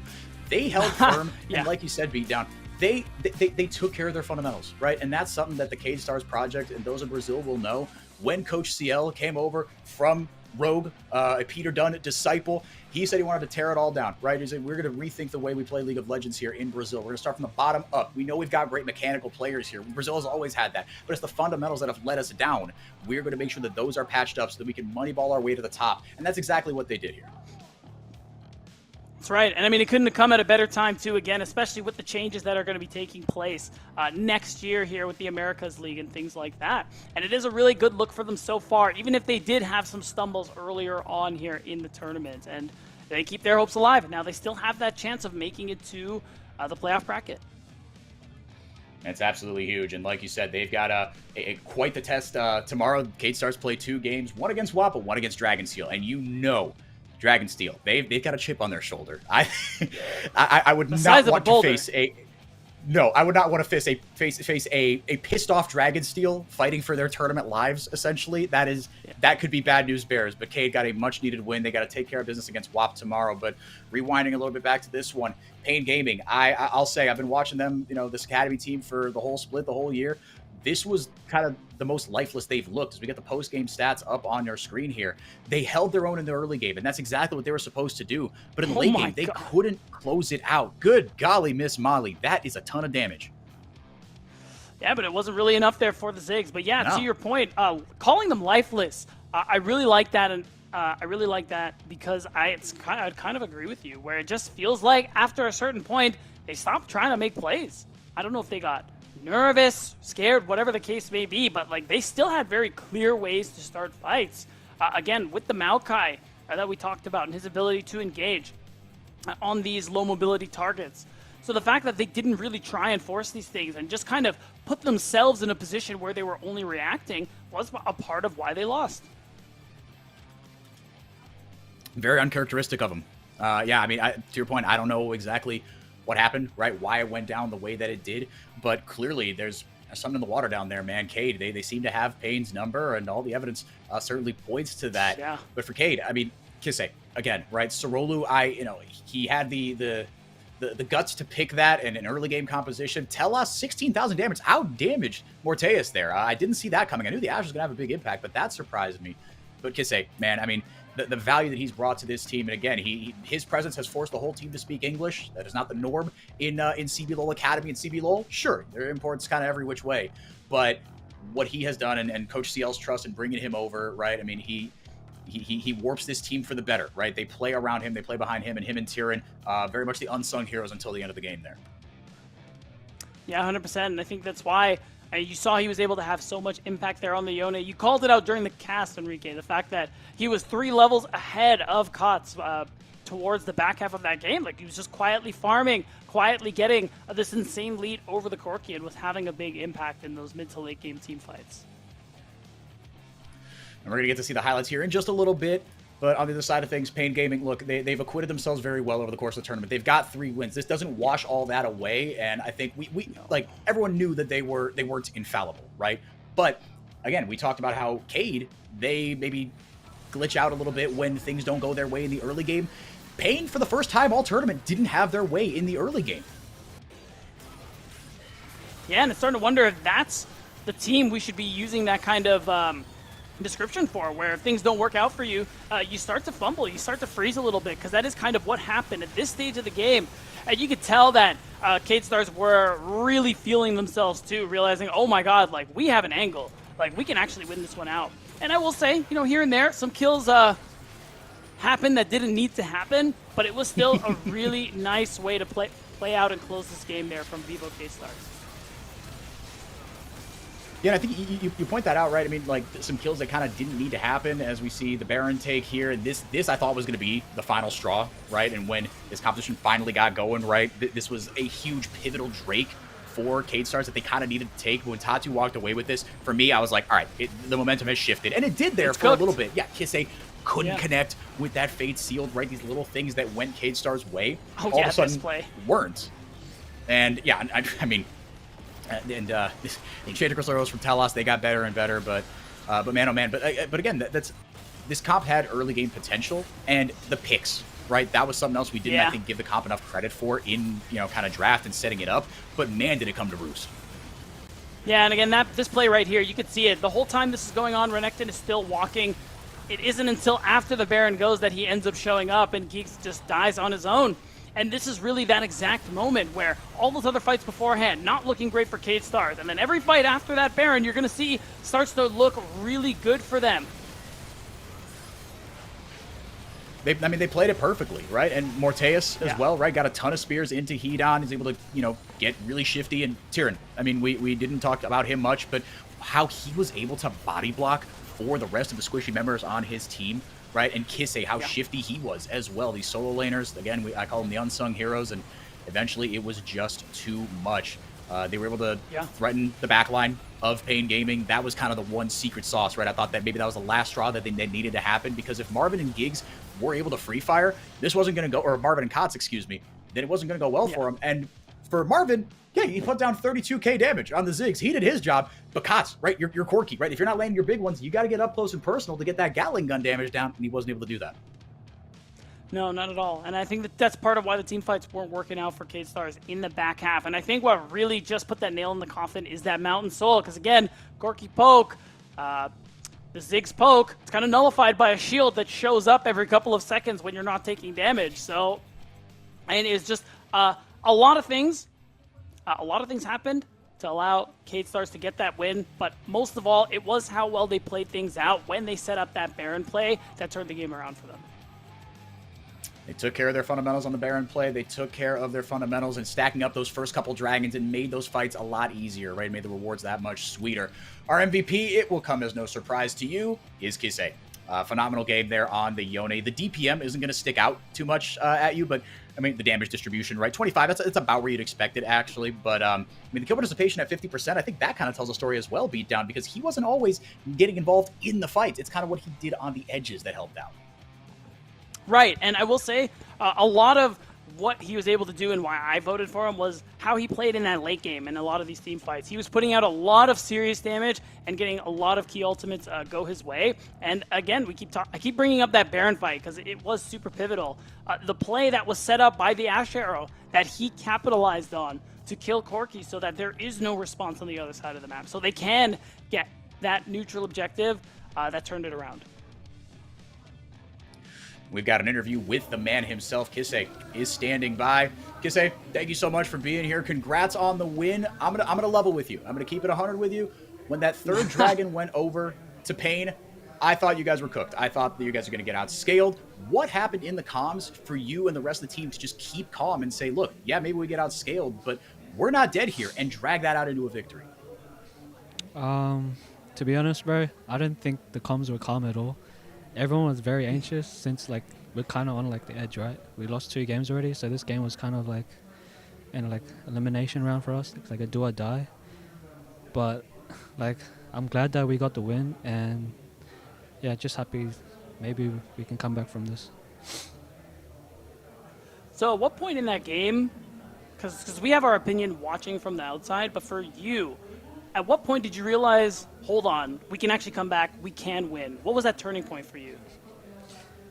To be honest, like it's kind of hard for me to say since I was in the side most of the game. I was just like killing minions and pressuring them on the side. But I think when my teammates were baiting a lot of plays, and for me to be able to pressure the side, and like that Ash arrow on bot was actually my call. Like I was like, I see him doing Grump, and I'm like, tell us, like, look to ulti, and he did it. And as soon as we killed Cookie, like I knew we would win the game off that. Well, it worked out for y'all. Like you said, it was a do or die game. It was tense, but you guys pulled off the victory, and you lived to fight another day. Congratulations. Best of luck on things going forward. There are 2 games tomorrow. Thank you for your time as well. Before we go, yeah, look, Beatdown. We've got an interregional rivalry coming up here, but I appreciate, to wrap it up on Kissei, very just kind of self-aware and honest feedback there, right? I assumed that he was going to be the one that was kind of keeping things calm. He was like, no, it was a bit of a mess, but it worked out. I mean, I really do appreciate the fact that, I mean, they actually were really anxious. They were stressed out because, I mean, I figured they knew that they were getting outscaled with every passing minute, but the fact that they were able to kind of keep themselves together despite that anxiety, I think is really impressive, especially on a stage like this. To be able to make the comeback that they did. And I really like getting that insight that he's the one who made that call. Big thank you to all our players for putting on a great show for us. One more for you when we come back. Psst. Hey, did you know that kid is vaping the same toxic chemical that's used in taxidermy? Formaldehyde? Formaldehyde. Formaldehyde. Formaldehyde. Dermaldehyde. Formaldehyde. Formaldehyde. Formaldehyde. Formaldehyde. Here's a fact that'll stop you in your tracks. Teens who vape can be exposed to toxic chemicals like formaldehyde. Know the real cost.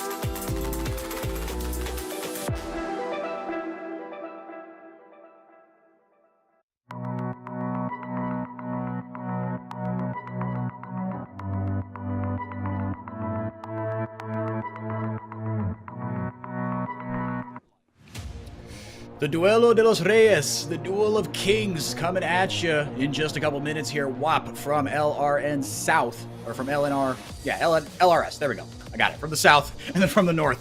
Proud of you. Representing, thank you, me too. Despite my best efforts, I did manage to pull that one out. Myself is 4x4. That is Beatdown. We are here with you for one more game, or at least I am. Before we get going, though, we've got an interview with Fuego support Baula. They are 1-1 and looking to keep the momentum rolling here as they head on into day 3. Take a listen. Contra Cade, creo que sí hicimos un poquito de comeback. Al principio nos costó mucho el early game y después la composición que teníamos escalaba mejor con el Smolder, la Red, la Kaisa y nos salvó un poquito las papas. Obviamente la idea es ganar más partidas y no tener early games tan malo como hemos tenido en ambas partidas. Entonces, aunque sea, tenemos una métrica por donde valorarnos. En contra de Pain, creo que ellos propusieron un lane swap bastante malo. Es muy difícil divear al Rumble con el Smolder. El día de ayer la atmósfera se sintió muy bien. Comparado al estadio del LA, sin ser muy pesado, este se siente un poco más organizado, se siente mucho más el público y la verdad la pasión de todos los aficionados, a pesar de que estuvieran un poco en contra de nosotros, se sentía muy bien. Yo creo que hablo por toda Latinoamérica Norte, por todos los países que estamos involucrados. No podemos perder contra las, no vamos a perder en contra de las y los vamos a dejar en ridículo. Yo no sé la rivalidad entre el norte y el sur, si perdieron en contra de esa prisa que no les sacaba un mapa a Bandits, no sé cómo piensa WAP que nos van a ganar.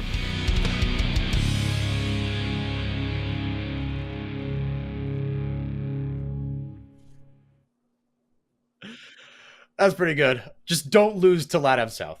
Please, just don't do that. So the rivalry is clearly there, even though, again, our previous 2 matches were rematches, right? They were matches of the finals. Yeah. But these 2 teams have not met before. But Beatdown, there's clearly some bad blood between these two regions.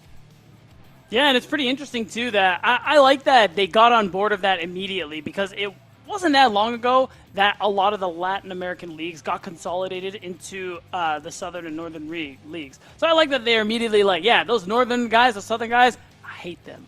And I love that. Yeah, it's certainly adding a little bit of spice to this one. And these 2 teams as well, right? As far as regions, they are very different. But as far as identities, right, and kind of their stories, they're pretty different as well. Let's start with Fuego, 1-1. On the tournament so far. They are a bit of a super team. They threw a lot of money at this roster, and in the LRN, they just dumpstered everybody. But on the other side of things, WAP, they're a development roster, right? They made a 4-man roster swap, and they did not spend quite as much money on their roster, but they kind of they view themselves, I think, or well, maybe not they view themselves. I think we would view them as the underdogs. Yeah. Yeah. So it's interesting, too, looking at both of these teams, Fuego in particular, just because looking back on their results, like when you say dumpster, you're right.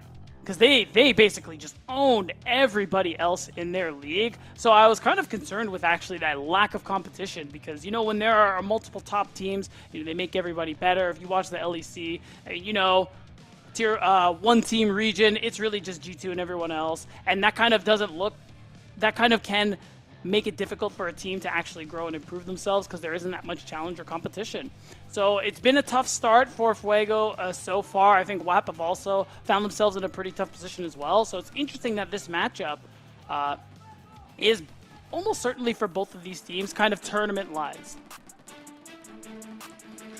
Yeah, I mean, especially for WAP, right? They are 0-2. This is a really, really tough spot for them, and it doesn't get any easier. I mean, their next 2 games, well, actually, I should say, no, they've only got 1 game, so this would be, no, they are 0-3. Apologies. They are 0-3. This is, fighting for their tournament lives. Apologies. I got to find the standings updated. But Fuego, they're feeling good. They're 1-1. They're still in a pretty good spot here.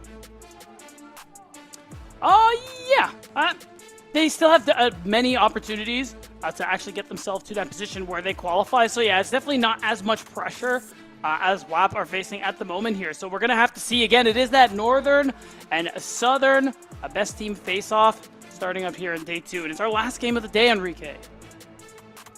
I know, it's gone by fast. We've got 5 games. They've all been very entertaining, and it seems like one just kind of more entertaining than the last. We've had some upsets, some 2 seeds taking down some 1 seeds, some 1 seeds that were perceived as 2 seeds, taking down the 1 seed, the whole kit and caboodle. It's been a ton of fun, and we're grateful that you guys watching are here with us to get a taste of what the Americas region is going to look like and start building these rivalries up, starting at the tier 2 level. Incredibly grateful that you're here with us and that I've been given this opportunity to tell these stories. Rel, the first pick for WAP. Shuhari, he's been nice on this champion, but the blitz didn't really work out quite as well in game 1. The Azir slammed immediately for Zelt on the other side of things, matched with the Nautilus. Yeah, and Azir is a champion who, it's pretty interesting, nerfed on this patch to 14-18, but still something that has seen a lot of presence. I believe it's been banned first rotation every other game on the day. So now, for the first time, it is going to come through here today, and it is going to be for Zelta. You do have that pushing power. Even despite the nerfs, you still scale really well. You are still a problem in that late game. Yeah, the nerfs were, kind of to that W, right? It doesn't really... It's to nerf Azir's early game, right? That's been kind of what all the nerfs have been targeted at for this poor champion. I say poor champion. That was cap. I don't know why I said that. He has been at the center of the meta for just so many years and pretty free, got an escape, etc. On the other side of things, Vi Talia. I was going to say Talia could be a flex, but Vi definitely going to be occupying that jungle role. QQ Moore, his second trip to Brazil to face international competition. MSI 2017 representatives along with his support Shuhari. But what I want to see beat down is WAP revert to their identity, and that is play around Kindless. That's one thing that I haven't seen a ton, is put Kindless on a hyperscaler, right? And that was how they won out, right? That's how they upset Primate Gaming in the LRS finals, was we play around Kindless, right? They made a 4-man roster swap. Kindless was the last man standing. They're gonna have to do it into an Ezreal this time around. Yeah, and I think actually they're kind of angling for that with the draft we've seen so far, and that's partially why you're seeing the Kai'Sa band away, pairs really nicely with the dive that WAP are going for. But I am expecting a hyper-scaling champion there for Kindless. Maybe the Jinx that's been popping up in priority actually received a pretty considerable buff so far here on this patch. And when you have a really strong mid-game duo like the Vi Talia, I mean, it does wonders for bridging a champion. That scales really well into the late game to that late game. With the Poppy ban, there's a little signal going off in the back of my head. Maybe that's in prep for a Callista. Maybe, right? That maybe countering all those hops, skips, and jumps, etc. But 280 carries taken out of the pool, and none of them hyperscales, right? Take out the Kai'Sa and the Jhin, and the Kai'Sa into the Ezreal. That's fair enough, right? And it's a good answer into the Ziggs. It's equally kind of a decent answer into the Ezreal. Let's see what that 5th ban is from WAP. Going to take the Jax away from ADD, and fair enough. He had a really good game on it in game 1 when Fuego took down Cade Stars. Twitch and Draven, 2 signature champions, not to make it all about Brazil, but here I am, of BRTT, Brazilian GOAT. We'll see what they lock in here. Jungle and 80 carry still on the cards here for Fuego. Any second now, we're going to see what the lock-in is. Honestly, frontline is a really good look for Fuego just because you have a decent amount of damage there with the Azir and the Ezreal. And there is the Jinx coming through. I do like it. It's exactly as you said, trying to set up Kindless to carry in that late game. It's what worked for them so well when they won things out in the Southern Regional League. And again, you do have this Vi Talia, even paired with the Rel, that's going to be really strong in the mid-game. It's a play that's almost always going to work. And as long as you get Kindless to that 2-3 item mark on schedule, he's your win con. Yeah, they can match the scaling of the Azir and, excuse me, the Ezreal. Gragas picked up here for Thorin. The Gragas, not something that he has played a ton of, but he's known for kind of pulling out some wacky stuff here. He's going into it blind, so clearly feels some sort of comfort on it. On the other side of things, ADD, he's hovering this Gnar, but I wouldn't be surprised if he locked it in, just because, I mean, again, this is just a strong, stable, front-to-back team fight composition. Yeah, that's right. It does give you that extra avenue of engage when you're going into these team fights, and it's another threat onto the Jinx, because I think that's who the target is going to be later on into the game. I mean, you have Nautilus, point-and-click CC. You do have the Maokai as well, who's going to be trying to put that pressure onto Kindless. I think everybody recognizes that he's going to be that big damage dealer into the late game, and that's why I like this Gragas, because you do have that opportunity to peel, make space, use that exploding cast to kind of break up the fight a little bit, so Kindless can actually play the game. It's protect the president. This is, they're going back to their identities. It's kind of what I called for. The Gragas is certainly going to help with that disengage. Vi has that point-and-click lockdown CC. Talia with the walls and with the threaded earth. can really help things out, stopping the Azir dash in its tracks, right? So they've got all the tools they need to do WAP here. And Beatdown, yes, they're 0-3. They're at a bad spot, but you were talking about it a little bit earlier. So I want to kind of expand on some what your thoughts here early on. The results haven't come, but when we were talking in the green room earlier, you seemed a little more positive on WAP as far as their in-game performances than maybe I was. Yeah, before going into this tournament, part of the reasoning was, I did mention too that, again, when you're in a league where you just kind of smoke everyone based on just being really good mechanically, I think when you come into tournaments like this where you face other competition where that isn't just going to straight up work for you most of the time, I do have concern, which is why I wasn't quite convinced at how good Fuego could have potentially been. And I thought WAP's game against Dragonsteel was pretty good. I do think there's potential on this roster, and I think they do have a comp that's pretty easy to execute that should get them a much-needed first win. Much needed is right. World Championship trophy looming as we get ready for Worlds and international competition. We hope we can whet your appetite just a little bit by giving you a preview of what is to come in the Americas. Thank you so much for being here. Before we sign off, I've been here play-by-play. I'm 4x4. That is Beatdown. We got one more game. Duelo de los Reyes, the royalty duel here in Latin America, coming to São Paulo. Yeah, both these teams going to be pretty happy to play things out in the late game, but like you said, Beatdown, if you can get to that mid and late game unscathed, WAP is going to feel pretty good about their chances. Still got to execute, right? There are still some backline threats with the Gnar, right? With the Azir, can dash in, flash ult, right? We've seen that movie 10,000 times. What, in your mind, is the biggest threat to that for Fuego?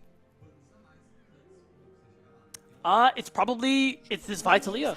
I mean, I'm looking at QQ and DD, and the fact that you have this single target, almost guaranteed kill combo here with that Vitalia, especially if Thorin gets involved, if Kindless gets involved.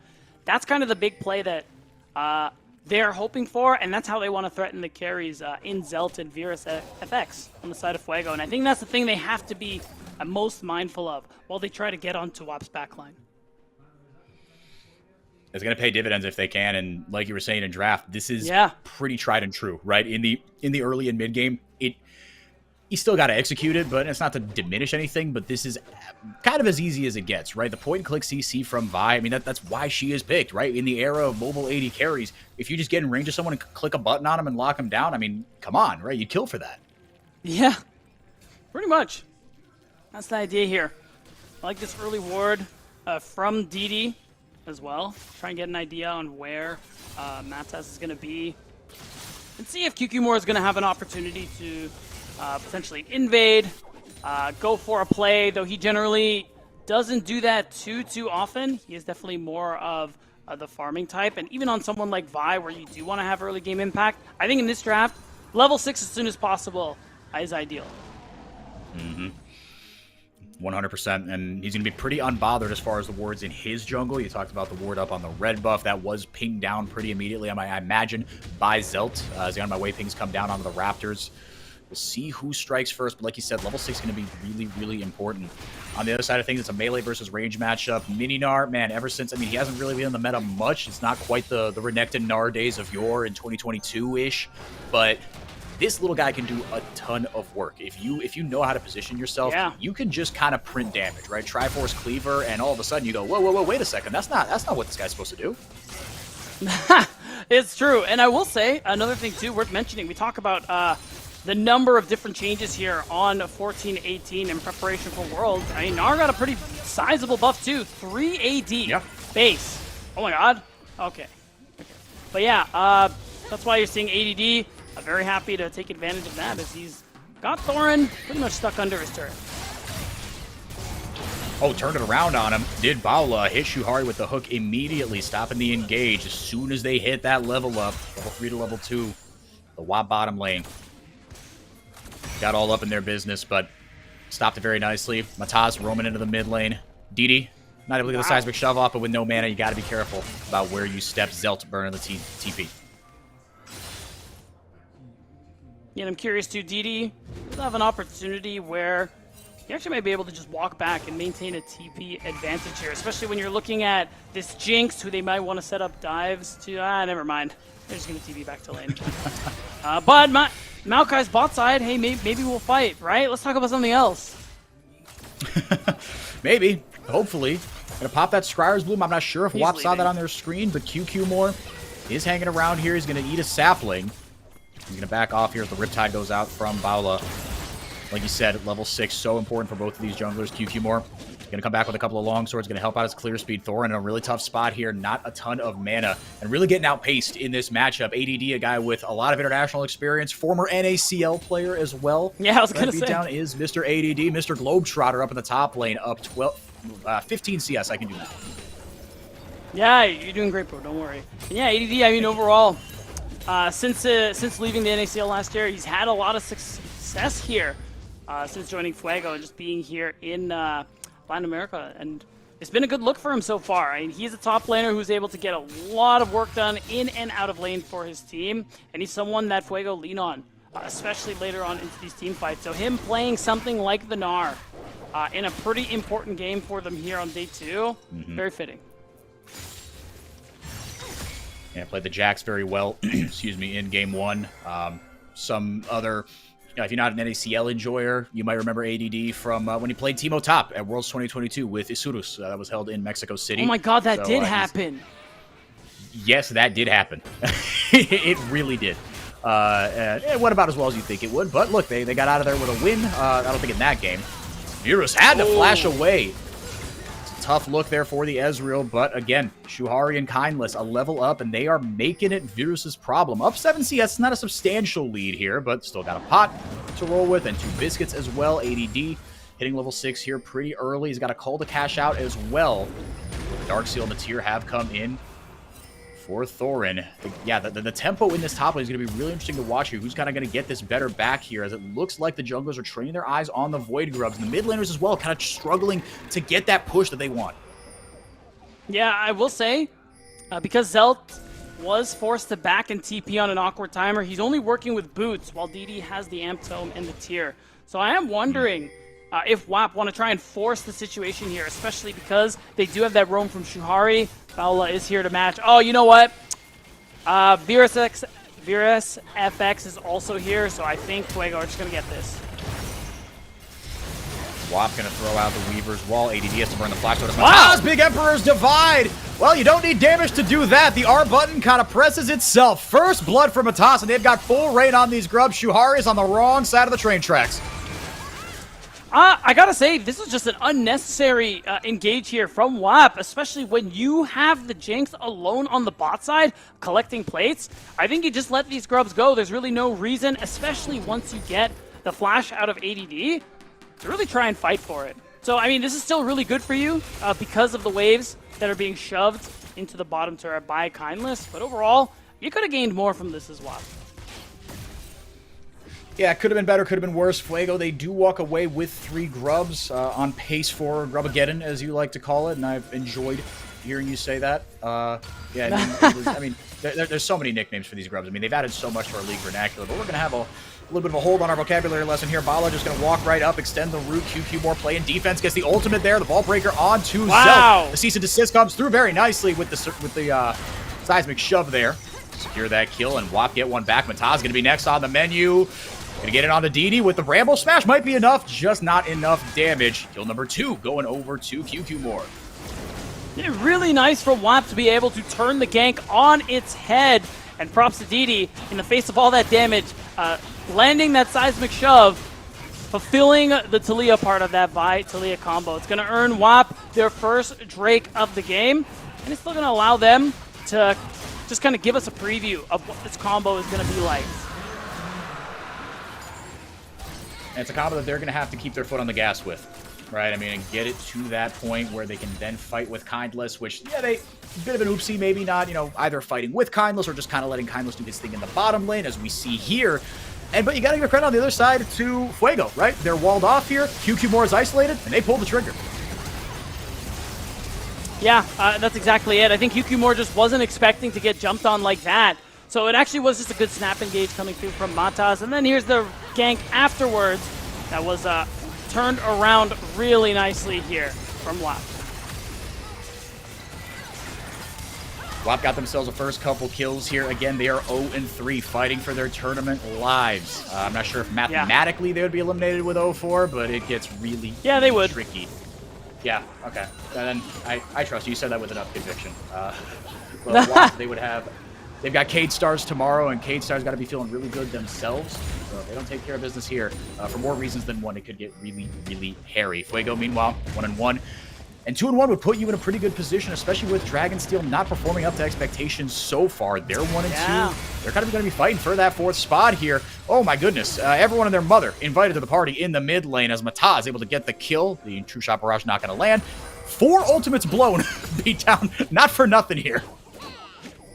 No, I mean, it is going... I still think it's a worthwhile play, just because at the end of the day, you get the kill. Zelt is going to be able to get the wave in, collect a plate or two for himself. On this Azir, where you're also trying to scale, also trying to do damage late game. I think it's a great move there from Fuego. DD getting punished again for not having his flash. And fair enough, it wasn't going to be up for another minute. These are the kinds of things that with... like a Talia, right, relatively immobile. You've got some oops buttons, right, with the seismic shove. You could throw down the threaded earth, etc., the Weaver's Wall, but those things are not quite as reliable as just a good old-fashioned flash here. And well done by Matas as well, just kind of hiding, you know, kind of around the fog of war there. Baula not chancing if there was a ward down there. Just a very clean gank here pulled off by Fuego. Right. I mean, in terms of CS, it isn't going to add really much for Zelt overall, but it is still a kill going over to Fuego. It is part of why they have this 1K lead. Another big part of it, of course, is this top lane that we're looking at, ADD. Again, just constantly getting that pressure, constantly getting a lead over Thorin. I will say, Thorin still will have a lot of utility that he can offer for the team. So it still sucks to go down 20, 30 CS, but it eases the sting a little bit. Yeah, and to your point, right, it's the explosive cask, right? That's half the reason you draft this champion. The body slams is good, CC as well, but the explosive cask can turn the tide of a fight and therefore a game. WAP, they've got to get at least 2 rubs here to prevent things from going haywire. Well, actually, no, that's not true. If they get 2, then Fuego can still get 4. They need all 3 here beat down. Mataz, encroaching. The TP coming in here. Fuego, they're definitely going to try to contest this. Zelt coming in. TP coming in from ADD, and they just take they just took WAP's lunch money. WAP could not defend it here, but QQ more maybe looking for something on the re-engage, looking for an angle. Goes over with the blast cone. It will be 4-2. Potentially the hook not going to land. There goes the Weaver's Wall. ADD and Matas separated from the rest of the fight, and that's the trigger that they need. Very nicely done. Matas able to get away, but not for long. He gets taken down by Thor, and a much-needed first kill for the Gragas up top. Yeah, and you're already seeing one play where Thorin's exploding cask, again, that utility, that value he offers in the team fight, sets up the kill onto Matas really nicely there. And that's basically how WAP won a lot of these team fights to go 4x4. Just that kind of breaking up the fight, allowing Kindness to get excited. Well, we're not done just yet. Wow. CC chain and sent right into the gray screen is ADD. Great pick by WAP on the back end of that. Oh, they might not be done just yet. Virus has to arcade shift away. Blew the flash, blew the barrier, blew everything. With the Super Mega Death Rocket not available, it looks like Virus FX will live to tell the tale. Ooh, and it's a haunting tale at that, though, Enrique. The fact is, you get more kills, you get summoner spells as well out of Fuego, and this Jinx picking up a kill is super dangerous. Again, Kindless is going to be that big carry threat in those later stages of the game, so if he's going to be able to get ahead of the curve and get those 2-3 items on schedule or ahead of schedule, as long as WAP set him up, he's going to be the one who decides how this game goes. Yeah, Locket to be on his shoulders for sure. We're going to keep tracking that as this game goes on. Another thing we're going to be tracking, I mean, yeah, QQ Moore and DD, right? This mid-jungle combo is going to be key to keeping the good times rolling here. The kills spread kind of all over the place, and everybody on one item except for Thorin had to take a 400 gold tax to get that tier going early on. Mataz got a bit more of a supportive build. What was that? I know, I just said it happens. Oh, Sometimes yeah, you gotta pay your taxes. That's the price of doing business, exactly. And ADD, he hasn't really minded it too much. I mean, when this is a 1v1 with pretty much anybody, again, ADD really has been holding his own, and he's got a call to cash in, to be fair, as well. Gold dead even here. Second dragon of the game has started up, and it looks like it's going to be taken pretty much uncontested by WAP. Herald spawning in just a little bit here, and finally unburrows from the void underneath. And Fuego, they've got full purchase on us. They can start it if they want, but WAP going to force the issue here on the mid-tier 1. it's going to be kind of tough for them to actually go for anything. I think I would have just liked them to try and finish that Herald really quickly, especially with Zelt having that push on the top side. But instead, they will at least be able to make space for him to take a turret. I will say Zelt been very quietly farming up the Storm this game. He's 10 CS up on DD, but I think what isn't showing here is the plates he was able to get bottom side, just the waves that he's been constantly pushing. So he is still getting himself up there as a big carry threat, and he has the Nashor's Tooth looking for item number 2. So he is someone that Fuego can rely on later on. Kind of reminds me of, if anyone saw the LCK finals, what kind of got memed on is like Faker playing Farming Simulator in the side lane while the rest of his team is just getting slaughtered and just doing like so much heavy lifting on the other side of the map. But that's kind of what you've got to do sometimes as the Azir, right? If things are happening on one side and you're not there to make a play, you've got decent turret taking ability and you've got turret creating ability. You can wave clear decently well, and you are going to be the main carry, the reliable source of DPS as the game goes on. Talk about the price of doing business. Zelt is going to have his rewards reaped very, very nicely if Fuego can keep this game within arm's reach. Yeah, and then looking too to see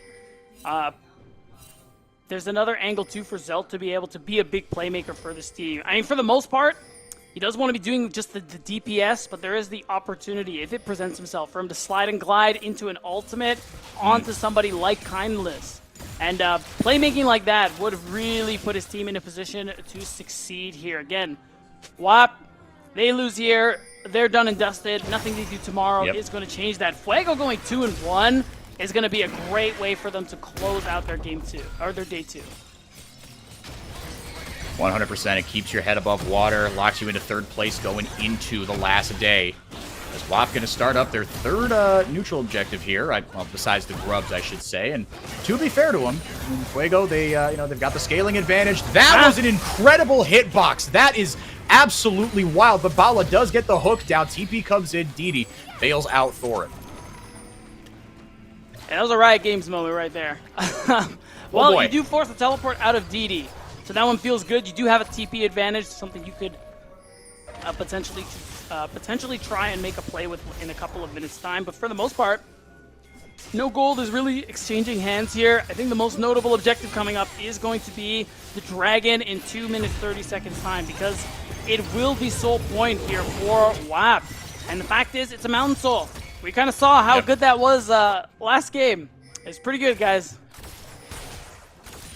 No, it's incredibly strong. It's going to be a boon in the pocket of whoever is able to grab it. Both these comps scale, decently here. You've got a late game damage threat, and you've got mixed damage sources kind of all around here. And Fuego, if they can stack 4 of those and get that Mountain Soul, it's going to be even better for them. But I think they are not hoping that the game goes on another 20 minutes, because that will be the price of doing business if they can get it.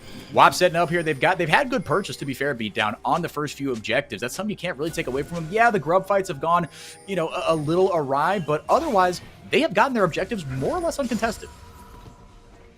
Yeah, it's true. I think the only one who's really going to take... actually, no. I think both solo laners of Fuego are going to be able to take advantage of the Void Might, so that is something Fuego still have going for them in the split push, especially because ADD with his lead, he's going to be a problem in the 1v1. Does mean those are those extra avenues for Fuego to make cross-map plays, for them to be able to generate gold still later on into the game. But it's still WAP playing for the Dragon Soul, which... Flash Q. Here comes the ultimate. QQ taking a ton of damage, not able to get onto Virus FX. He says, thank you very much. That is really, really unfortunate. Now with a numbers advantage, here come Fuego. And they are ripping them apart. Big explosive cast does pretty much nothing. Shuhari gets the Magna Storm down, but there's no one there to follow up. WAP booked the fight. They booked their ticket into that deep team fight, and they got nothing out of it. They get scattered to the 4 wins, 4-0 beatdown. And this is awful for so many different reasons. One, you just gave away a ton of gold over to Fuego, over to this Azir, who is already ahead of the curve. Also, it happened 30 seconds before this next Drake, which was supposed to be your sole point. And worst of all, Kindless flashed and died. So this Jinx is going to be that much more vulnerable for these next couple of minutes, and that's just going to make it easier for Fuego to take him down. That's so tough. I mean, Virus FX played this really, really well, to be fair. But this was a disaster, and DD tried to get something going here with his ultimate, but the rest of Fuego collapsed very, very well beat down. Yeah, I think there was a maybe miscommunication or something. I'm just confused why they don't just flash over the Talia wall. I think that would end up being maybe the safest place for them to go. It might not have mattered in the end, but now, as we go back to live, WAP do still have an opportunity to get themselves that Mountain Soul point, but it's tough because there's a Herald spawning. Yep, and doing things in the bottom lane, second turret of the game. Going over to WAP. Gonna get a little bit more here, but has a date with the minions first off. 5v5 in the bottom lane here. It was Soul Point here for WAP, but now Fuego playing with a little more energy, with a little more gold in their pocket. They're up 1,500 gold to be exact. ADD gonna take care of Shelly, but he's got to get back to the river pretty quick here. Dragon going down pretty slowly. Looking here. like it's just gonna end up being 50-50. Paula able to get the hook down, Thorin able to get out with just a little bit of health here. Weaver's wall goes out, but there is no follow-up. Fantastic Nature's Grasp. Mataz kept everyone on WAP at bay as the dragon is secured by Fuego. And that's it. That's the denial of that Mountain Soul point. So the game just getting that much more difficult for the side of WAP. Still really hard for them to team fight when Kindless really doesn't feel very safe when he is flashless, trying to interact with the members of Fuego. So now Fuego has the opportunity to start stacking Mountain Drakes, and if they win another fight like the one we saw a minute ago, now the Baron's up, Enrique, and that could be a way for them to blow this game wide open. Yeah, little by little, they've been playing out this mid game pretty well. Mataz showing again why Maokai is so strong. That ultimate, I mean, you could talk about the sapling damage, you could talk about a bunch of different levers you could pull with Maokai, but that ultimate, man, I mean, it travels so fast. It travels, it is very wide. It takes up just a ton of space, right? You can use it offensively, defensively, and my guy's got a locket of the Iron Solari and some random components, right? He's not like. The kill participation is high, but this isn't like a stat stick tank Maokai or anything. He just hit his ultimates at the right time. The experience is really coming through for Fuego, and they are the oldest average age team at the tournament. These guys have been there and done that. They are experienced players. Yeah, they certainly are, and I will say, even though it is just a locket, every Mountain Drake they get, they make that just a locket that much nicer, Enrique. True. So definitely want to be keeping an eye on that one here. As now we have Zelt. Oh, Zelt. Flashless, no mana. It's been a pleasure, sir. Enrique, salute Zelt with me. You're not saluting. I know you're not doing it. I knew it, bro.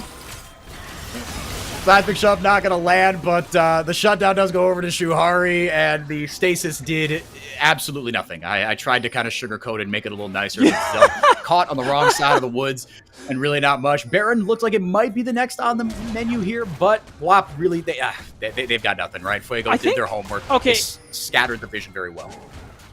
If you wanna sugarcoat it, the only sugar I could find is that I thought he was trying to buy time so his team could start the Baron, but he's also a lot of their DPS. So yeah, sugar was really salt in the end, unfortunately. So he won't have access to that. But I think what matters most is that for WAP is that Kindless has his flashback up. He has hit 2 items with that Phantom Dancer. So now I think he's feeling pretty good about his DPS.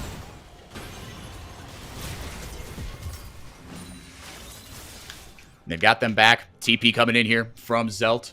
Getting onto that top lane tier 2. It looks like the battle lines are drawn around the Baron, but I'm going to be honest, Beatdown, I don't have a ton of confidence in the damage output of either of these teams to, with the current state, right, just in a 5v5, be able to take this Baron down. You're playing for a turn, right? You're playing for a flip or something, and the waves aren't in a great state either, right? Bot lane is the only one that's pushing out, but I think both teams wisely not committing here, right? The map is in a really bad state to be able to take down this Baron. Yeah, I think that's especially why you're seeing WAP not actually commit. Because somebody did have to go and answer bot lane, and it was DD. The problem is, I don't think WAP's comp, I don't think they want to be in this position where their solo laners can't be with them for this objective fight, because they both serve very important functions here. I mean, you have DD, it's that combo with QQ more that's going to get Kindless's first takedown so he can start resetting, and Thorin is the sole peel for WAP. So I think they both need to be there to defend this Jinx, set him up for success, so that Kindless can actually have that carry performance we were kind of alluding here to. He's got it. I mean, in the late game, it just comes down to the Jinx. They got to set him up for success, but they've got a lot of ways to get into the backline. ADD with a big flash ult. Mataz can lock everyone down from a screen away. Zelt with a flash, slide, and glide. Shurima shuffle. They've got a lot of options to be able to get back in there. The priority right now, especially for someone like Thorin, right? I mean, he hasn't had that big game-changing explosive cast, to be fair. Not in a great position to be able to really impact the fights here, right? QQ more with a little bit of an oopsie in that mid lane tier 2, but in a pretty good spot here now. They've stabilized it. They've stopped the bleeding.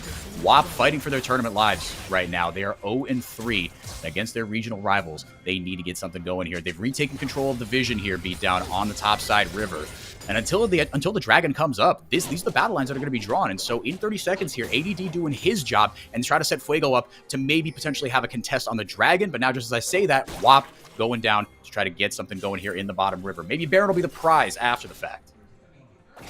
Yeah, I mean, they just wanted to get the wave set. They wanted to push the wave as far as they can, which is not very far, and set up some of that neutral vision around the Baron so that they can play for this Drake. They cannot let Fuego stack Mountain Drakes, and they still need this Mountain Soul that they've been trying to stack towards. Make themselves a little tankier, a little harder to take down, and now we'll see if they can actually secure it. ADD, maybe looking for a flank here. Shuhara is going to jump into the pit. Weaver's Wall goes out. Matas on the good side, though. QQ more able to slide it. We're able to get the smite down here. Thorin into the back line. Doesn't get the explosive cast off, but really doesn't do much. Into the back line. He goes, but he goes down. Kindless able to flash away. Now Bala gonna get the hook down. DD trying to rip out damage. The Shuhari isn't getting a good spot here. Kindless, he gets wrapped up here. Matas into the back line. The Shurima shuffle goes out here. Zelt and company try to do what they can here for Fuego. Shuhari try to get some CC down. Maybe QQ more can get it done here, but finally Zelt goes down. I can't believe it, but WAP might be turning this one around, but not if VirusFX had anything to say about it. Fuego turning this around actually all right here. As long as the Ezreal's alive, you've got a shot. How about the hero team fight staying alive and pumping out the damage from VirusFX? Dude, and Mata setting up the fight so nicely again, just having that laser focus onto Kindless, taking him out, making space so VirusFX can do the most damage of anyone in that team fight. He is popping off on this Ezreal. He's at 3-0-4, and even though they didn't get the Drake, you could see Fuego got everything else they could want. And this fight was back and forth, man. I definitely had my work cut out for me. I didn't hit everything on that fight. But Kindless, he got himself in a really tricky spot here. And credit Matas, right? You know that this is all about the Jinx. Flash, lock it up. Yeah, that's right. It's just a really great angle from him. Good recognition to immediately get that flash twisted advance. And as soon as that goes down, you know this fight is over. I will say QQ he made it look good for a second, but not good enough. And VirusFX, what a performance by him. The veteran in the bot lane. He and Bala, both 26. They are, as far as esports is concerned, they are fossils. They are a lot older than a lot of the other players in this tournament. A really good fight by the Ezreal player here in this one. Big ward, or the remote ward there goes down onto the Baron. It wasn't exactly the prize they were looking for, right? They thought maybe in a perfect world we get that, but that fight was so scrappy. Baron, not a realistic possibility for either of these teams. Bala looking for a Hex Flash over. Doesn't exactly get it. In goes Thor, and able to get the explosive cast down. The Weaver's Wall may be able to separate Matas here. Matas and ADD indeed are separated, but VirusFX going in, and he's able to get the damage down. Now Matas contributing his part, but if Kindless is alive, maybe they've got a hope and a prayer, but the front line is getting torn through. Shuhari doing his best, and finally the Jinx is locked up, and that will be it. Fuego take another fight on the back of a beautiful engage there, and damage coming in from the Azir and the Ezreal. Yeah, now Shuhari, again, last to die for his team.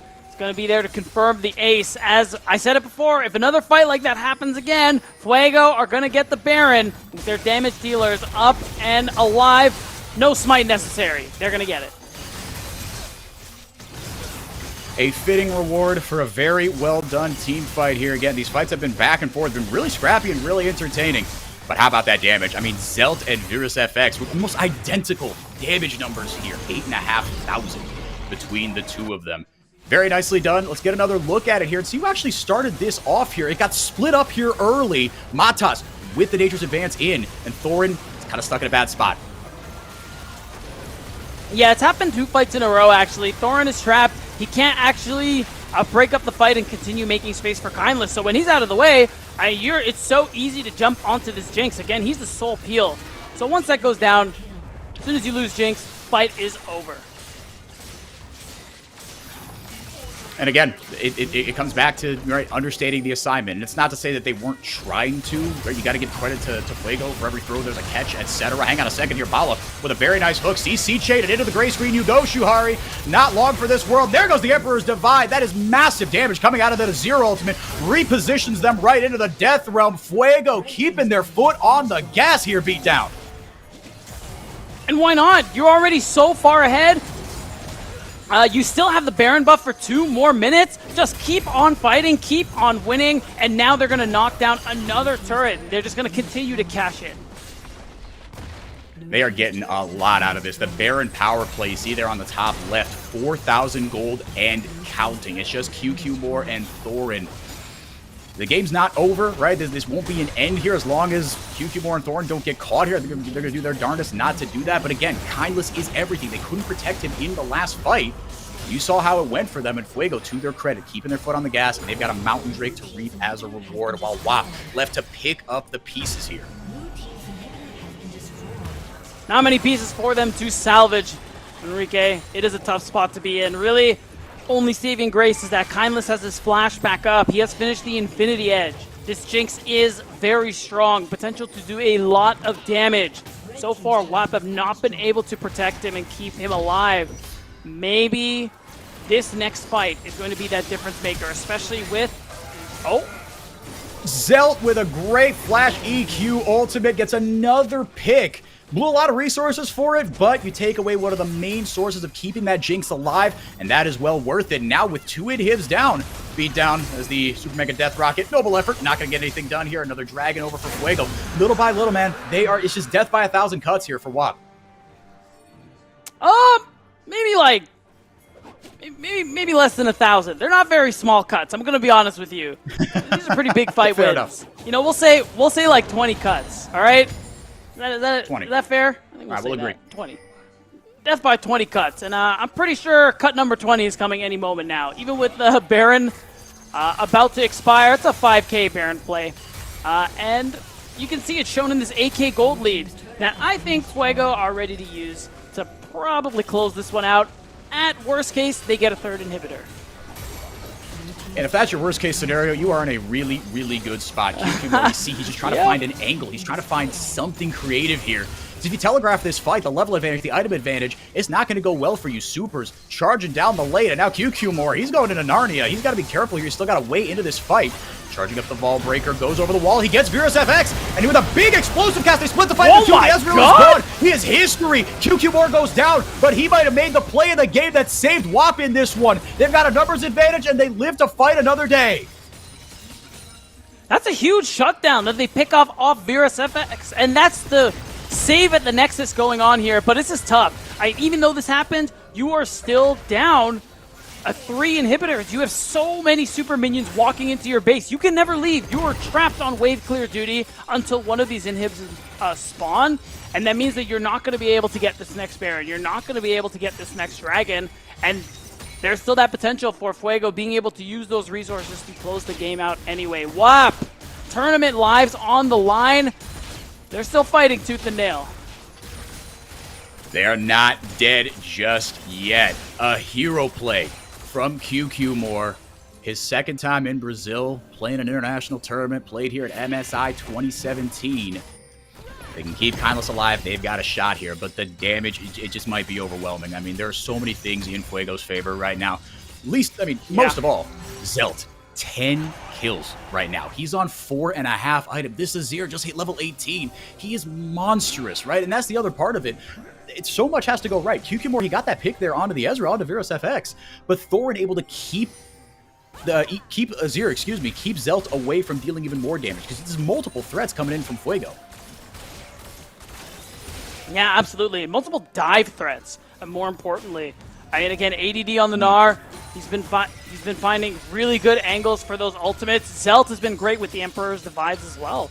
So yeah, there's a lot of those angles from this multi-threat composition, and you can see it. Wow, my God, and they are still just chained to their chained to their base as they're just trying to clear out minions. I will say they're getting a lot of golden experience these last couple of minutes. So if they somehow stay alive long enough, and we see 4 or 5 items come out of Kindless and DD, maybe. There's a world. There is a world. I'm not sure which one it is. I'm not sure we're in it, but there is a world out Yeah. there. Yeah, they are getting a lot of golden experience funneled in here, but I mean, again, it might be a consolation prize here as Fuego.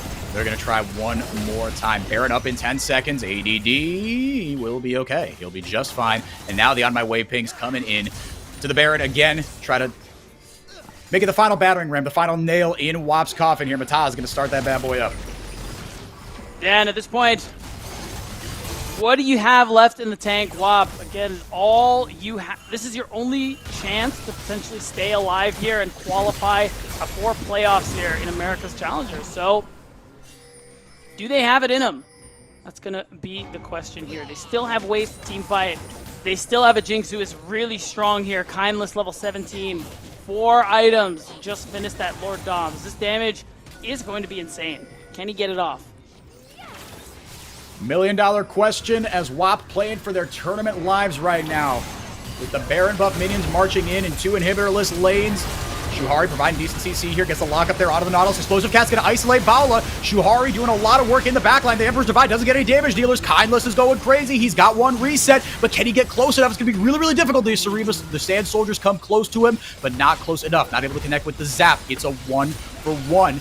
QQ more. The timers are long for him. He's in the death realm. It's a 4v4. But now the TP coming in here as ADD grabbed himself yet another item. DD grab the Weaver's wall. ADD pushing on the other lane. It's just so many threats to deal with here. Beat down WAP. We're going to have to put up the stand of the century here. I feel like they're about to be pushed over. Enrique, the Baron empowered waves are coming through. The turret damage is too much, and WAP's health bars are low.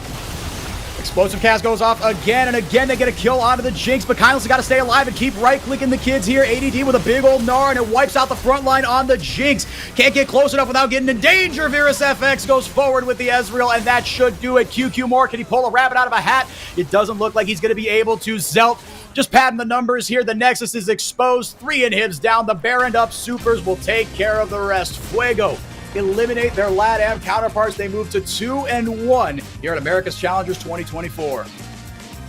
Oof, and now WAP, unfortunately, the only option left to them is to play spoiler for Vivo Cade Stars Academy, because that is their final match on day 3 tomorrow here in the group stage. So there is that chance, because Cade are not in a great position, but I mean, for Fuego, you end the day 2-1, which has got to feel amazing. You maintain your spot currently in the top 4, and you're really close to actually guaranteeing your spot in the playoffs. Only thing left is that their matches tomorrow are against Dragonsteel and Fear X Starforge, so they are not out of the woods yet, despite this being a big win. No, and not only keeping their head in the top, head above water as the top 4, I mean, they're in 3rd place. But again, they've got to deal with a head-to-head matchup against Dragonsteel and Fear X Starforge. Dragonsteel on talent might be the best team here. Fear X Starforge, they're playing inspired League of Legends right now, playing really, really well with a lot of confidence. They certainly got a shot, but Fuego, they've taken care of business, right? They've done what they can, control what they can control, and they got to prep for tomorrow. For WAP, it just never came together. They did not ride that mid-game well enough, right? That Vitalia combo, you saw glimpses of it. You saw it in bits and pieces there in the early game. But at the end of the day, they couldn't protect Kindness. No, I think it was a really good job, especially from ADD, who I think was really good alongside Zelta, really pressuring this Jinx, blowing the Flash. All right, Flash is down. Guess what? We're going to kill you over and over again, or we're going to zone you from these team fights so that you don't actually get any value done. And on the other side for Fuego, the experience, I feel like, really won out, right? That was a pretty standard composition, a pretty safe composition. And even though, you know, I mean, they executed on kind of, again, get to the Jinx, use your range as the Azir, using the ults very, you know, defensively and offensively. There was that little bit of an oopsie there for Virus FX, but otherwise, they capitalized on their mistakes. QQ more got a little too hyphy there by the mid lane tier 2, but otherwise, a solid performance from Fuego as we get the highlights on the screen there. And of course, we are fighting. We're starting with that fight. Why are we starting with this one? that just feels like BM. But yeah, I mean, this is exactly the angle here, where again, Kindless, Flash, ADD still staying on top of him with that Mega Gnar. And again, it's really simple, cut and dry. Jinx doesn't get to DPS this fight, well, WAP don't get to win. DD, actually pretty good with the Weaver's Wall, all things considered. He had a couple clutch separations, and I mean, when you're behind, that does so much work. If you could just create a numbers advantage when you're behind, protect the Jinx in some way. But again, you got to give credit to Matas here. We pointed it out at the time, but really just intelligent target selection. He knows that if Jinx is dead, they've got no shot here. And Matas, right, it was a supportive build. I kind of like jokingly half flamed it, but I know that, look, Maokai's got so much built into his kit. He doesn't need all those stats. No, not at all. And yeah, I mean, got to give another shout out to for Zelt. He didn't make it to the end of this clip, but he put out a lot of damage this game alongside his AD carry Virus FX.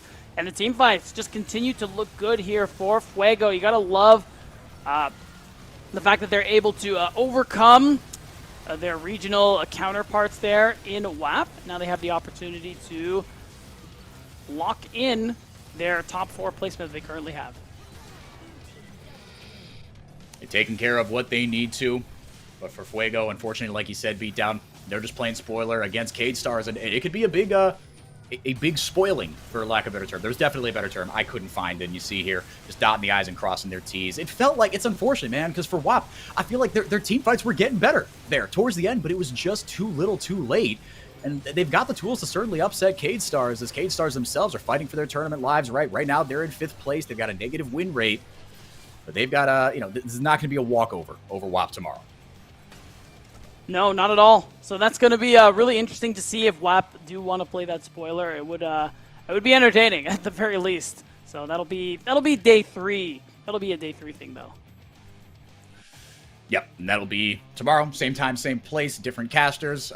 For better or for worse, I guess, depending on what you thought of today's show. But get the post-game breakdown numbers on your screen right now. Zelt, I mean, my goodness, Zelt and Virus, man. Look at him. I've got no words, man. These two champions, we called it out in draft. Everyone who's watched competitive League of Legends knows these two champions, when they get out of control, they can do a ton of damage. That's exactly what they did at near 60k combined. Yeah, it's actually pretty incredible what they were both able to do there in that game. And even though it doesn't show in the damage numbers, the setup, again, Matas, ADD, Baula all played that facilitator role really nicely, setting up plays onto DD. Onto Kindless to make sure the damage dealers of WAP weren't able to actually do anything. And I will say, even Thorin was feeling that heat, was the focus of a lot of their ire in that mid game, preventing him from, again, being the adequate peel for the Jinx. Yeah, and it's unfortunate. I mean, especially when you don't build that kind of big tank. Gragas, right? He went a lot more AP, got the tier early, the Dark Seal, etc. You are going to be when that ire, that aforementioned ire, does hit you, it's going to hit real hard. And knowing that you had to get that Gragas out of the way because he was really your main front line in that explosive cast. Once that went haywire, Shuhari, he was doing his darndest, right? You saw all the effort he was putting in, trying his absolute heart out, but it wasn't enough. Rel, I mean, you're a support, right? These things happen. We're going to have an interview on the other side of the break, but before that, Beatdown, any final thoughts before we crown our MVP? Just kidding. We are going to get that on the screen for you, and I think we both kind of came to an agreement here. It is Zelt. Put on that crown, King. I love that picture. What a performance on the Azir. Yeah, I mean, it was a really great look. Even when he wasn't part of the fights, he was still earning gold for his team by taking turrets in side lane, pushing out these waves, and helping with that setup for these neutral objectives. And then when it came team fight time, this guy slided and glided with the best of them, man. So he definitely is deserving of this MVP.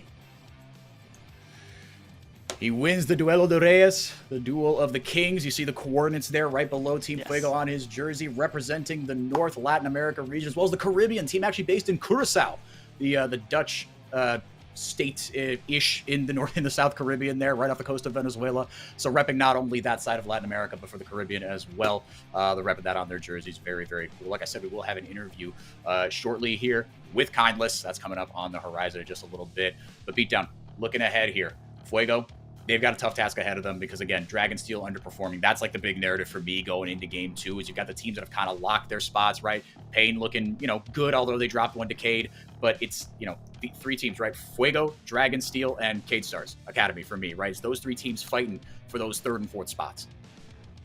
Yeah, I think the interesting thing is that I mean, I agree with Scary Jerry and what he said earlier when we interviewed him about how, Dragonsteel haven't really figured out what this meta is, how this patch really works yet. And while it's true, with time, I'm sure they would play with the best of them. Enrique, their match is tomorrow. So there is actually a concern, at least from me, for how well they're going to play. Because Fuego, again, even though they do play against our 1 and 2 seed from the NACL, one of them is the struggling Dragonsteel. And that's the match I'm most concerned, interested in, because if Fuego are going to get their 3rd win and almost guarantee themselves a spot in our playoffs, I think that's the match where they're going to do it. Yeah, they better hope that whatever adaptations Dragonsteel are trying to do, they don't get them. We are now ready for the interview with Kindless. Kindless, thank you for your time. Apologies about the loss, but thank you for being here regardless. Tell me, I mean, how would you evaluate your performance, right? You guys came in here, things didn't go your way, but we saw moments of brilliance from you in each and every game. How would you evaluate what you guys set out to do when you came here to São Paulo? My performance as a player or as a team? As a team. I mean, it's very disappointing, obviously. We expected to win at least 2 games of the games we have so far. And I think this game we threw it very hard in the mid play, where QQ failed the Q flash with Vi, and we all died basically. We lost our layer. Very sad. But now all we can do is try very hard to win against Cade to ensure Fuego can go to the next phase. Well, I appreciate you still got your LATAM compatriots' well-being on your mind. Kindless, thank you for your time. Best of luck tomorrow. Dudu, thank you. Obrigado. Appreciate you being here as well. And before we go, we're going to get a last look at the standings here, Beatdown. We've talked kind of in abstract terms about the rapidly shifting standings here. Pain Gaming, 3-1 up at the top of the standings. FearX Starforge, 3 wins as well. Again, uneven number of games played, so look at the wins. That's really what you're looking at here. Fuego, 2-1 after their win here. WAP eliminated, unfortunately. And VKS Dragonsteel, 1-2. It's going to be a good one tomorrow, Beatdown. I'm excited. Yeah, I mean, the games, none of these things are locked except for probably Pain and Fear being the ones to make it into the playoffs. But Fuego, Cade Stars, Dragonsteel, as you had mentioned it earlier, Enrique, are the ones fighting for those last 2 spots. So that means tomorrow is going to be really interesting. I love, too, that Kindless is saying, yeah, we're going to beat VKS so that WAP can make it through instead of them. And, you love to see it. Yeah, really, really good. But yeah, that's going to do it for us. I think, we are all done. Guys, thank you so much for being here, for Beatdown, for Gachi, and the whole crew down in Brazil. I have been 4x4. Thank you so much, again, for your time. Back here tomorrow. See how the rest of this group stage shakes out. It's sure to be a lot of fun, a lot of storylines, narratives, etc. abounding. Support the players. Support your region through thick and thin. That's what makes this fun. We hope you've enjoyed the show. I've been 4x4. We'll see you real soon.